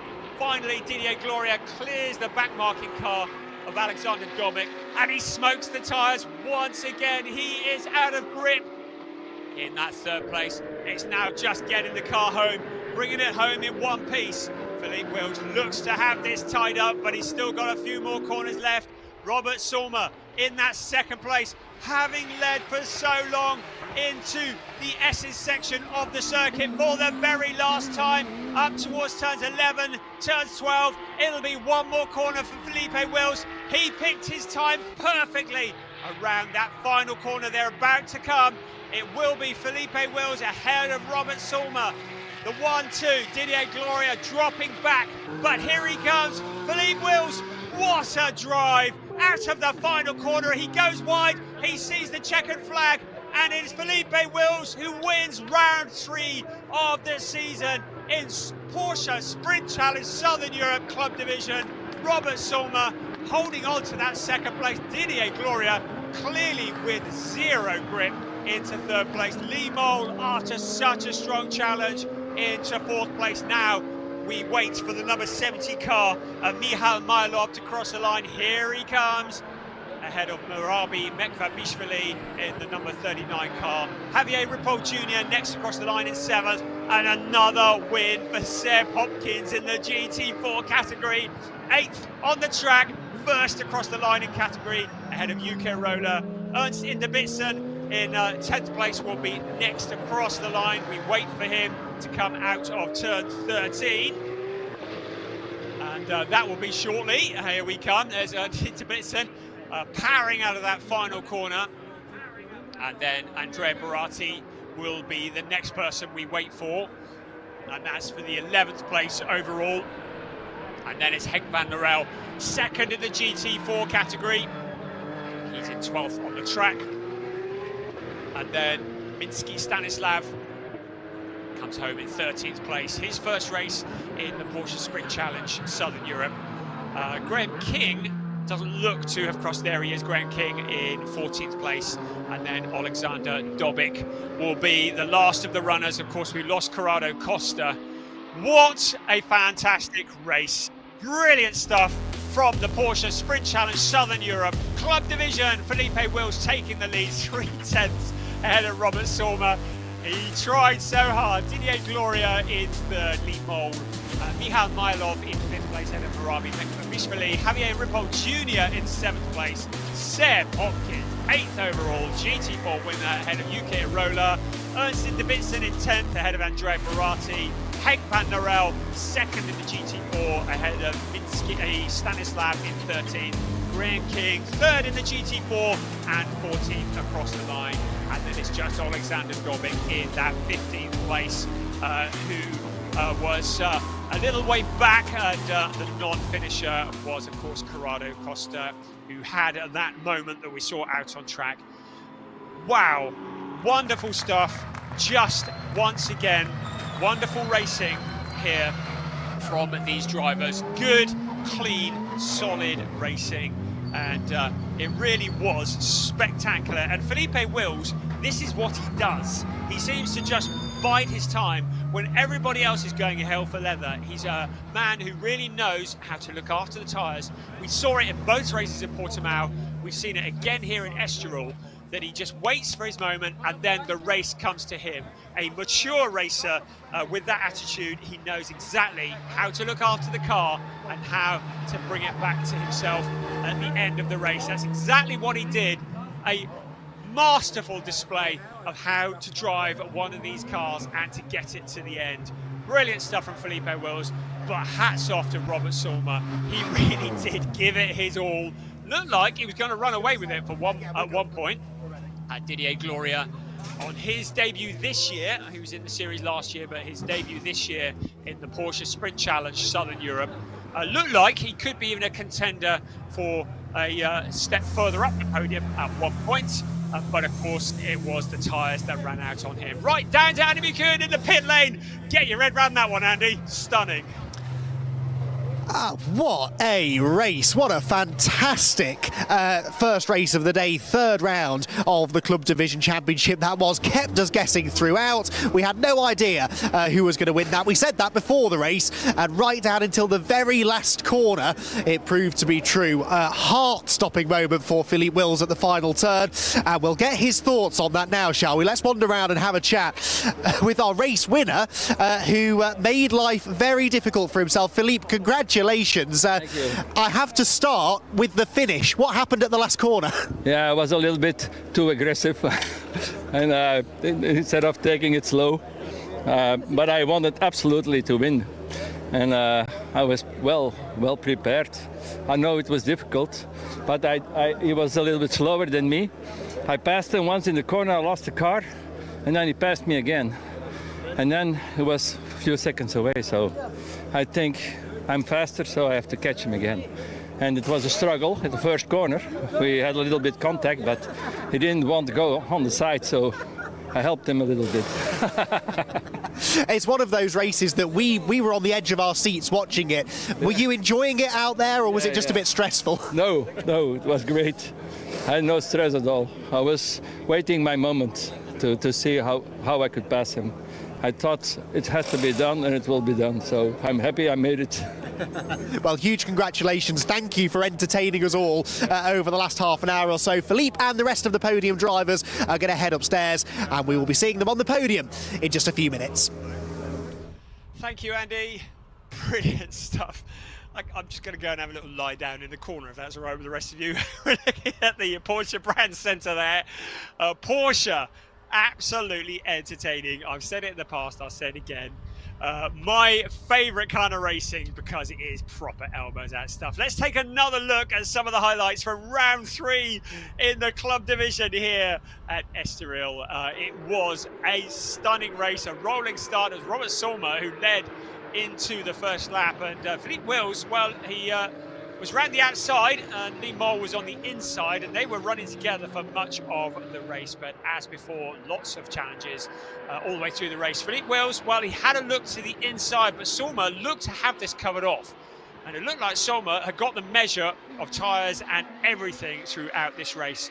You can see the first of several monstrous lockups from Didier Gloria, but Philippe Wills on the inside of Robert Sulmer. Sulmer had that quicker line around the outside. Outside became the inside. Sulmer was able to hold off, but this was a premonition of what was going to happen. Look how wide Lee Mole went out of turn 13, picking up the gravel, and that allowed him to fall back into the clutches of Didier Gloria. Gloria saw this as an opportunity, threw on the inside and relegated Lee Mole. Lee Mole, struggling for traction, was attracting the attention of the race stewards and getting track warning flags. Then there was Alexander Dobik's moment, and a very vulnerable position out on the track, a fairly blind part of the circuit. There were flames coming out the back briefly. He got the thing going, which is great news. The lead battle continued on and on. We wondered how this was going to end. Robert Sulmer versus Philippe Wills, with Didier Gloria in there as well. Didier Gloria once again smoking those tyres. If anybody wants some giant 50p pieces, they'll be available as souvenirs afterwards. And he somehow gets to the end in a podium position. But the lead fight was going on this time. Robert Sulmer suddenly vulnerable to Felipe Wills. Wills saw his opportunity, he closed in, it saved enough of the car, he could make a challenge into turn 1. He muscled his way past, the elbows were out, and finally he found a route past and took the lead.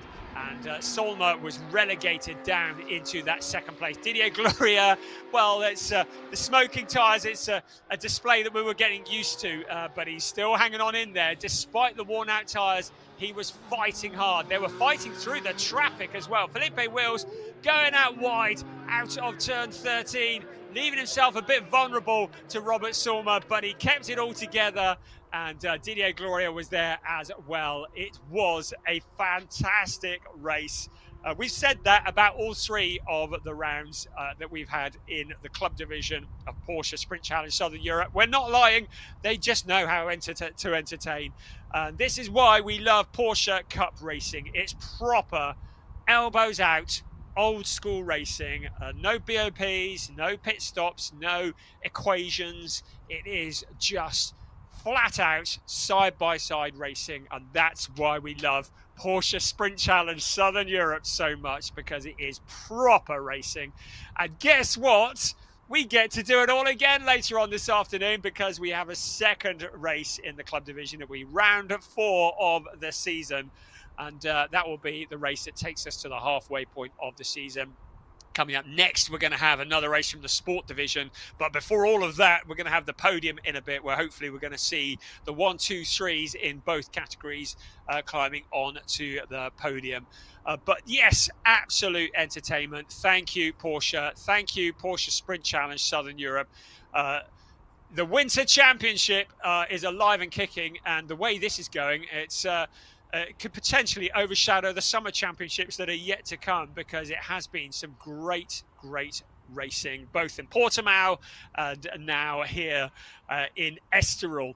And under these beautiful conditions, with the sun shining, we've been able to see these cars on a level playing field. And the drivers who are doing well in this series, you watch them as they carry on throughout 2024, and you'll see them at the top half of their respective championships that they go on to do. And of course, the likes of Ariel Levy and Alex Tauscher will be in Porsche Mobile One, Porsche Carrera Cup Germany, and Levy, certainly he'll be in Porsche Mobile One Super Cup.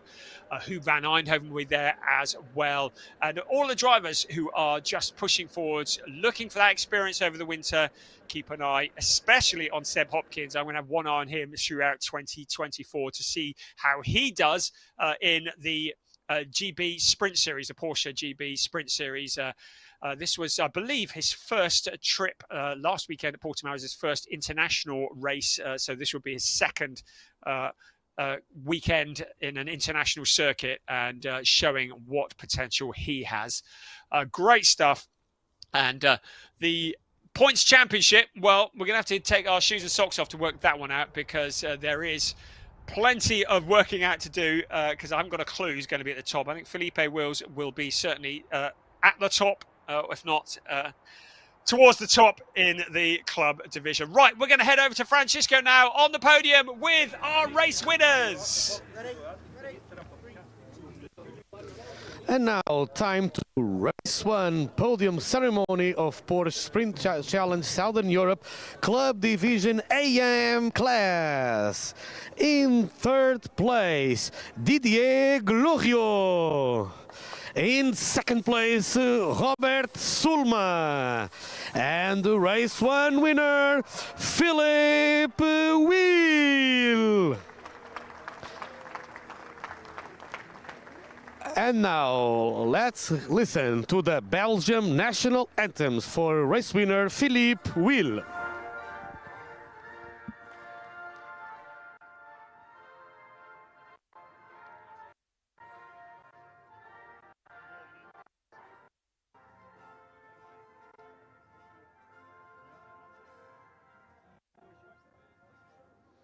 Big hand of applause. And now presenting the trophies to the podium, to the finishers, Mr. Lars Plato, series manager, presenting the trophy to the 3rd place finisher Didier Glorio, now to the 2nd place finisher Robert Solma, and to race 1 winner Philippe Will. Big hand of applause. Group photo, guys, give us a smile.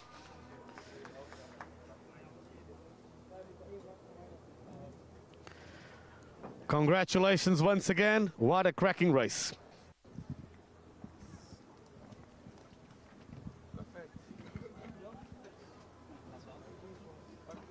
Was it exciting, the race? Yeah, very good. Yeah.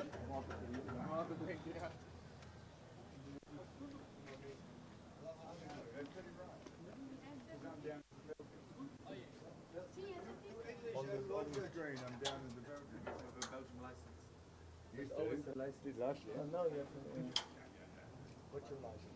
UK now. Okay. The last year was Belgium. As soon as they are ready.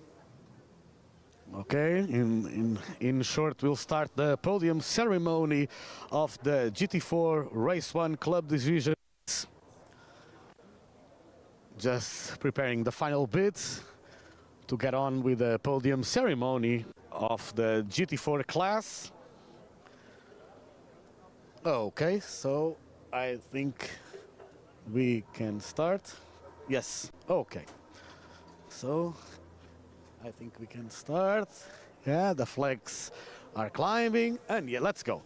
So, race 1 of the GT4 class for this first race of Estoril. In third place, Graham King. And in second place, Hank van Nagel. And the winner, Seb Hopkins. And now let's hear the British national anthem for race winner Seb Hopkins.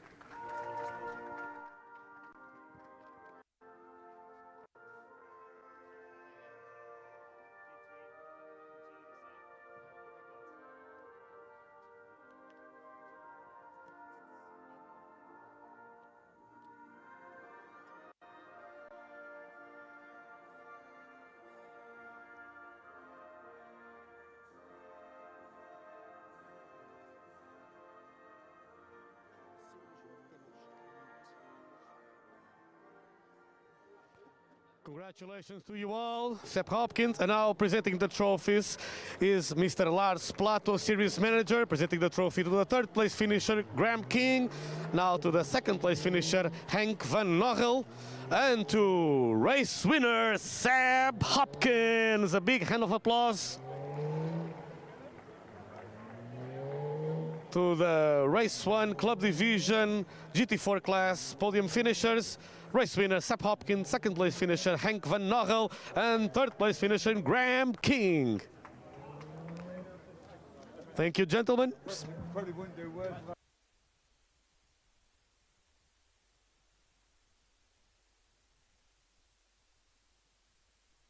Going to have quite a job on their hands to live up to what was a spectacular third round of the Club Division Championship. They'll be back out again right at the end of the day, so make sure you stick around for that. But right now, the pros are heading out of the pit lane. They're heading onto the grid, ready for round 4 of their championship. We'll be down there with them in just a few moments.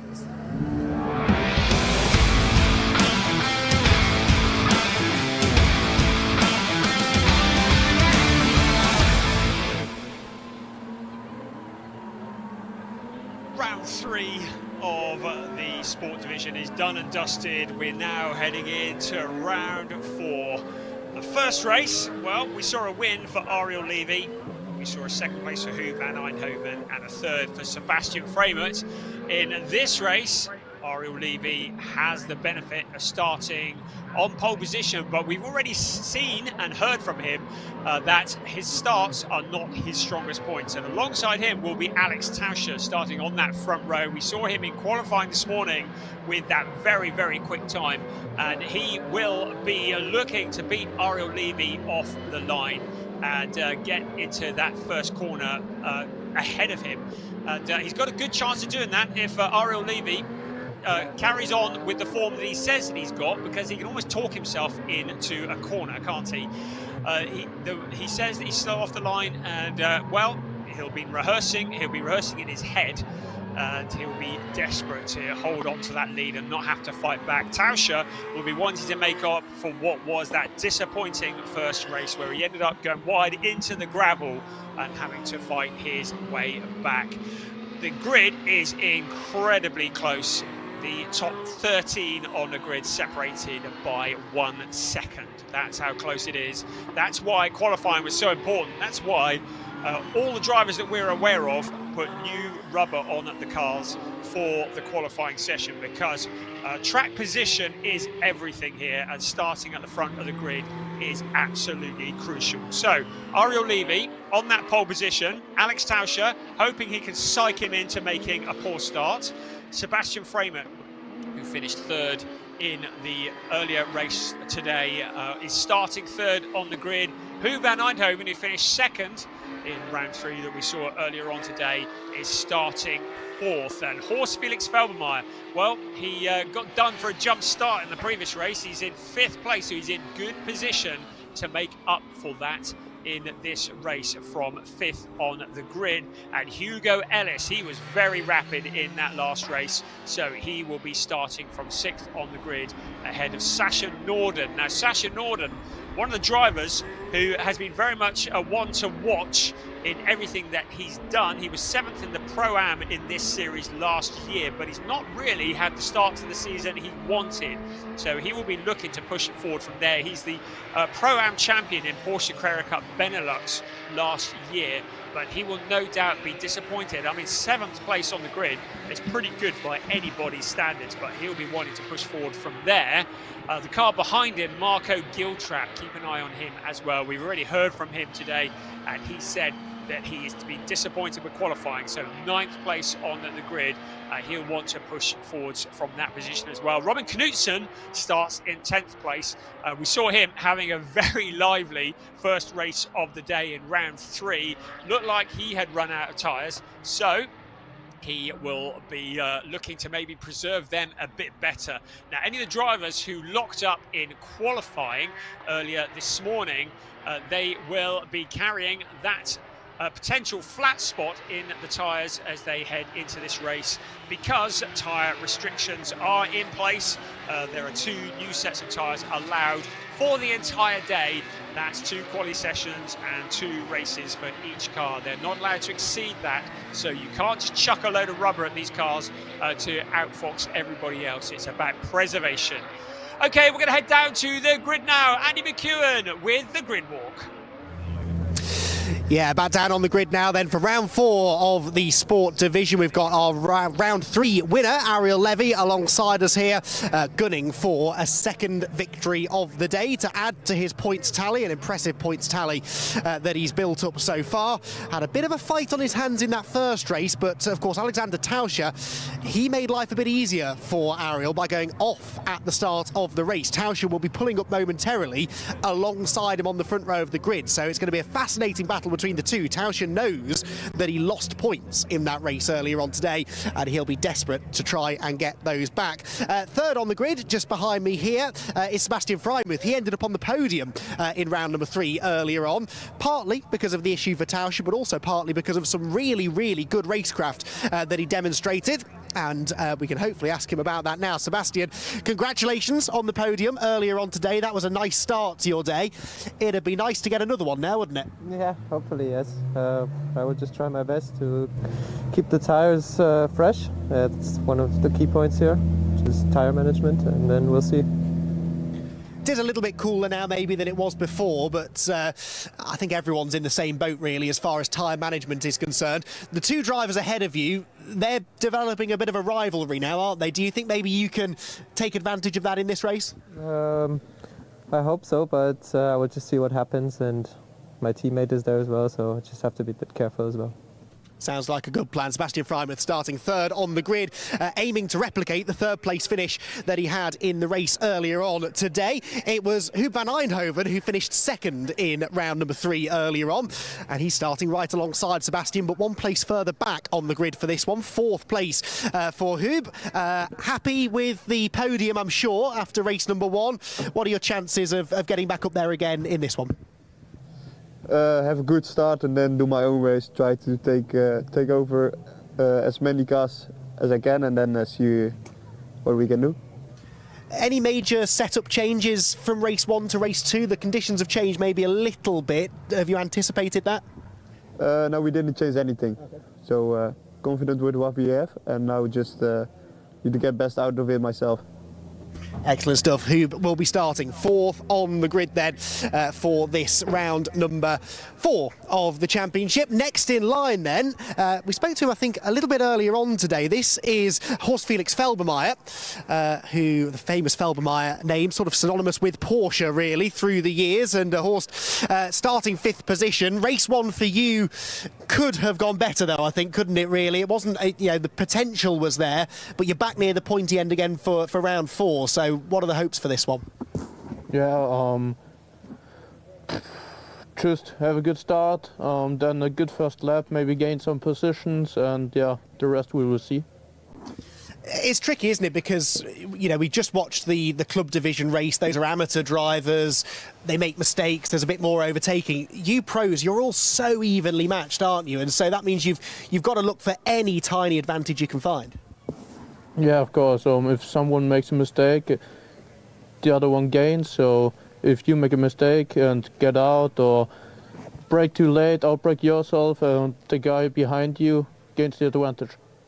Absolutely. Well, we hope that doesn't happen to you then. We'll leave you to it now. 5th position on the grid then for Horst, who is going to be piloting that beautiful blue number 88 car. He hopes to a podium finish. Next in line then, Hugo Ellis. He's going to be starting 6th on the grid, just alongside me there, just chatting to one of the Team Parker engineers. And then next in line, Sasha Norden. We haven't spoken to Sasha yet, so let's put that right. 7th place on the grid for him. And thank you very much, guys. Sasha, good to have a chance to speak to you here then. What are your hopes for this 4th round of the championship? Yeah, definitely hope to have a little bit of a better race than race 2. Unfortunate incident, but fought my way forward. So yeah, time to focus back up and go for it this time. Was there any major damage done to the car in that? No, the car's fine. The mechanics are really good, so instantly was fixed. Excellent stuff, Thel. Thank you for saying that. So there we go. Yeah, that incident in race 1 unfortunately robbed him of a good result, because I think he's got good pace actually here at Estoril. Then we have got Louis Rousset, who gained quite a few places in the early stages of that race earlier on. But I do just want to try and wander back a little bit further. Maybe give a bit of love to a few drivers we haven't really spoken to. Marco Giltrap, we saw, he did make good progress in round number 3 earlier on. Neither of his qualifying efforts were brilliant, but we know that he's a better racer perhaps than he is a qualifier. The same true, arguably, of Robert Knudsen there in the number 32 car. Again, got his elbows out. He comes from a touring car racing background. He is not afraid to get stuck in. Right, my destination, I'm hoping, is this green and white car just behind me, Sid Smith. I've spoken to Sid a few times off camera today, but I did want to try and give him a little bit of airtime, because Sid is one of the rising stars of British motorsport, making a bit of a name for himself now out here in Southern Europe. Sid, you had high hopes this morning when I spoke to you off camera. I think it's fair to say, race 1 was okay, wasn't it? But could be better. Yeah, definitely. Qualifying's tough like normal. Obviously, these guys are all absolutely on it, so it was tough. But the first qualifying, we had an issue with the bonnet where I was lifting, so it just created more drag for myself. So we started a bit further back than we liked, and then just got unlucky with a few things. But here, we're more of where we should be. I obviously like to be further up there, but as you know, it's quite hard to get the pace out of the car sometimes. So just got a bit unlucky, but definitely hoping to come forward and get some good result out of this. It's a massive learning curve, this, for you, though, isn't it? You've come out of junior front-wheel drive racing, a little bit of single-seater racing as well, but this is a completely different animal. How much do you feel that you're learning through each of these weekends that you do? Oh, definitely. Yeah, my eyes have always been set on GT racing and the whole atmosphere around it, so doing those things are only preparation for it. But jumping into this is, as you know, quite different to the stuff I've done. So every time I go out in the car, I'm learning and getting better. And you can see the results. We're getting better, we're fighting better. And yeah, I'm trying to keep up with these boys, because obviously they've been doing it for quite a long time. But I'm really enjoying it. And yeah, we're getting better and better. Not doing a bad job at all, Sid. We'll leave you to it, because you've just had the 3-minute countdown, which means it's time for us to get ourselves off the grid. I'm losing my radio, which I think means it's about time to get ourselves ready for round number 4 of the Sport Division. So, round 4 of the season for Porsche Sprint Challenge Southern Europe. Lovely crowd out on the terraces, enjoying the late afternoon sunshine here at Circuit Estoril, and they have been thoroughly entertained. This has been, well, a day so far, as was Portimao, of just action all the way. There have been no boring sessions or races whatsoever this season. Porsche Sprint Challenge Southern Europe really providing some fantastic action. And you can see the cars now on the grid, ready to go in the late afternoon sunshine.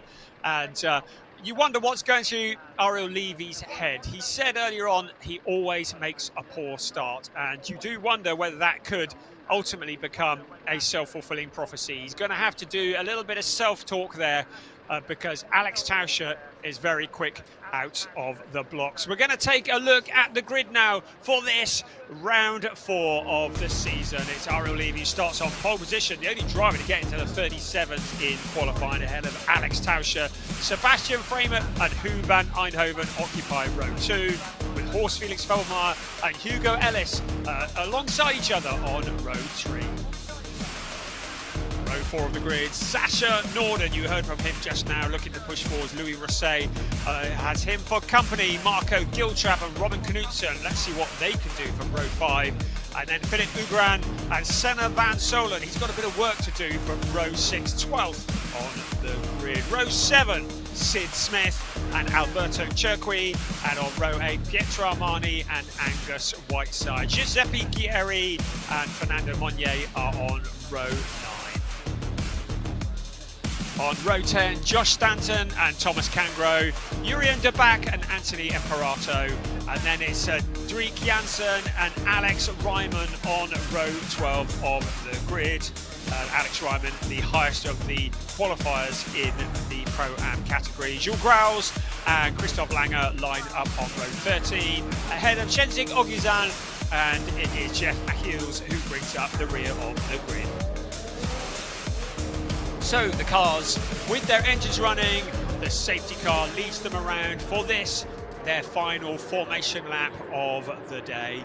It will be 30 minutes of racing plus 1 lap, and it will be a clutch start, a standing start for these cars, as opposed to a rolling start, which we saw in the club division earlier on. So the sport division, that ever important task, getting the tyres back into the window. With the temperature having dropped around the circuit as the sun starts to set here at the Circuito de Estoril, then maybe having to weave a little harder, having to work a bit harder to get the tyres into the zone. It is a glorious day. You can see not a cloud in the sky, and no rain is forecast as the cars go round. One of the issues that we might find is the sun getting into the drivers' eyes as they head towards the sun. It's quite low in the sky, and we've had this before. We had this last week in Portimao. The Perspex windows as well, the windscreens in the car, can sometimes make it quite difficult for the drivers. And as the afternoon progresses, driving into the sun can be a challenge in its own right. So, Ariel Levy, he's started on pole position for 3 of the 4 races, at least he will have done once this race gets underway. He's won 2 out of 3 races, looking like a firm favourite in the championship for Porsche Sprint Challenge Southern Europe, but the drivers around him are very talented indeed. Alex Tauscher, he will be quick at the start of this. Sebastian Freimert, keep an eye on Hugo van Eindhoven for 4th on the grid. So many drivers that are looking to make up places. Once again, the opening lap will be critical. Many drivers looking to get a jump on the cars in front of them. Not too quick out of the blocks though, please. Ask Horst Felix Feldmeier. He picked up a 5-second penalty for a jump start. The messages out to the crowd are on the terraces and loving their time here at this historic circuit, this 13-turn circuit with 4 corners to the left and 9 to the right. Ariel Levy now onto the grid, brings the car to a halt, and is now willing the rest of the field to hurry up, because he's just spent the last couple of minutes getting all the heat into the tyres, getting them into that lovely window, and now they're cooling down again while he waits for the rest of the field to line up behind him. Alex Tauscher in the black and white car on the left-hand side of the screen. Ariel Levy in the blue, red and white car on the right-hand side of the screen, on the left-hand side of the circuit as they head in towards turn one. That drop into the first corner, keeping a cool head at this point is very, very important. The start is a great opportunity to gain places, a great opportunity to lose them, and the cars will very soon be heading down into that first corner. We're waiting for the last few cars to form on the lap and onto the grid. There we are, Ariel Levy now poised and ready. We'll wait for the green flag at the back, and now it'll be all eyes to the gantry that the drivers can see. Are we ready? It is round 4, and we are go. Ariel Levy immediately moves across the block. Alex Tauscher, Sebastian Framer is there as well. Horst Felix Feldmeier doesn't jump the start this time on the inside. Hoop van Eindhoven is Ariel Levy leading the way. 3 abreast around turn 1. They all hold it together at the moment, but there's a spinner. Was that Josh Stanton? Yes, it was. Car 95 pointing in the wrong direction. He got tagged and turned around, and now he's got all that work to do from the back of the pack. You can see a number of cars have locked up into turn 2 and 3. Up the hill we come. A yellow flag is waving for Josh Stanton to recover, get his way into this race, but he's got a long afternoon ahead of him. Ariel Levy did exactly what he needed to do. He had the start that he's been trying to have for the last 3 races. Finally, he gets it. Ariel Levy leading the way from Alex Tauscher. Good start from Sebastian Framer as well. Horst Felix Feldmeier jumping in front of Hoop van Eindhoven. Still some challenges further back for position. The drivers definitely driving very sensibly in the opening lap of this race. It's so often the opening lap where we can get the carnage, but they've really held it together well here. All the drivers making it around this opening lap, and Ariel Levy in a solid position at the front of the field. It's Tauscher in that second place, and then Sebastian Framer. That's your 1, 2, 3 as they head into the S's and up to complete the first lap. It is 30 minutes of racing plus 1 lap. Jurien de Back across the track, pointing in the wrong direction, so he needs to recover that. Now, what has happened there? That is up at turn 10, I believe. He's now correcting it and turning it around, but that was a hairy moment for him. Hoop van Eindhoven to the inside of Horst Felix Feldmeier. This is for 4th place. He sees the gap on the inside. He steals it away with relative ease, but Feldmeier now coming back, pulls alongside him, cuts to the inside. A very mature driving from Feldmeier, retakes the position from Hoop van Eindhoven. Now Sasha Norden getting involved as well. Sasha Norden always looked like he was going to be a contender, and now he's up with this battling duo. But good stuff from Feldmeier, didn't panic. We've got a full course yellow that's come out, so I'm wondering if the Jurien de Back car is still stationary out on track. Full course yellow, all drivers required to lift off. They are not permitted to brake, although they might need to if the car in front of them is going slower. But you can see the car's now down to 60 kilometers an hour. Full course yellow, also known as a code 60, while the track is cleared. And that gives everybody a chance to breathe.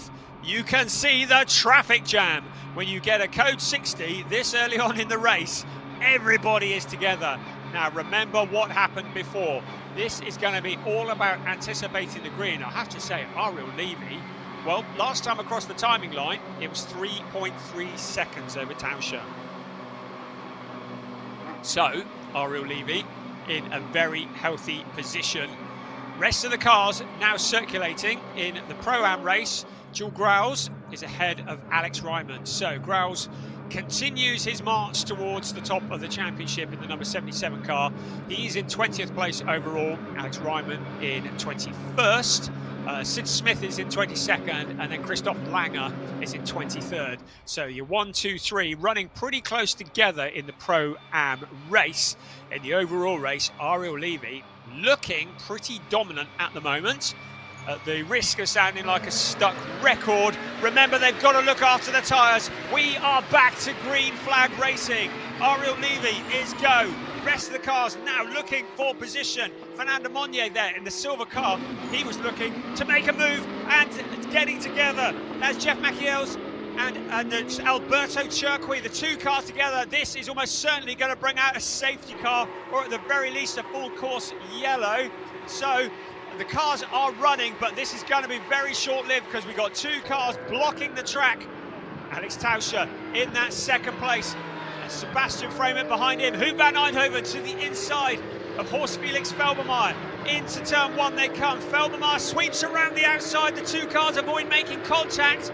So Huub van Eindhoven slotting back into that fourth place. But you can see there is fluid on the track. Surely we're going to have a safety car here because we cannot leave a car there out on the circuit. Cars are still running at the moment. Not too sure what part of the track they are occupying, but here we go. Full course yellow at the moment. This may be more than a full course yellow. This is going to take a bit of clearing up. Cars once again lift off. What do they say? Safety cars breed safety cars. Well, Code 60s breed Code 60s as well, because it bunches the cars up and then everybody is go. Everybody sees it as an opportunity to try and jump ahead.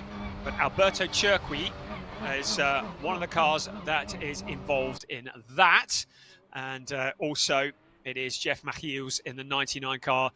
He's had a kind of a mixed day, really. He had a very troubled time in qualifying, a pretty solid race in round 3, and now sees himself being removed once again in the number 99 car. And it looks like his day is over in Porsche Sprint Challenge Southern Europe. Our track staff will be working hard because there's fluid out on the circuit as well. So Machiels being towed away. Alberto Cerqui will no doubt be removed as well. Doesn't look like there's loads of damage, but certainly enough to make a bit of a mess out on the circuit. And that car being towed to safety behind the barrier. So the full course yellow remains, Code 60, not bringing a safety car out by the looks of things. So that keeps it fair and square in terms of gaps. So the cars will continue at the moment, as they are no more than 60 kilometers an hour. You can see that Ariel Levy has a monstrous gap of 22.4 seconds over Alex Tauscher. So how has he benefited from that? Now, the stewards will probably want to have a look at that because he wasn't 22 seconds ahead when the full course yellow came out. We are back to green flag. That was very quick, without warning. Sasha Norden getting the jump on Horst Felix Felbermayr.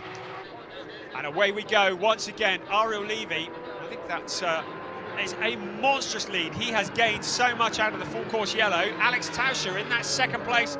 Look at them fanning out towards turn one. Sebastian Freeman now has Sasha Norden filling his mirrors. Norden, who's made great progress from his starting position. Robin Knudsen through on the inside of Horst Felix Felbermayr. Senna van Solen in there as well. The rest of the cars scrapping for those places. There's some dust being kicked up into the air. You saw Felbermayr look to the inside, duck to the outside, looking eager. Senna van Solen in there as well, looking to the outside of Horst Felix Felbermayr. Now, Ariel Levy's gap back down to 6.9 seconds, so I think that was a glitch in the timing.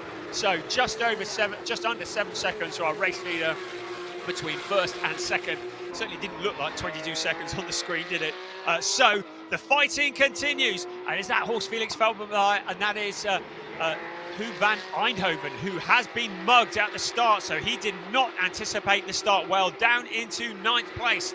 So Huub van Eindhoven, one-time contender for the top step of the podium, in amongst the traffic.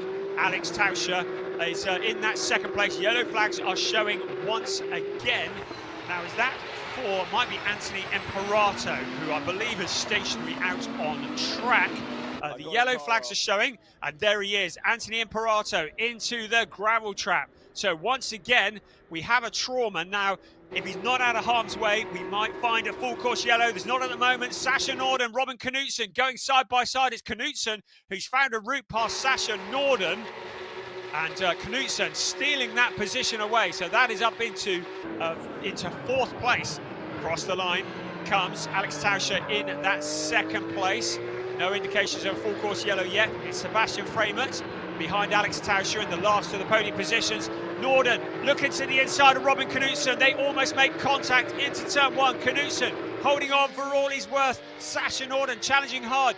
You can see the 91 car looks like it's out of harm's way, so we might be able to continue without a full course yellow. But Robin Knudsen ahead of that group of cars did a great job getting past. Now can he hold on to that position? Here comes second place Alex Tauscher. We're looking at Tauscher because Ariel Levy is some 6.8 seconds up the road. Sebastian Freeman in a solid third place at the moment. In the Pro-Am race, Alex Ryman leads the way. He's in 17th place overall, but look at Sasha Norden locking up a wheel into the corner. That leaves an opportunity for Horst Felix Feldmeier, who goes to the inside. He gives Sasha Norden the squeeze, but Norden coming back. Huub van Eindhoven trying to come through on his shirt tails. To the inside goes Huub van Eindhoven. So is he going to steal away 6th place from Horst Felix Feldmeier? Yes, he is. He gets his nose in front. Senna van Solen's in there as well. Coming through on the inside, Louis Rosset. What a great dive bomb from Louis Rosset. Through on the inside, he comes. That is Senna van Solen out and Louis Rosset. Both of them out onto the gravel. Both cars managed to keep it going, but clearly contact between the two of them. They drop back down through the order, but Senna van Solen, having looked so strong, suddenly dropping back along with Louis Rosset, and they are further back down the pack now. Here comes second place Alex Tauscher, Sebastian Freeman, Robin Knudsen, Sasha Norden has now dropped back. Huub van Eindhoven all over him. Horst Felix Feldmeier having a little look in the background as well. Hugo Ellis, Marco Giltrap in 9th place, Philip Ugran in 10th place. It's all change in that pack of cars. No change at the front though. Ariel Levy, he's got a stranglehold on this race at the moment, but none of the places behind him are anywhere near decided. We've still got a little under 19 minutes plus 1 lap of this race remaining. Coming out of turn 4, they come out towards turn 5. Flat out they come towards turn 6 under the braking.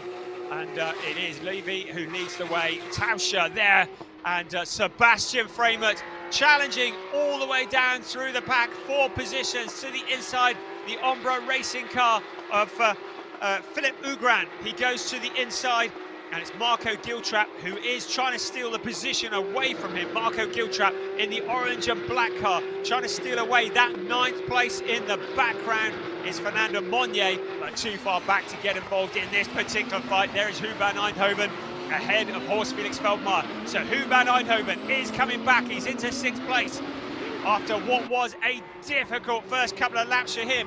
We're approaching the halfway point of the race. Ariel Levy has that lead over Alex Tauscher. He doesn't need to take too much out of the car. Sebastian Freeman in that 3rd place. The rest of the places all up for grabs. Car number 10 under investigation after the race for causing a collision. That's Pietro Armani. So the stewards looking at an incident involving the Alberto Chirqui car. So the incident that brought out the trauma earlier on and the yellow flags. Alberto Chirqui, it is Armani who's been investigated for that, but that's going to be after the race has finished. Wow, lots going on. Less than 17.5 minutes remaining, plus 1 lap. Ariel Levy leading the way. Alex Tauscher, Sebastian Freeman, Robin Knudsen. There is Tauscher. Here comes Freeman. Look how wide they're going. There's Knudsen. Behind him, Sasha Norden. They've settled down a bit. Huub van Eindhoven just backing off for a bit. Maybe saving the tyres, getting ready for another attack. Horst Felix Feldmeier is there as well. Hugo Ellis in the number 54 car. Just at the back, looking to pressure. Horst Felix Feldmeier into a mistake. He's got nobody behind him because Philip Ugran is some 2 seconds back down the road. So he's got the room to challenge. There's a car going wide out of the corner. That was Fernando Monnier, so struggling for grip in the number 20 car, and he's in 11th place. So Marco Giltrap ahead of him and Pietro Armani behind. There's Sebastian Freeman. Into the S's he comes. The rest of the field behind, all fighting for position. All biding their time. All having to strategize. Don't take too much out of the car too soon. Pick your time to make the challenge. Ariel Levy, no such issues for him. 6.6 seconds. He anticipated the full course yellow well. Alex Tauscher looking for his second win of the season in second place. Sebastian Freeman in that third place. This is Horst Felix Feldmayer in the blue car. The silver, yellow and black car of Hugo Ellis, looking very rapid indeed. Fastest man on the track is still Ariel Levy, 139.264. Stretching his legs, he doesn't need to take too much out of it. So he's just driving now, keeping that gap, looking for his third win in 4 races, putting him firmly at the top of the point standings. We are at the halfway point of the race. 15 minutes plus 1 lap remaining. Ariel Levy, Alex Tauscher, Sebastian Freeman, Robert Knudsen, there he is in the red and white car. Then Sasha Norden, Huub van Eindhoven now closed up with Sasha Norden, about 4 tenths behind when they crossed the line, so he's closed up since then. There is Huub van Eindhoven in the green car, one of the real up-and-coming superstars in Cup racing, loves the Porsche series. Now with Sasha Norden, another established superstar in this series and in Porsche racing. Huub van Eindhoven chucking it around the corner, trying to catch up with him. You see the front right corner just lifting as he gets onto the power on the slope of the circuit. Still unable to close in any more than he has. Across the line they come. Van Eindhoven, well, it was 0.3 last time, now it's 0.476. But he's just waiting. Now he closes in into turn 1. Feldmayer, you get the feeling that it's only a matter of time before Hugo Ellis makes that challenge for position and steals away that 7th place from Horst Felix Feldmayer. Keeping it on the track. Horst Felix Feldmayer still in 7th place. Hugo Ellis behind him. A gap opening up now as Huub van Eindhoven leaves Feldmayer behind. The grip running out on the track, a yellow flag, and that is Doriek Jansen, who's into the gravel trap. Now this may well bring out a full course yellow, because where he is stranded could be perceived to be a dangerous position. So Doriek Jansen, he's out there at the moment in the gravel trap. Now what will our race steward do about this? He's looking at it, and we may well get some kind of caution here to get that car moved, because the gravel trap does what it says, and it captures the car, stops any opportunity for going any further in towards the barrier. The only problem is that it means that once you're in, you ain't getting out in a hurry. Full course yellow is out. The car's now asked to reduce their speed to a code 60 kilometers an hour, and absolutely no more. So time to lift off the accelerator. Doriek Jansen now with the breakdown crew, the young talent who's training for Porsche Carrera Cup Benelux. He's come from karting into GT racing, a big step up from karting, and that is something he will put down to experience into the gravel trap. Rest of the cars circulating at 60 kilometers an hour, and once again the drivers will have their eyes glued to the marshals around the circuit. The moment there is a hint of a green flag, they will go. We've seen so many places won and lost coming out of a full course yellow. Across the line we come. Ariel Levy will break the beam in a few seconds. There is Doriek Jansen's car.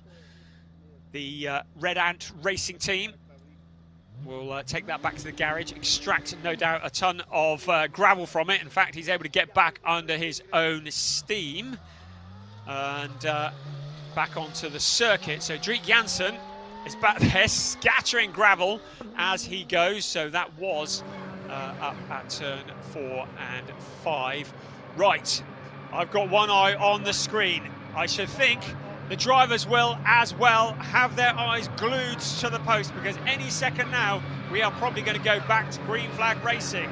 So it is Alex Tauscher in second place, Sebastian Freeman right up his exhaust pipe, ready to jump as soon as that green flag comes out. Wait, still wait, Ariel Levy, well the gap the same 15 seconds. Again, we are green flag again. Now I wonder whether Levy might have had to back off there. Sebastian Freeman, though, to the inside of Alex Tauscher, Robin Knudsen as well. Exactly what we said might happen. a great anticipation of the green flag. Sebastian Framer through into second place. Alex Tauscher relegated down to third into the clutches of Robin Knudsen. Behind them, Sascha Norden and Huub van Eindhoven continue their battle with Horst Felix Felbermayr in the 7th place. Right, here we come into the corner once again, turn 6. And Horst Felix Felbermayr looking to the outside of Huub van Eindhoven, really just showing himself in the mirrors. There's no way he's going to get past at that point of the circuit. Just showing himself, making sure that he's putting the pressure on. Rest of the cars coming through. Great start from Sebastian Framer, Huub van Eindhoven and Sascha Norden running together. Norden putting the pressure on now. So Huub van Eindhoven in front of Sascha Norden. Huub van Eindhoven up to 5th place. Robin Knudsen now under pressure from Alex Tauscher. He's found a route past Tauscher. Tauscher trying to fight back to Alex Tauscher, heading the wrong way down through the pack. He's off the podium. He needs to fight back. Robin Knudsen has found the route past. Now looking towards Sebastian Framer up ahead of them. Alex Tauscher, Robin Knudsen goes to the inside as they head along the pit straight. Tauscher ducks to the outside, under braking. Knudsen could not change direction too many times heading into the corner. Tauscher trying to go the long way around. He keeps the power on into turn 1. The outside will become the inside, but only briefly. Then he's on the outside again. Still Tauscher fighting now to the inside. He's back past Robin Knudsen. He's back on the podium. Can he hold it? No, he can't. He can't slow it down enough. Knudsen coming back, and Tauscher relegated back into that 4th position. That's allowed Huub van Eindhoven to close in on them. It's allowed Sebastian Framer to break clear, because Knudsen and Tauscher fighting is not a quick way around the circuit, and that's a gift for Sebastian Framer. Still Tauscher looks to the outside. Will he duck back to the inside? No, Robert Knudsen has it covered off. Huub van Eindhoven, he sees his opportunity to take not 1 but 2 cars anytime soon. Knudsen in the last of the podium positions, the cars behind fanning out. Tauscher looks to the outside, ducks back in behind, still putting the pressure on. 8 3/4 minutes, just under 8 3/4 minutes plus 1 lap remaining of this race. Car 8 has been given a warning, Chenzing Oguzhan, for respecting track limits, or in fact for disrespecting track limits. But no penalty has been given as of yet. Robin Knudsen still in that 3rd place. Alex Tauscher, he's right behind him. Up his exhaust pipe as close as he can possibly get, ready to jump. Here's Ariel Levy, the gap 8.681 seconds over Sebastian Framer as they cross the line. Robin Knudsen is next. This is the fight for the last of the podium positions. It's Knudsen, Tauscher, Eindhoven, Norden, Felbermayr, and now Ugran getting involved as well as Hugo Ellis. You saw him ducking to the inside. Marco Giltrap is there as well, but Alex Tauscher trying so hard to find a route past Robin Knudsen. He goes as wide as he dare without exceeding track limits. He cuts to the inside. Robin Knudsen defending for all he's worth. Huub van Eindhoven in there as well. Sascha Norden, Horst Felix Felbermayr. Now Huub van Eindhoven looks to the inside of Tauscher. Tauscher defends that position as well. Here comes Knudsen once again holding on to that 3rd place. Brilliant stuff. In the background there is Hugo Ellis that's fighting for position. Tauscher has a little look to the inside. Knudsen making that Porsche as wide as he possibly can. Sascha Norden once again with Horst Felix Felbermayr. Brilliant stuff. Norden and Felbermayr running absolutely together out on the track. This queue is getting longer. This big queue of cars. Robin Knudsen, you get the feeling that he doesn't quite have the pace that he needs. And the rest of the cars are all stacking up behind it. It's Philipp Ugran on the inside. Car number 9 to the inside, fighting through, stealing a position away. Great driving from Philipp Ugran as he gets his way past. And that is Sascha Norden, who is relegated another position. Great stuff from Philipp Ugran. Really good, solid driving. 6.5 minutes remaining. This queue of cars fighting over the last of the podium positions. You saw that was Hugo Ellis going wide out of the corner, picking up some dirt. That's left him vulnerable to Marco Giltrap. So Giltrap now looking to challenge on the outside into turn 1. Norden just breaking clear. Giltrap round the outside. The 20 car of Fernando Monnier in there, as well as Pietro Armani. front. Ariel Levy opens up the gap. Framer having another lonely race out on his own, some 9.2 seconds behind, but this is an epic battle. It is Robin Knudsen in third place at the moment, but can he hold it on for another 5 3/4 minutes plus 1 lap? Because that's all that's remaining of the racing here. That is Felbermeyer going wide out of turn 4, just picking up a little bit of dirt, but he keeps it all together. So we settle down a bit for a few moments, only briefly though, because that is a lock-up for Philip Ugran as he goes deep into the corner, leaves himself vulnerable, and Sasha Norden coming through on the inside to steal the place away, but he fights back. Philip Ugran on the inside, you saw him smoking the tyres once again. Philip Ugran and Sasha Norden fighting for position. This is for 7th place. In the background, Marco Giltrap, he can come out on top of this if he just bides his time, finds the gap that he needs to. Sasha Norden and Philip Ugran together, running as one on the circuit through the S as they come. Philip Ugran holding off the 21 cars, Sasha Norden, and that lockup almost leaving him vulnerable and losing positions, but he holds on to it. Sebastian Framer coming through your picture there. We've seen nothing of Ariel Levy because he is some 10 seconds ahead and running very much on his own. The third place fight continues. How is this going to end up? Nobody knows, because this could be any one of these drivers. Robin Knudsen in the third place, Alex Tauscher in 4th, Huub van Eindhoven in 5th. They've broken clear of the queue a little bit now. Horst Felix Felbermeyer just seeing a gap appear of him. Philip Ugran in 7th place and Sasha Norden just behind. So these three, it looks like that is the fight for the last of the podium positions. Sasha Norden looking to the outside of Philip Ugran. Out of turn 4 once again. Here we come.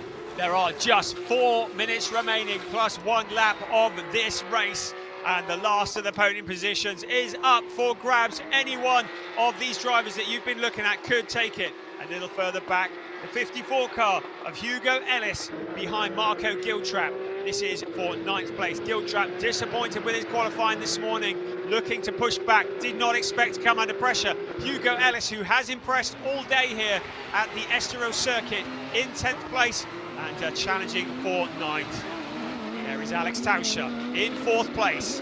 Robin Knudsen, he's opened up a gap. We've got a yellow flag out on track once again, and that is just a localised yellow flag, so that's gone green again, so somebody having a moment. Sebastian Monnier in the number 20 car, continuing his charge in 11th place and fighting hard for position. Pietro Armani trying to find his route past Fernando Monnier up and down the pack. This is why we love Porsche Sprint Challenge Southern Europe. It is fighting all the way. Robin Knudsen, Alex Tauscher, Huub van Eindhoven, they've broken clear of Horst Felix Felbermeyer. Marco Giltrap on the inside in the number 84 car. Hugo Ellis suddenly putting the pressure on, trying to relegate Marco Giltrap down to 10th place. Alex Tauscher, 4th place. Is he going to get a step onto the podium? He's got 2.5 minutes plus 1 lap to do something about it. Robin Knudsen has this under control at the moment in the Pro-Am race. Alex Ryman is in 14th overall. Jules Graus is 2nd in the Pro-Am race. He is 16th overall. Christoph Langer is in 19th overall, and he is 3rd in the Pro-Am race. Philip Ugran once again into the corner we come. The number 9 car in 7th place. Sasha Norden, by his own admission, had a tough day in qualifying, but showing great pace here in this, the 4th round of an 8-round series for the Porsche Sprint Challenge Southern Europe. And you can see how close Ugran and Norden are as they run through the corner. Ugran in the 7th place, Norden trying to steal that away. Every point counts. He looks to the inside through the S's as they head up to turns 10, 11 and 12.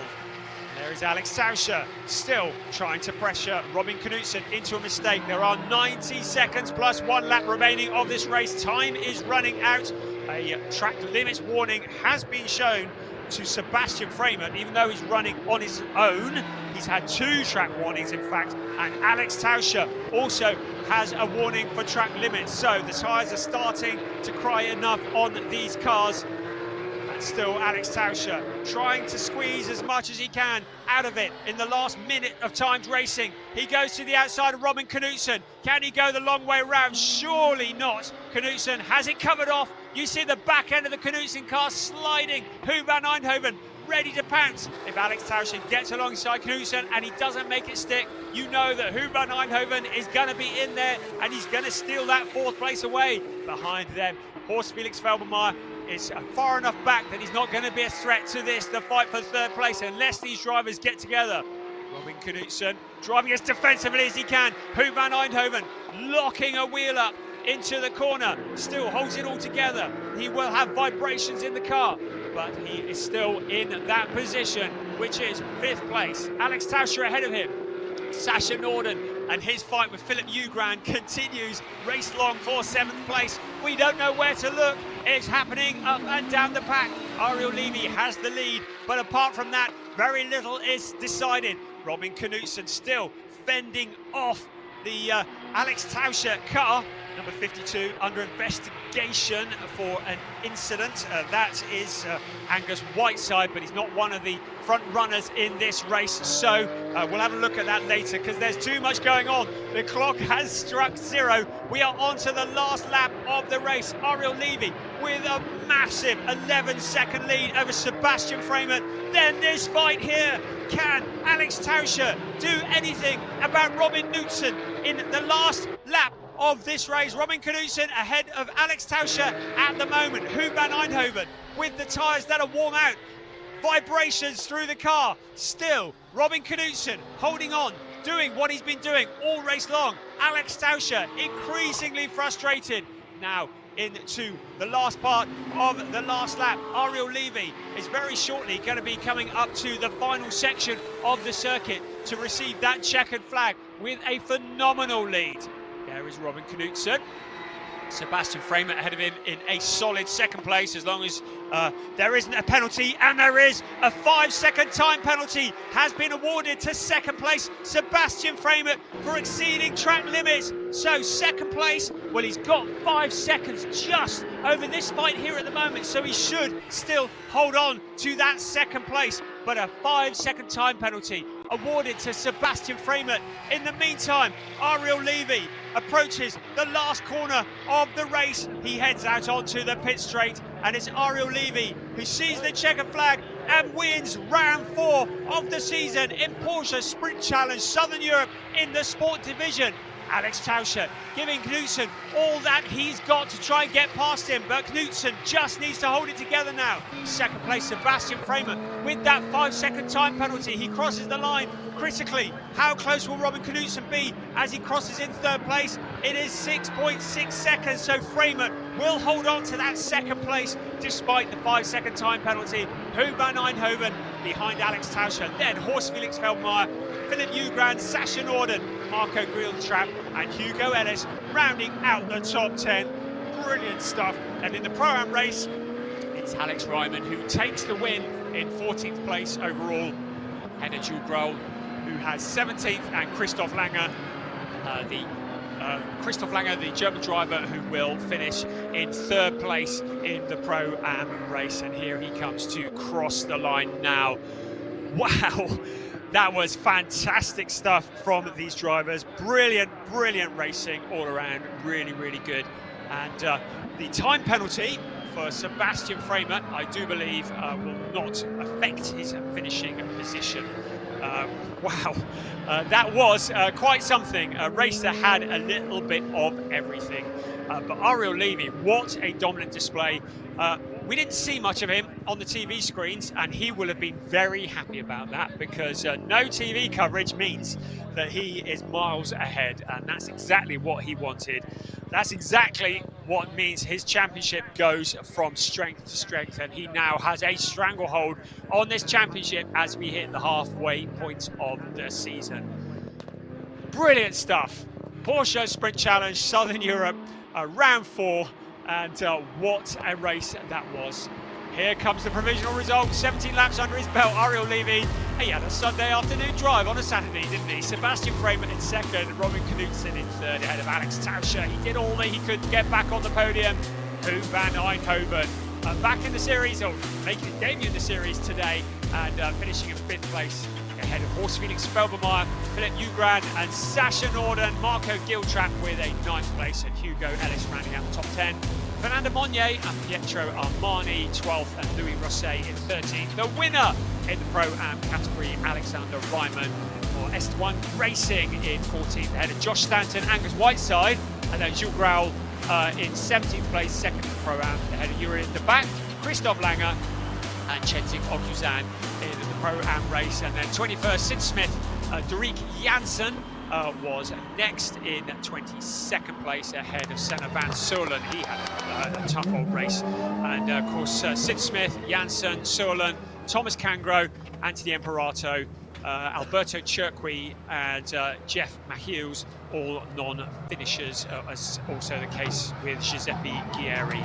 Quite the opposite for Ariel Levy.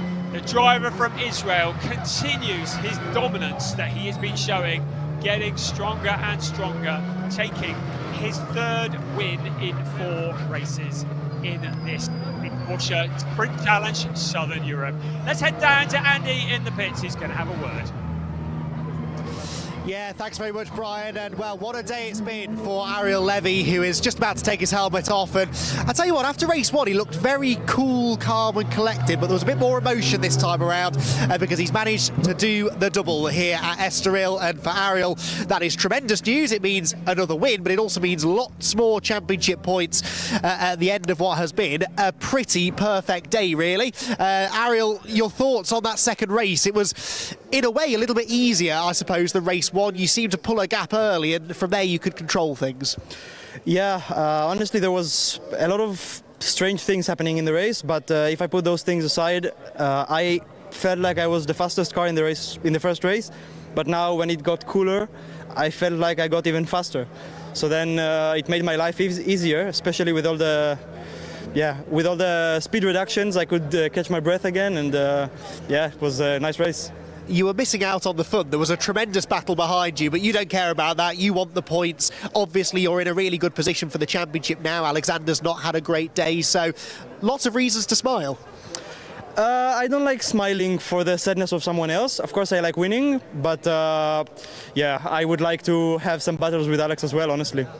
I'm sure they will come in the remaining rounds. We'll let you get off to the podium, but Ariel Levy, the dominant driver in the sport division here at Estoril, and we'll see him and the other 5 drivers who scored a podium in that race on the podium in just a few moments. I don't like to smile at other people's misfortune, he says with a smirk. I know that Ariel and Alex are actually very good friends, and as I already mentioned, they have been racing alongside each other for a couple of years now, and they love getting stuck in. I should think that Ariel will not be disappointed to have dominated that race, and one of his main challengers finishing such a long way back in comparison to him. Right, let's take a look at the highlights from what was a spectacular round 4 in the sport division. So it was a race that started with Ariel Levy really stamping his authority and never looking back. Alex Tauscher, who started alongside him, immediately came under pressure from Sebastian Framer, and Framer really getting his elbows out early on to try and relegate Alex Tauscher down through the order. Horst Felix Felbermayr made a good start, but then fell back a bit as the race progressed, and it was Angus Whiteside who was also challenging on the outside there, but it was Jurien de Back who had a moment up towards the S's, and he was stranded across the track. Ariel Levy, unfazed by all that was going on. 28 Van Eindhoven, forgot his name, was pushing his way forwards from what he was disappointed in the qualifying. Looked to the inside of Horst Felix Felbermayr, but his race did not go the way that he had hoped it would, and Huub Van Eindhoven found himself in the traffic, getting bumped and barged, potentially a little bit of damage. There were tyres smoking. That was Marco Giltrap who came around the corner blazing in the smoke, but Huub Van Eindhoven ended up going backwards. Robin Knudsen, on the contrary, went forwards, and Knudsen worked his way up into 3rd place. Sasha Norden had Horst Felix Felbermayr for company all the way through, as indeed did a number of the other cars, including Hugo Ellis, who was fighting Horst Felix Felbermayr as well. Keeping the car on the track, avoiding the drama was critical here. There were full course yellows aplenty in this race, and the drivers had to deal with that. Alex Tauscher eventually succumbed to the pressures of Sebastian Freimert. Robin Knudsen also getting stuck in and stealing the position away from Alex Tauscher, who Van Eindhoven had dropped back. Tauscher just had the red and white car with him all the way. Philip Ugran looked very impressive, barging through the traffic, but it was a fight that was to falter as the race progressed. So plenty of dramas. Robin Knudsen led that pack. Alex Tauscher then with Huub van Eindhoven, Horst Felix Vilmelaar and Philip Ugran as well. Marco Giltrap trying to make up for lost time. There was Pietro Armani also fighting hard as well. Marco Giltrap, though, had his mirrors full. Further back, Fernando Monnier and Pietro Armani were running side by side. Alex Tauscher did everything that he could to find a route past Robin Knudsen. He looked to the outside, he looked to the inside, he looked as though he might make it stick, but Robin Knudsen, the master of defending, managed to hold on to that position, continued on his way to steal it away. Sebastian Freimert ran out on his own. Horst Felix Vilmelaar ran out onto the gravel. You could see that the tyres were running very, very thin, but it was a dominant display from Ariel Levy to take the top step of the podium. Great stuff, and Ariel Levy stamping his authority on the championship. Sebastian Freimert, a strong day for him. His two best results in this season's racing, with a third earlier today and then a second in this race. Let's head over to Francisco with the podium ceremony. Ladies and gentlemen, now it's time for the podium ceremony for Race 2 Sport Division Pro Class. In third place from Sweden, Robin Knudsen. And in second place from Germany, Sebastian Freimert. And once again, the winner from Israel, Ariel Levy. And now, time to listen to the Israel national anthem for race winner Ariel Levy.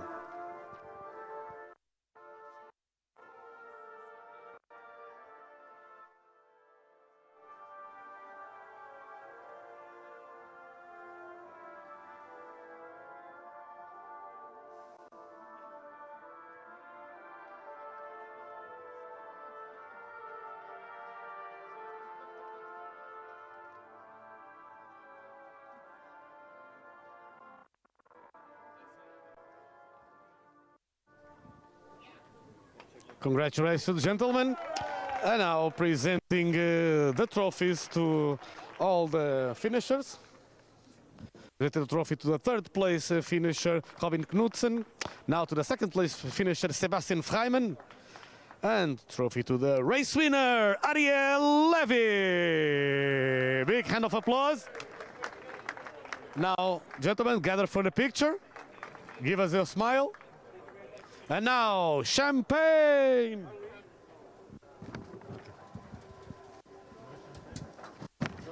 Mate, give me the...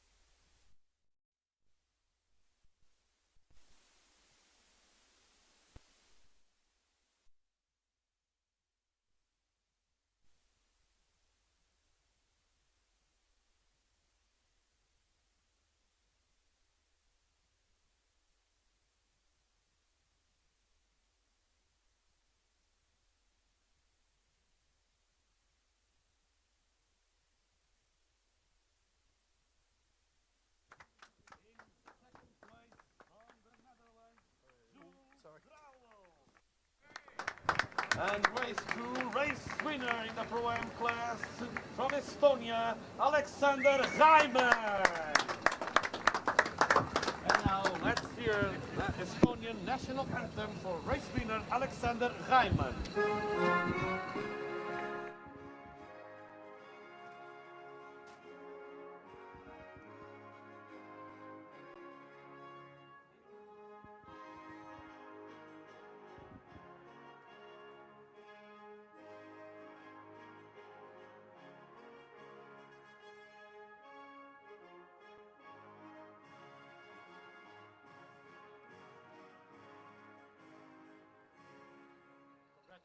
Gentlemen, and now Lars Plato, series manager, presenting the trophy to the third place finisher, Christoph Langer.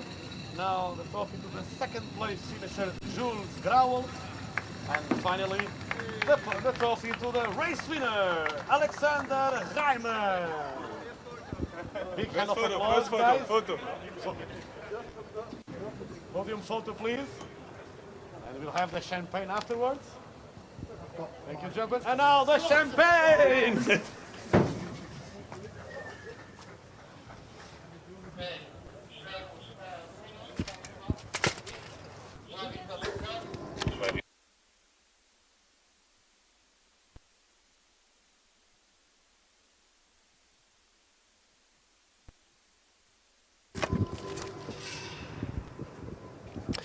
Well, fantastic stuff from our second Sport Division race of the day here at Estoril. A brilliant double victory for Ariel Levy. That will really now help him as he reaches the midway point of the championship to try and assert his points lead. But still 4 rounds to go. Anyone's guess what will happen in the Sport Division. Likewise, within the Club Division, they've got one more race to come today. Their 4th round of the championship, and it's up next.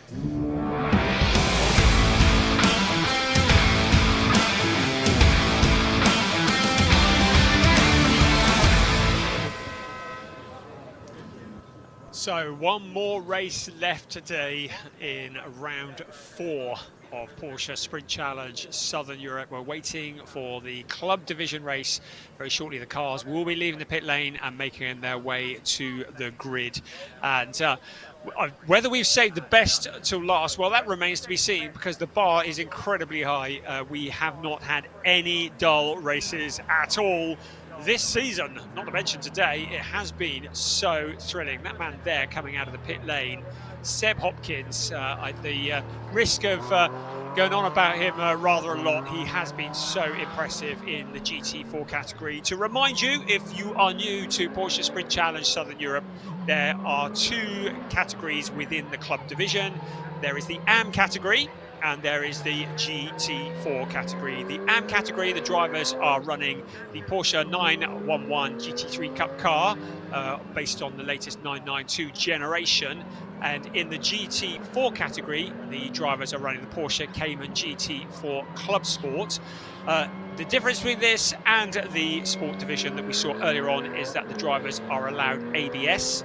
In the AM category, the drivers are age 40 plus, and in the GT4 class, it is open to all drivers, all non-professional newcomers, and they provide some wonderful, wonderful racing. And we are really going to be anticipating this one because pole position has gone the way of Lee Mole. If you saw qualifying earlier on today, you'd have seen Lee Mole take a pole position, and a very strong pole it was as well. But alongside him will be Robert Sulmer, who finished second in the earlier race in round 3 earlier on this afternoon. So the 2 of them running side by side into turn 1 will be a delicious prospect. Add to that Felipe Wills, who is starting 3rd, and of course he won the race earlier on today in round 3. So Felipe Wills in that 3rd place, and Michał Majolov also there as well. He's starting in 4th place in the number 70 car. He had a great race earlier on in round 3, finishing in 5th place. So it really is going to be a thrilling closing race of the day. The sun is starting to go down, so hopefully the sun is not in the driver's eyes. That is an issue with the series running into the late afternoon, but the conditions are absolutely perfect. And for those of you that are joining us out on the terrace, we thank you for coming here to Estoril to enjoy Porsche Sprint Challenge Southern Europe. We hope you have been thoroughly entertained by what you have seen. Keep in touch, keep following us. We are back in Valencia on the 24th of February, moving over to Spain.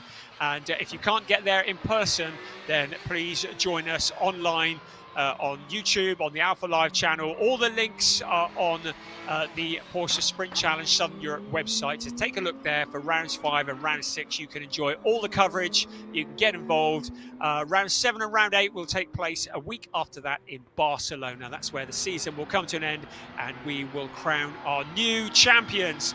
Last year's champion, the overall champion, Robert De Haan, went on to great things. And you just know that whoever wins the championship, whoever's in the 1, 2, 3 in the championship this year, they are going to feature prominently in other series as this year progresses. It's not just a warm-up. This is the drivers who want to get a championship under their belt nice and early. It does wonders for the psyche if you are a champion before many of the other championships have even started. And it will be, well, it's going to be close here. Felipe Wills looking towards the top of the point standings, but all the other drivers, Robert Sulmer as well, they're going to be knocking on the door. We will have points updates on the website as well, so keep an eye on that. Also, give us a follow on the Instagram. There's always pictures and previews on the Instagram, so check out the Porsche Sprint Challenge Southern Europe Instagram page and see all that's coming up. There are guest drivers due at every round, so find out whether there's anybody that you follow who might be joining us for the next 4 rounds, because after today we are at the halfway point of the season. For one last grid walk today, it's back down to Andy. Thanks, Brian. Yeah, down on the grid for the last time, sadly. It's flown by today. We've had some truly superb racing, and I'm sure that our club division drivers, they're going to want to try and end the day on a high. Their first race was phenomenally exciting, and we've got all the same characters, really, lined up at the front of the grid for round number 4, so I'm sure this one should be equally as entertaining. Pole position this time is British driver Lee Mole, who was a part of that leading gaggle in the earlier race. I'm just going to see if I can quickly open the door, have a quick little chat with Lee, who finds himself in the perfect position, really. Pole position, obviously, best place to start, but as we saw from round 3 earlier on today, it's not easy to get away at the front, is it? No, it wasn't. It's quite difficult also to follow, so I kind of learnt that in race 1, so we'll see how we do here. Hopefully keep it clean into turn 1 and I can get my head down and move away. Say difficult to follow. Explain to the viewers at home and around the track what you mean by that. Is that the dirty air? Is it overheating or a combination? You just lose the front end of the car, really. So yeah, you sort of understeer more into, especially that last corner. So it's quite difficult to try and get a run on people. So and then you start overheating the fronts. Well, the good news is it's them trying to get a run on you now in this one. Good start's going to be important here, obviously. If you can get into that first quarter ahead, are you confident you've got the pace to stay there? Well, who knows? We'll see. It's all a learning curve for me. So, I mean, I was, quick, hence the reason why I'm here, I guess, in pole position in quali. But, I've got to learn to look after the tyres and make them last 30 minutes. So, yeah, we'll see. Not easy to do, but I'm sure you'll give it a good go. Lee Mole then starting from pole position. Get the door closed for him and leave him to his thoughts. Right, then alongside him, we should eventually have Robert Sulmer. Now, he was a part, again, of that fabulous battle in the earlier race today. He's not here yet, though. We did see this in the 3rd round of the Club Division Championship before. Drivers not all that quick to get out onto the grid. So we'll scurry on back, shall we, to the next car that we do actually have on the grid, and that is Michal Mailov, who we did chat to ahead of round 3 earlier on, and I think he's in the same grid position as well this time around, starting from the outside of row number 2. And Michal was very excited about the first race earlier on, so let's first of all maybe try and get his thoughts on the first race. Michal, I'm back again. Race 1 looked fun. What was the question? Race 1 looked fun. Did you enjoy it? Oh yes, I did. It took me a little while until I got into pace, but once I got into pace, I think I got things under control, but I lost one position. We'll try not to do that again, so we'll see what happens. A little bit cooler now for race number 2. Has that changed your approach at all for this one? No, probably that will be a little bit better for the tires, but other than that, you know, it's still the same. Excellent. Very best of luck then, Michal, starting from that second row of the grid. We do now actually have Robert Sulmer on the front row. Let's reverse, shall we, and go and have a little chat with the man who's starting alongside Lee Mole. Robert was in that lead group, could so easily have won the race, could so easily have ended up off the podium. It was one of those where everyone was so evenly matched, but because, as I said earlier, these are amateur drivers, they're not necessarily quite as consistent as some of the pros, and so getting to the front is one thing, staying there very much another challenge. But Robert was certainly providing us with the entertainment in the race earlier on today. I'm going to dive in and have a chat. Robert, congratulations on the strong first race of the day. That looked like a lot of fun. It was a lot of work, definitely. Yes, it was heavy. And expecting more of the same, really. We've got the same group of drivers at the front of the grid. What are you going to do differently in this one to try and get on that top step? I will try to get an advantage, like 2, 3, 4 seconds, you know, and try to run out. Let's see whether it happens or not. So if you can hit the front, you think that you can then pull a gap? Yes, I hope so. Yeah. There we go. That sounds like a good plan then. So, Robert, that's interesting then. Feels quite confident that he's got the pace to escape out at the front of the field. Right, back we go again towards the second part of the grid. Philippe Wills was the winner of our race earlier on today, but so nearly wasn't after a truly heart-stopping moment at the very final corner. He's going to be starting alongside Michal Mailov on the second row of the grid. Quite a big distance between the rows, but that's because, remember, it's a rolling start for the club division, so they distance them a bit more on the dummy grid, and then when they do get the race underway, it is a full rolling start. And well, for Philippe, he's hoping that he can take advantage of that to get back to the front of the field. Philippe, has your heart rate slowed down a bit now from the last time we spoke? Yeah, I'm very relaxed now. I want to tell you, I had a back injury in June last year. I was 6 months at home with a broken back. Oh wow. So I started now again. Second race. Last week I was in Portimao, so I'm very happy what I achieved in the first race today, because I didn't think that I would make it, but I had a lot of coaching, sim training hours every day, and I kept for my technique working, and now I see the benefit of it. So I'm enjoying it a lot. It's a very nice race, a very nice organization, so we keep on enjoying. So I'll do my best, but it's very difficult. They are very quick. It must have been quite an emotional moment then when you crossed the line to claim that victory after the journey that you've been on to get here. Yeah, I told my wife this weekend, if I can win a race, I will be very, very happy. The first place, not second, third, but first, and now I achieved it, so I'm very, very happy.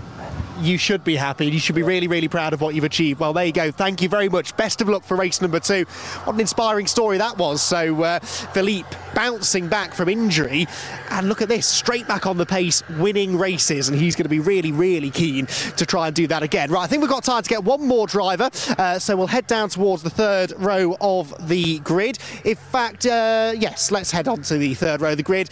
We spoke to Didier Glorieux before, but Marabi Mekvablishivi, is starting alongside him, and we're going to try very quickly dive in for a word. So, first time we've had a chance to speak to you today. How's your weekend been going so far? I will tired a little bit because this is race for me new set, and we will try. Excellent. We wish you the very best of luck. There we go. That is all we've got time for, unfortunately. So we are going to be having our final race of the day in just a few moments' time. Then it is round number 4 of the club division here from Estoril. The sun is setting on what's been a fabulous day of entertainment. What does our final race have in store for us? Thank you, Andy. Brilliant stuff, as always. Thank you for all that you've done up and down the grid in the pit lane today, because you have done a stellar job bringing us lots of information. And what a revelation that is from Felipe Wills, broken back in June of last year, and he's come back from that. That's certainly, I knew nothing about that, and that makes it just all the more impressive that a driver can come back from an injury as serious as that. And he has been mixing it, and wonderful stuff. So great bit of work there. Thank you, Andy. Thank you, Felipe, for making it onto the grid and for entertaining us. And you have thoroughly entertained us. A third place, a fourth place, and a win. What can you do in this race? That is the question. Well, you're starting third on the grid, so lots of opportunity. As has been the case in all of the rounds so far and all the races that we've seen up until now, and as will continue to be the case, tyres are everything, and getting to the end on those tyres is going to be critical. Thank you to the crowd for joining us as well. You hope you've enjoyed your afternoon here in the Portuguese sunshine. Let's take a look at the grid for this, which will be the final race of the day, and it will be round 4 for the club division of Porsche Sprint Challenge Southern Europe. It's Lee Mole, great qualifying from him, the only driver into the 139 who starts on pole position. The very impressive Robert Sulmer finished second in the earlier race today, second on the grid. Felipe Wills, who we just heard from, the winner from the earlier race today, starts third with Michal Mealov alongside. Murabi Mekbabishvili starts 5th, and Didier Gloria, he was on a mission in the previous round, and he starts on row 3. Javier Ripoll Jr. has Seb Hopkins for company, Seb being the highest qualifying GT4 driver. Yuka Irola starts 9th with Minsky Stanislav alongside, and Alexander Dobic and Corrado Costa. Corrado having a tough time in the first race today. He'll be starting from 12th and looking for better results from there. 13th on the grid, Andrea Baratti and Ernst Indebitsin alongside him on row 7. And then bringing up the rear to the GT4 runners, Henk van der Rel and Graham King. It's all set fair for an exciting final race of the day. It has been thrills all the way through, and we have high expectations here as we get ready to approach the halfway point of the season. Didier Gloria in the number 7 car there. He was an absolute entertainer in the previous race. The driver from Belgium in the speed lover Porsche, who finished 6th in the Pro-Am category in this very series last year, has also been in Porsche Carrera Cup Benelux in 2022, has also guested in Porsche Carrera Cup France at Barcelona, so clearly enjoys the Spanish sunshine, and hopefully we will see him in Barcelona as this series comes to a conclusion. So for the last time, the cars leave the grid. Unlike the sport division that we saw earlier, these cars have a rolling start. So in the latter part of this lap, the instruction will be given to grid up side by side, and they will all come charging down to that turn 1 for our final green flag of the day. The sun starting to go down here at Circuito de Estoril, the circuit that is 4.182 kilometers with 13 turns, 4 to the left and 9 to the right in the hills, just behind the coastal town of Estoril. We're about 25 kilometers from Lisbon, if you want to know. It's also the location of Europe's largest casino. There you go, there's a useless bit of information for you. Of course, many people will know Estoril from the Formula 1 Grand Prix, Portuguese Grand Prix, which was held here from 84 to 96. Also, MotoGP has been here for many years. It's a Hermann Tilke circuit. Well, he redesigned it in 1999. We have seen many historic races here. It's the venue that Niki Lauda won the Formula 1 title by half a point from Alain Prost. It's also the venue that Ayrton Senna won his historic first ever Formula 1 race in the rain. Remember that one? For those who are slightly older will remember that, and that was an epic race. It is a circuit that has seen many historic, memorable races, and we have seen 3 of them here this afternoon. 2 in the sport division, 1 in the club division. Expectations are high for this round 4 of the season. Side by side, the cars head in to the S's. Turns 9, 10, 11 and 12, and then into turn 13, named after the aforementioned Ayrton Senna, turn 13 is the Parabolica de Ayrton Senna, and that is the corner that propels the drivers out onto the pit straight, and that will be our view in just a few moments as the cars now grid up side by side and we get ready for this, the final race of the day, round 4, Porsche Sprint Challenge Southern Europe Club Division safety car into the pit lane, and we are getting ready to go! And it's Robert Solmer on the outside, Lee Mole on the inside, heading in towards turn 1. The cars span out 3, 4 abreast in towards turn 1. Solmer, is he going to sweep around the outside? Lee Mole keeping it nice and steady under braking. The rest of the cars filing through. Didier Gloria on the outside, keep an eye on here. Seb Hopkins also on the outside line, keep an eye on him. 30 minutes plus 1 lap of racing ahead of us. It's Lee Mole who leads the way from Robert Solmer. Up the hill they come for the first time of asking. Michal Mylov, a nice clean start from him. Great driving from all of these drivers as they all make it around the first few corners and head out towards turn 5. That's out of turn 4 in towards turn 5. Now flat out they come in single file at the moment, but challenges for position will come thick and fast in just a few moments. You saw the number 18 car of Yuki Irola just having a little look to the inside as well as they head into turn 6, the Parabolica interior, and then up to turn 7. There is Seb Hopkins in the 222 car, the leading GT4 driver. At the front, Lee Mole has broken clear at the moment.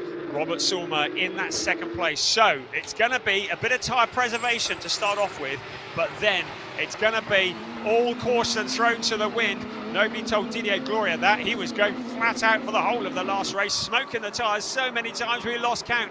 At the moment, he's in 4th place. He's got Michal Mylov in front of him, and he's got Felipe Wills behind him in 5th place. So Felipe Wills didn't have the best start. He's dropped a couple of positions, but these are early moments in the race as we head around to complete the first lap. It's Lee Mole who leads the drivers across the line ahead of Robert Solmer.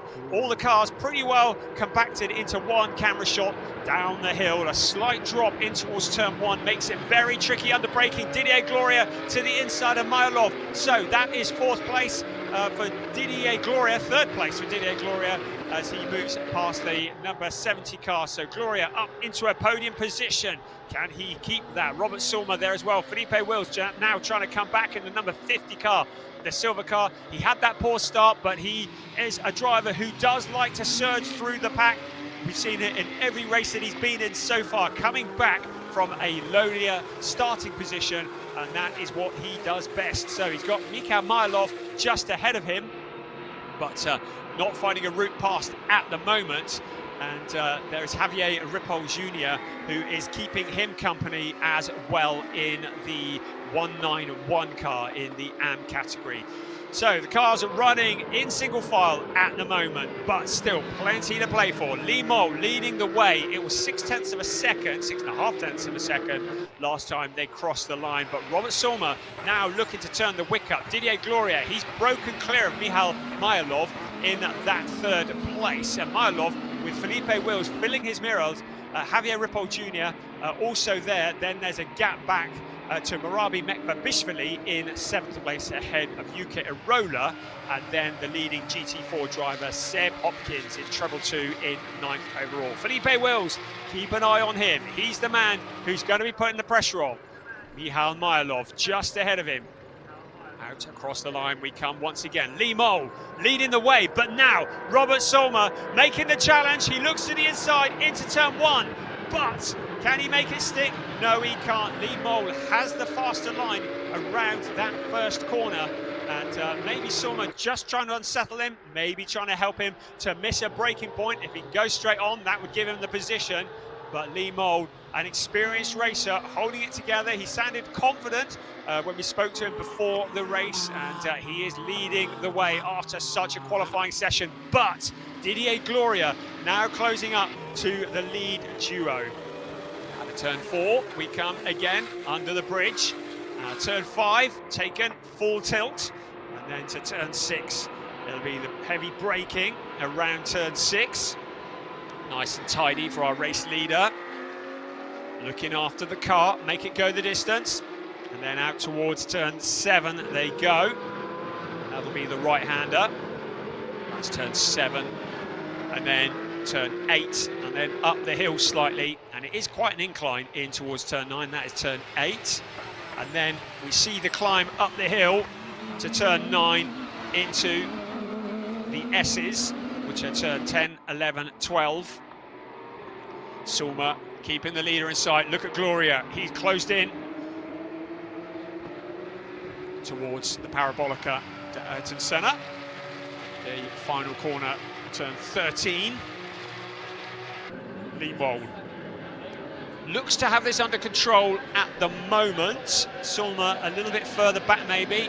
Gloria possibly picking up a slipstream. Sulma ducks out, so does Gloria to the inside. Now Robert Sulma, he looked calm and collected. He's going to do it again to the inside into turn 1. There's a big gap on the inside. He steals the position away. Lee Moll though, with a quick line round the corner. Can he come back on the inside? No, he can't. We have a change of lead. It's Robert Sulma who jumps to the top. But now Lee Moll coming back. Didier Gloria looking to capitalise on this. Felipe Wills in there as well. The 1, 2, 3, 4 running as one in this race.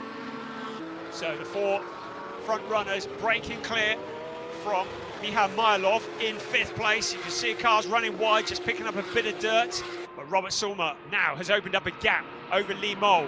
Robert Sulma, he picked his time. He looked like when he was coming out of the final corner, he wasn't going to challenge, but then he did. He ducked out to the inside, saw that gap on the inside, and then went through. We've got a yellow flag out on circuit for somebody who's clearly had a moment, but nothing affecting our leaders. There comes Seb Hopkins in treble 2 in 9th place. Didier Gloria in 3rd place. Lee Moll, the pole sitter, now down to 2nd place. Gloria, who was so impressive in that first race earlier on today, has a little look to the inside. Lee Moll moves across to shut the door in his face. Around turns 11 and 12 they come. It's Lee Moll in front at the moment, but Didier Gloria, he's lining them up as they head around the Parabolica. Is he going to find a spot even before then? Into the Parabolica, he looks to the inside now along the pit straight. This will be the opportunity for Didier Gloria. He's behind Lee Moll at the moment, lining him up. Will he duck out as they head into turn 1? Will he move to the inside? Yes, he has a little look. Felipe Wills is ready to dive in as well, but Lee Moll anticipates it well. Didier Gloria remains in that 3rd place. Felipe Wills in 4th place. Michal Mylov just a little bit back from them in 5th place. Going wide, it's Lee Moll out of turn 2 and 3. You can see him picking up a bit of dirt. He got some dirt onto the tyres, not enough to advantage Didier Gloria at the moment, but Gloria ready to pounce. Felipe Wills is there in the background.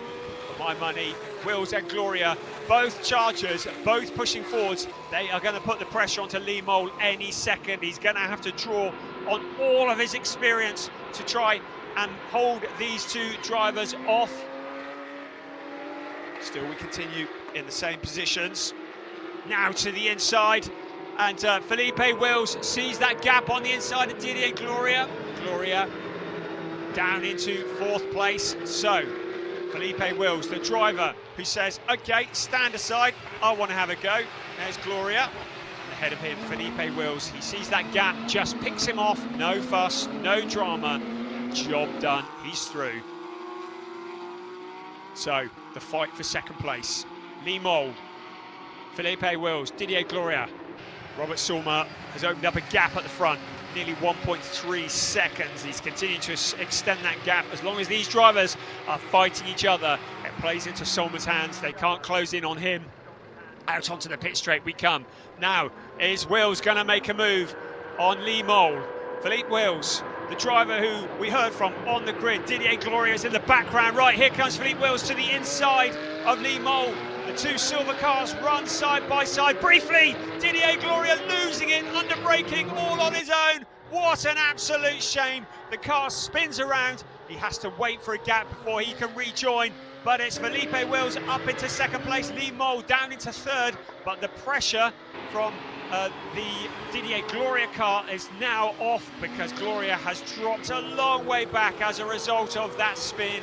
And he now has all the hard work to do again. Such a shame, having shown such a strong showing. Also there, Graham King in the GC4, a little bit of grass track racing going on. The back end steps out. I hope he's not going to try and cut through the gravel trap. I think there's an escape road there. He's out onto the circuit. So another driver who's had a bit of a moment. He's able to rejoin, but he too has dropped back down the order. There's our race leader, Robert Sulmer. What can Felipe Wills do about the race leader? Can he close in on him? Lee Mole down into third place. Our pole sitter was confident coming into this race. Can he hold on to a podium position? There, here's Michal Majlov in fourth place. Behind him, Xavier Ripoll Jr. in the 191 car, shadowing his every move. Ripoll has Morabi Mekvabishvili behind him, but there is a gap, so no pressure for Javier Ripoll Jr. at the moment as he tries to find the route past in the 191 car.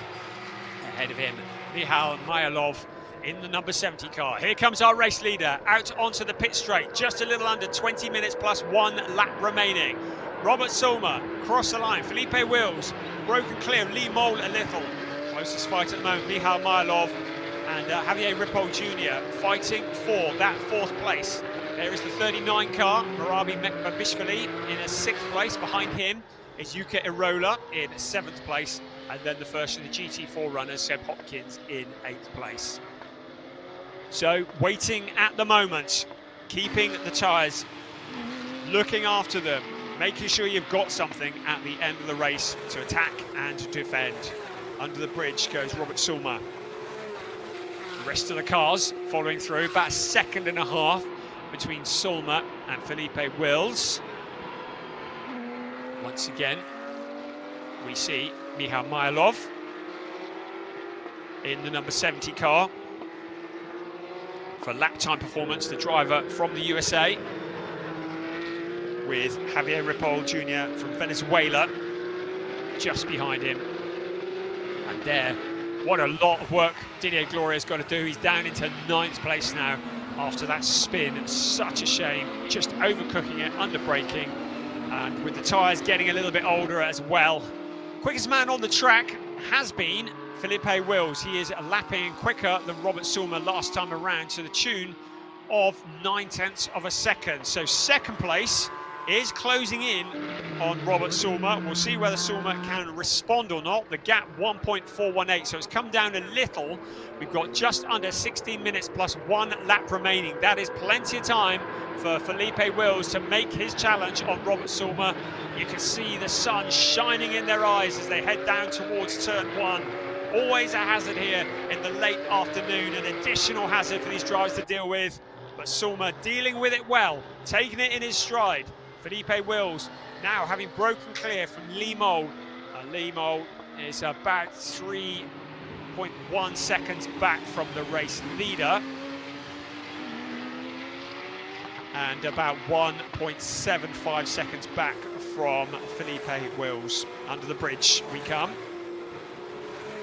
Single file at the moment, just getting the car to the end. That's the critical part. There is Felipe Wills, the driver that we spoke to on the grid, who gave us that story about his comeback from injury last year, a broken back, and here he is now fighting on the podium, having won the race earlier today. Would love to make it a double. 1st and a 2nd, not too bad either, to go with a 3rd and a 4th that he earned at Portimao. There's Didier Gloria coming back.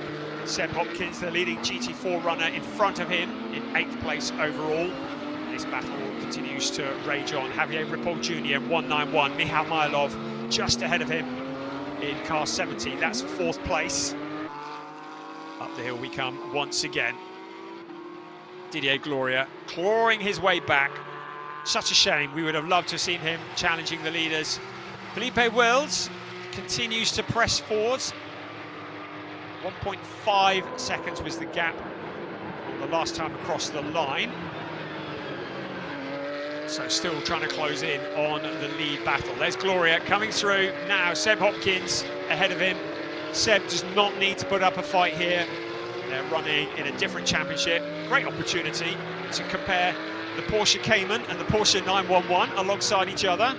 Two very different cars, both brilliant in their own way. But certainly Seb not enjoying the pace through the corners that Didier Gloria does. And you can see that as he closes up on him under braking. Has a little look to the inside, and Seb not putting up a massive fight. Allows the number 7 car through. And Didier Gloria up into 8th place overall. And now sets about after Yuka Arola in 7th place. So Gloria up to 8th. Yuka Arola, who is 2.3 seconds ahead of him. So a bit of work to do from there. A podium looking unlikely unless there's some major drama that unfolds in this race. But he's going to be pushing all the way from there. Nothing to lose. We're past the halfway point of the race. Didier Gloria has been given a warning by our race steward about track limits. Must keep to track limits, and we've seen it already in other races today. Drivers who persistently exceed track limits end up with a time penalty. But Gloria really throwing caution to the wind as he tries to reel in the number 18 car of Yuka Arola up ahead of him. Robert Sulmer. The gap was 1.588 last time across the line. So maintaining that gap, Javier Ripoll Jr. with Miha Mylov in that 4th place. And Javier Ripoll Jr. must be thinking about whether he can find a route past. He's currently in 5th place. He's had 2 5ths and a 7th, so 5th place becoming kind of his average, and he would love to get further forwards than that and get up into that 4th place. Looking fairly swift at the moment, but only 13 minutes and 50 seconds plus 1 lap in which to do it.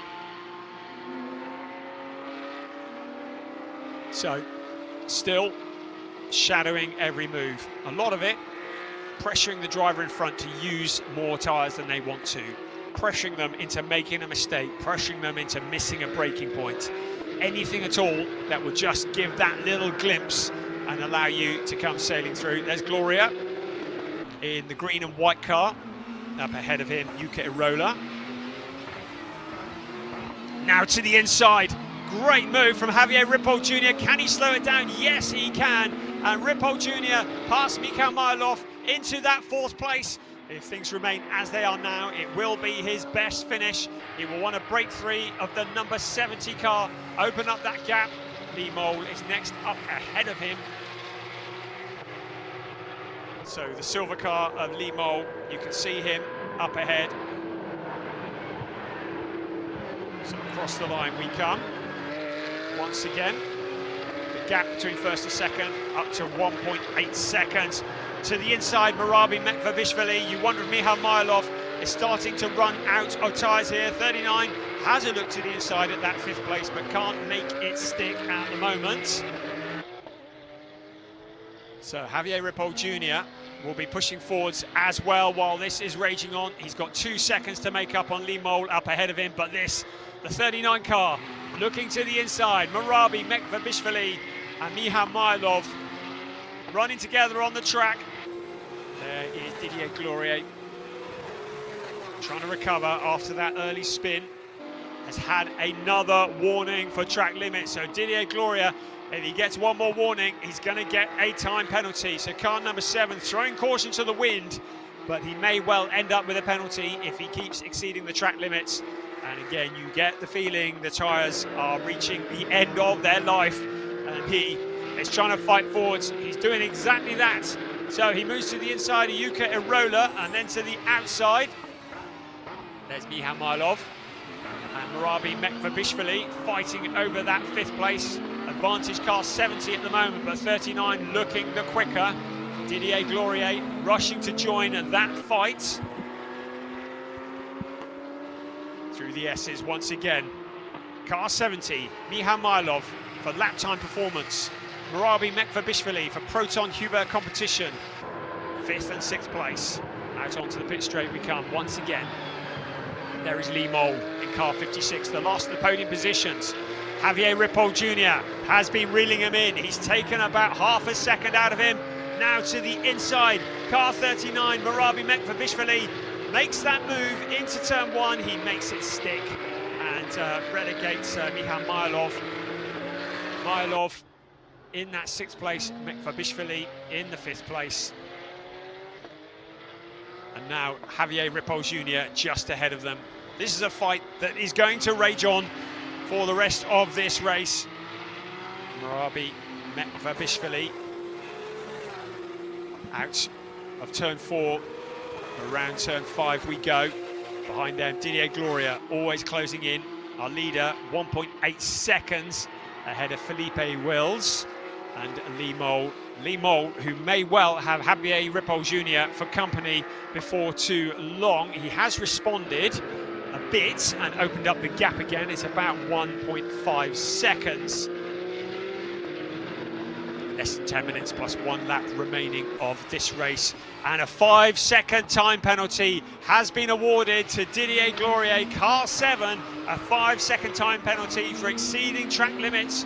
Turn 13, it was 2 on turn 7 and 1 on turn 13. So now Didier Gloria once again disadvantaged. He's in 7th place at the moment, but a 5-second time penalty will put him back in something like 10th place. So a 5-second penalty awarded to that car there, car number 7, for exceeding the track limits. So his afternoon going from bad to worse. He's going to have to push forwards as best he can, but 5 seconds will be added on to his time once this race is done and dusted. He continues to push forwards. Ahead of him is Michal Mylov and Murabi Mekvabishvili, but that now really does ruin any chances of him getting anywhere near a podium this afternoon. It was going to be a long shot anyway, but Didier Gloria with that time penalty, now with a mountain to climb to get meaningful points out of this race. Robert Sulmer, no such problem, out at the front of the pack. He got 2nd place in the earlier race. He's currently leading the winner of the earlier race. Going wide though, the winner of the earlier race, Felipe Wills, out of the corner. You saw him going wide, you saw the dust rising up into the air, and the grip is starting to go on the car. Number 33, Alexander Dobik, fighting with Corrado Costa for position. That is for 10th place. Costa was in 10th place, and now Alexander Dobik trying to find a route past around turn 5. At the moment, Corrado Costa holds on to that place, but Alexander Dobik now challenging again into turn 6. He has a look to the outside. Can he slow it down? Yes, he can. But Alexander Dobik in 10th place at the moment, looking good for a potential 9th place here. Ahead of them is Seb Hopkins, the leading GT4 car. In the background, that is Minsky Stanislav in the 23 car, keeping them in sight as well. 33, Alexander Dobik in 11th. Ahead of him, Corrado Costa. Had a pretty disastrous first race, did Corrado Costa, a non-classified. Had a 13th and a 12th at Portimao last weekend, and fighting for position here. Right, 56, Lee Mole in 3rd place. Javier Ripoll Jr. in 191, shadowing him through the shadows, and the deep shadows out on the track as the light starts to fade. You can see how long the shadows are. The light is fading with 7 minutes plus 1 lap remaining of this race. Robert Sulmer, 4 seconds over Felipe Wills, really stamping his authority on this race. Felipe Wills ahead of Lee Mole by about 8.3 seconds. Then it's Javier Ripoll Jr., Murabi Mekvabishvili and Michal Mylov. There is Didier Gloria. Car 24 has been given a warning for track limits. That's Corrado Costa, who we saw earlier on fighting with Alexander Dobik. There is Didier Gloria, now with that axe over his head. That is a 5-second time penalty. So really just fighting for on-track glory. On-track Gloria, Didier Gloria, behind car 70. In the 7th place, car 7 in 7th, but with a 5-second penalty to be added once this race is over. Still, Sulmer leading the way, has dominated this race ahead of Felipe Wills, and then this fight here for 3rd place, Javier Ripoll Jr. now up with Lee Mole. What can 191 do about car 56? with 5 3/4 minutes plus 1 lap remaining of this afternoon's racing. The last of the podium positions very much up for grab. The pole sitter, Lee Mole, has dropped back through the pack as this race has progressed. Still very much in a great position, but in the last of the podium positions. And that could all change. Javier Ripoll Jr. has been nibbling away, has been closing that gap, has got it down to 0.8 of a second, and now looking for a trophy himself. The car 191, trying to improve on his best of this year so far, 2 5th places. And Lee Mole in the 56 car, he's had 2 6s and 2 6th places and a 4th in the last race. Would love to finish on the podium, but he's going to have a lot of pressure from behind very, very shortly. Murabi Mekvabishvili has broken clear of Miha Mylov running on his own. Mylov in 6th place, Didier Gloria in that 7th place with the time penalty. A fight for the podium positions. Lee Mole, car 56 for Team Parker Racing. Javier Ripoll Jr. for Est1 Racing. Behind him in 4th place. Putting the pressure on. Time is running out though for Javier Ripoll Jr. Along the pit straight they come. Is he close enough to make a challenge? He's flashing the lights. He's doing what he can to distract Lee Mole in towards turn 1. It looks like he's too far back to make a move this time around, but he's getting closer. And I'm getting the feeling that maybe next time around we might see a challenge for that podium position from the 191 car on Lee Mole.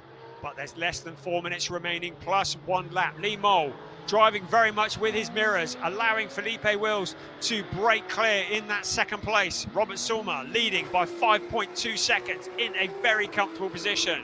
Seb Hopkins leading in the GT4. He's just got past Miha Mylov up into 8th place overall. So Seb Hopkins in the GT4 category is also pushing forwards, but this is critical. Here we go in the back part of the circuit towards turn 6 and out into turn 7. There'll be 8, 9 and then the S's, and that is where the hard work will occur, because Javier Ripoll will try and get himself as close as possible to line up Lee Mole to make his challenge as they come past the pits next time around. We'll keep an eye on them. Through the S's they come. It'll be up the hill. The right-hand turn. Then into turn 11 and 12, and then out into the Parabolica. This will be the opportunity that Javier Ripoll Jr. needs as he lines up Lee Mole ahead of him at a turn 13 and out onto the pit straight. Is he close enough? It looks like he's dropped back a bit through the S's. Is he close enough to make a challenge? There's Felipe Wills just going through your picture. Along the pit straight they come. Absolutely. One behind the other. He looks to the inside. No, he's not close enough. He flashes the light under braking. Will he have another look? No, Lee Mole holds him off for another lap. He's as close as ever, but through that back section of the circuit, turns 9, 10, 11, 12 and 13, that's where Lee Mole was at his strongest, and he knew that. He saved himself, he saved the tyres. Now, Javier Ripoll Jr., you saw him going deep in the corner. Is he running out of traction? 2 minutes plus 1 lap remaining of this race. We're looking at the fight for the last of the podium positions. Robert Sulmer, Felipe Wills looking solid in 1st and 2nd, unless something dramatic happens. It is the last of the positions for the podium that are being challenged for here. Once again, in towards turn 6 we come. Great driving. Lee Mole, who is so experienced and has raced many, many races with Javier Ripoll Jr., the Venezuelan driver who lives in the USA, races Porsches on the American scene. So he knows his way around a Porsche 911 as well. But he's not as close this time around. So once again, Lee Mole looking to have fended off Javier Ripoll Jr. Through the S's they come again and out into turn 13 around the Parabolica. We look again down the pit straight. Now Ripoll is looking further back by my reckoning. I think Lee Mole's got him covered off again. Certainly what it's looking like. heading in towards turn 1, and he's further back than he was last time. So, is he winding himself up for one last attack? Because time is running out. Once the clock strikes 0, wherever the leader is, he will be able to finish that lap, and then it'll be one more lap after that. By my reckoning, the leader is currently up towards turn 6, so I think the clock is going to strike 0 before he gets to it. So we may just have one more lap after this one for Robert Sulmer, and it'll be one more lap for Lee Mole just to hold off Javier Ripoll Jr. for that last podium position. And there is a car across the track that is going to cause all sorts of problems. The yellows will be out. Now that is that Corrado Costa? I think it might be, certainly out on the track. It looks like he's got it moving, so a bit of a brown alert moment there for drivers coming around the corner and seeing a car parked sideways, but they've done it, and that's all good. Right, where is our race leader? He's around at turn 12 at the moment, heading towards 13. The clock has struck 0, so just one more lap remaining. It's looking like Lee Mole may have done enough to fend off Javier Ripoll Jr. Robert Sulmer got in front on this race after the pole sitter of Lee Mole fell back. He found a route past, and he has opened up a gap at the front, and what a gap it is. 7.5 seconds over Felipe Wills, the winner of the third round, which was the first race earlier on today for these cars. In that second place, a first and a second, will do his championship chances, that power of good. Here's Lee Mole though, in third place. Javier Ripoll Jr., probably the last opportunity he's going to have to try and steal that podium position away. Into turn 1, under braking, down the hill they come. Ripoll doesn't make a challenge, he's too far back. Lee Mole still in that third place. Has Javier Ripoll Jr. run out of time to try and find a route past car number 56? Here they come again in the late afternoon sunshine. Lee Mole in third place, holding on for all he's worth. The tyres will be absolutely shot. Javier Ripoll Jr. will be trying every trick that he can think of. He'll be flashing the lights, he'll be pressuring as much as he can, trying to force Lee Mole to extract too much out of the tyres and to go wide.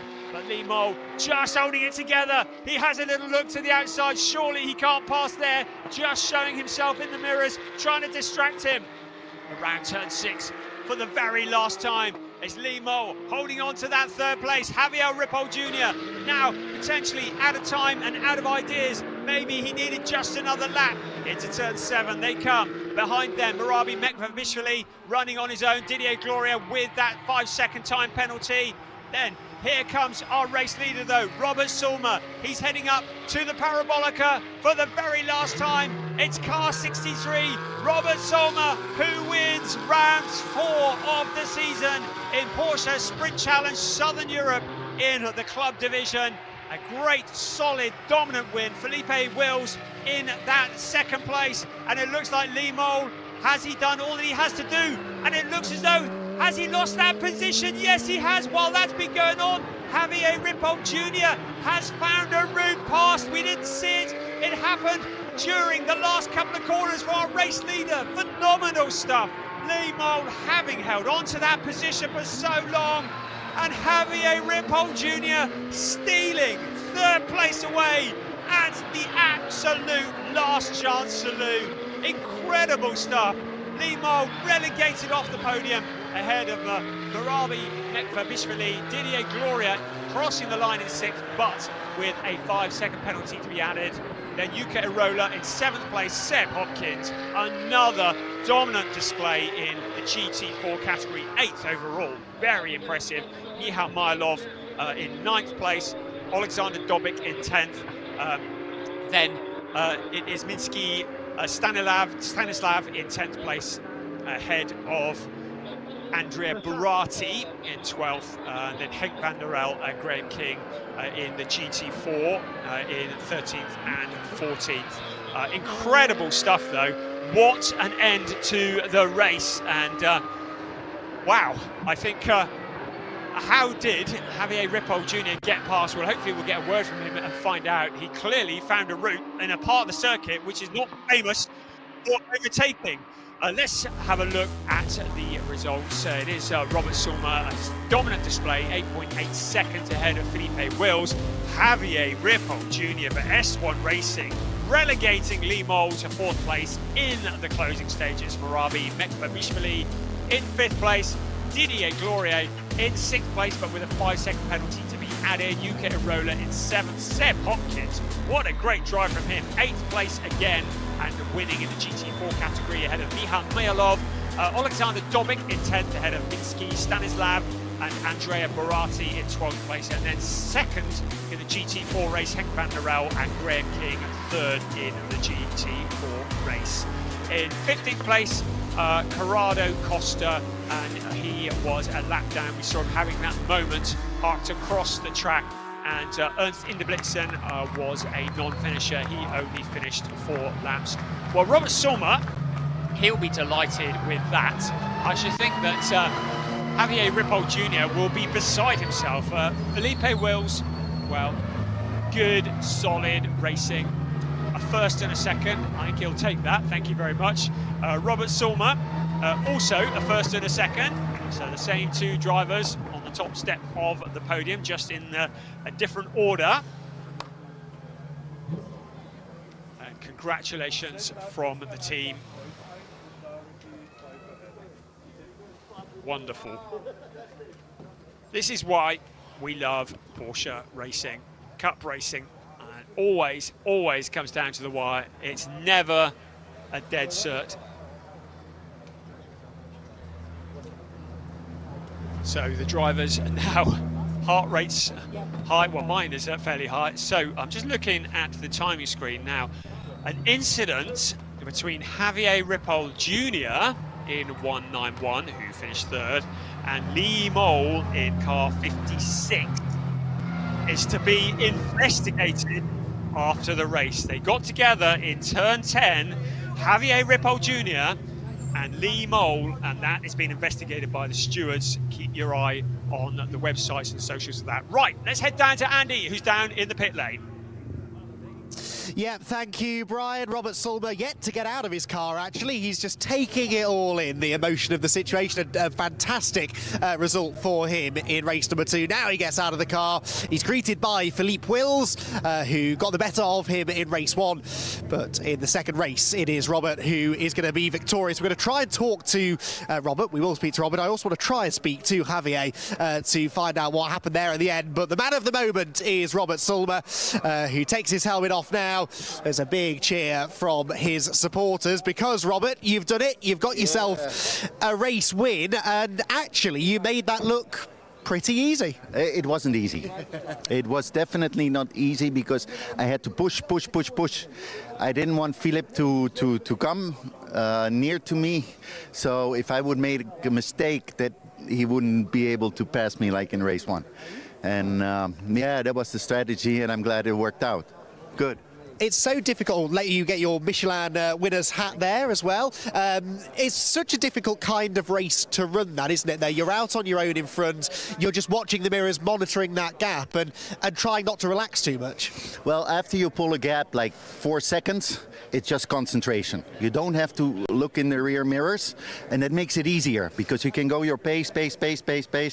And I didn't make one mistake. I made one small mistake, but that was 1 second maybe. Yeah. Not, absolutely rightly so. Congratulations on the victory. Javier, can we just grab you for a quick word?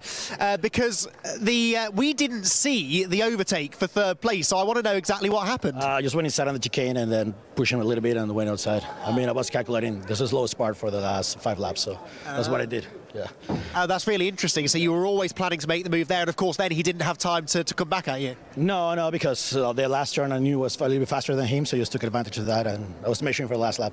It must be so satisfying though, because you were behind him for so long, and you must have thought maybe it wasn't going to happen. But yeah, well, I started 7th, and then I started pushing, and when I saw there was 3 laps to go, I started pushing a little bit more to make him a little uncomfortable, and got very close in the last lap and take the chance. It's only one chance. That's it. And it worked. Congratulations. Thank you, Javier. Just wanted to try and clear that up.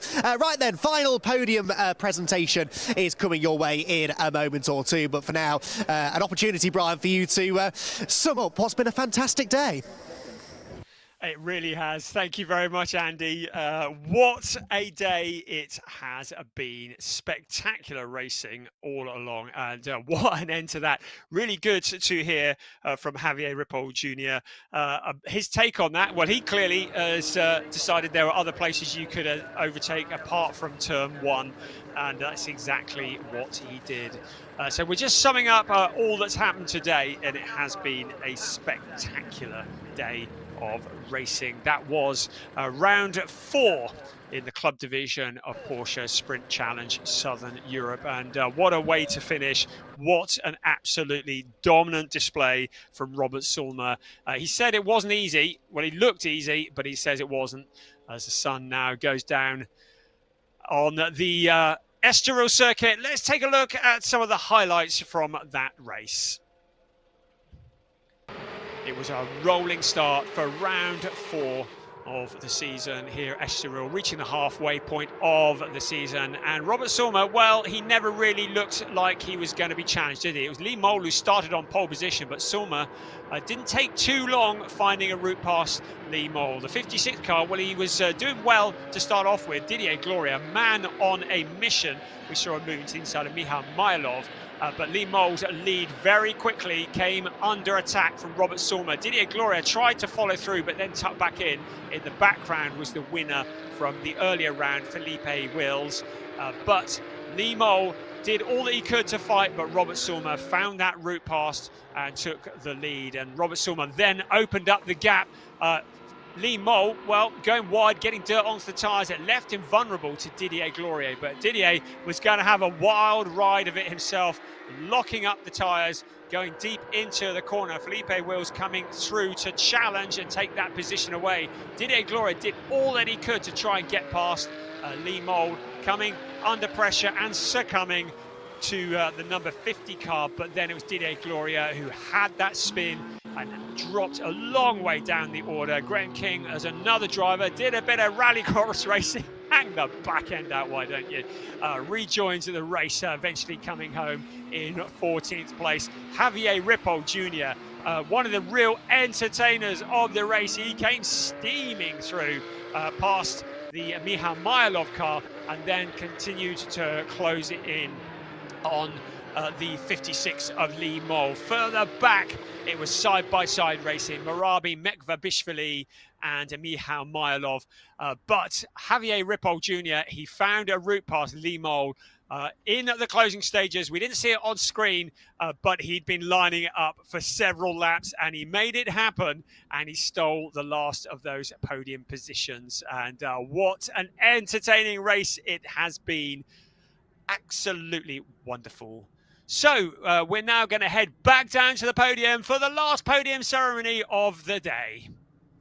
Thank you very much, Brian. A big crowd assembled for our last podium of the day. So without further ado, let's get our drivers up from the AM class of the club division, starting with our 3rd place finisher, Javier Ripoll Jr. In 2nd place, Philippe Wills. But the race winner in the AM class was Robert Sulmer. A big cheer for all of our top 3 drivers, rightly so. A fantastic battle that was. Now though, please, the national anthem for our winning driver.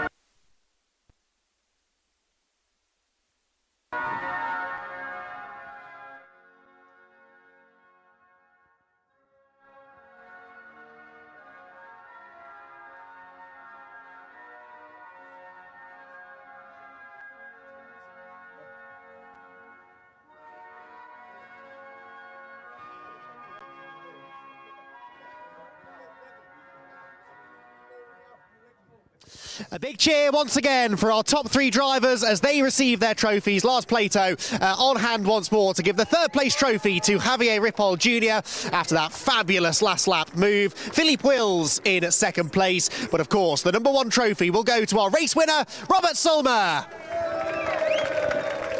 who gets a big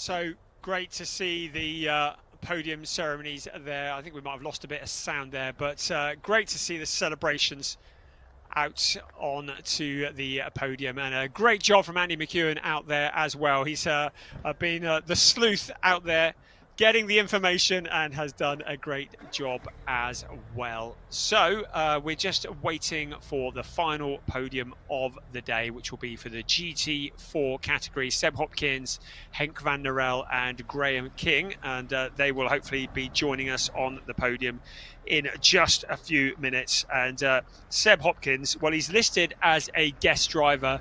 I'm hoping he's going to continue for the rest of this series, because he has been something of an absolute entertainer and has proven to be very rapid indeed. Also Henk van der Rel, Graham King, also mixing it with the GT3 drivers as well, and really showing exceptionally well in that race. So the club division, just the final part of the podium ceremony.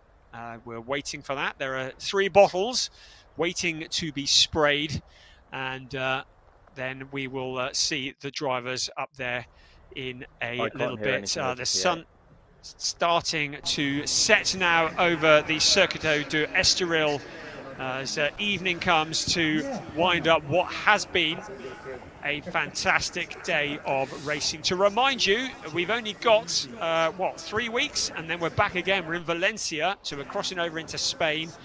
The weather's due to be even hotter there, I think, for rounds 5 and round 6. And then you only have to wait a week, and we're back in Barcelona the following weekend for rounds 7 and 8. That is the weekend of the 2nd of March. And it is going to be spectacular. We have just so much talent, and without wishing to, oversell it, it has been an amazing weekend of racing. Right, that's all for me in the commentary box. Thank you so much for your company. I'm going to head back to Andy McEwen for one last time, and I'll see you in Valencia. Thank you very much, Brian. Apologies for that, but we are now ready to go with our final podium of the day. It's for the GT4 classification in the club division. We'll start with our 3rd place driver, Graham King. Well done, Graham. Out he goes, worth the wait, I have to say. A big cheer for him. 2nd place driver, Henk van der Rel.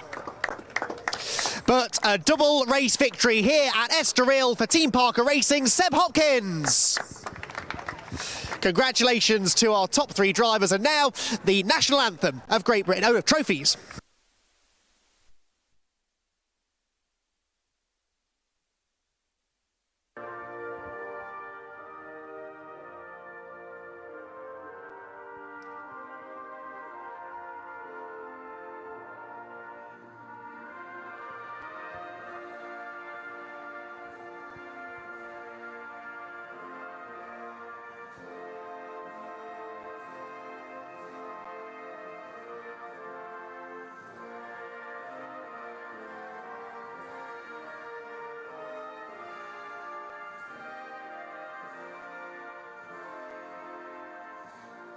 Seb Hopkins victorious in the GT4 class for the club division, and he will momentarily receive his trophy. First of all, the 3rd place trophy for Graham King, 2nd place to Henk van der Rel from Snell Motorsport, but it is Team Parker Racing celebrating a double race victory with Seb Hopkins, who gets the winner's trophy from Lars Plato. So all together on the top step of the podium, if you could, and then we will have our final champagne shower of the weekend here at a sunny Estoril. 4 fantastic races, and as Brian was just saying, we'll be back again in a few weeks' time at Valencia. The champagne sprays over the crowd assembled below the podium after a thrilling 4th round of the club division here at Estoril.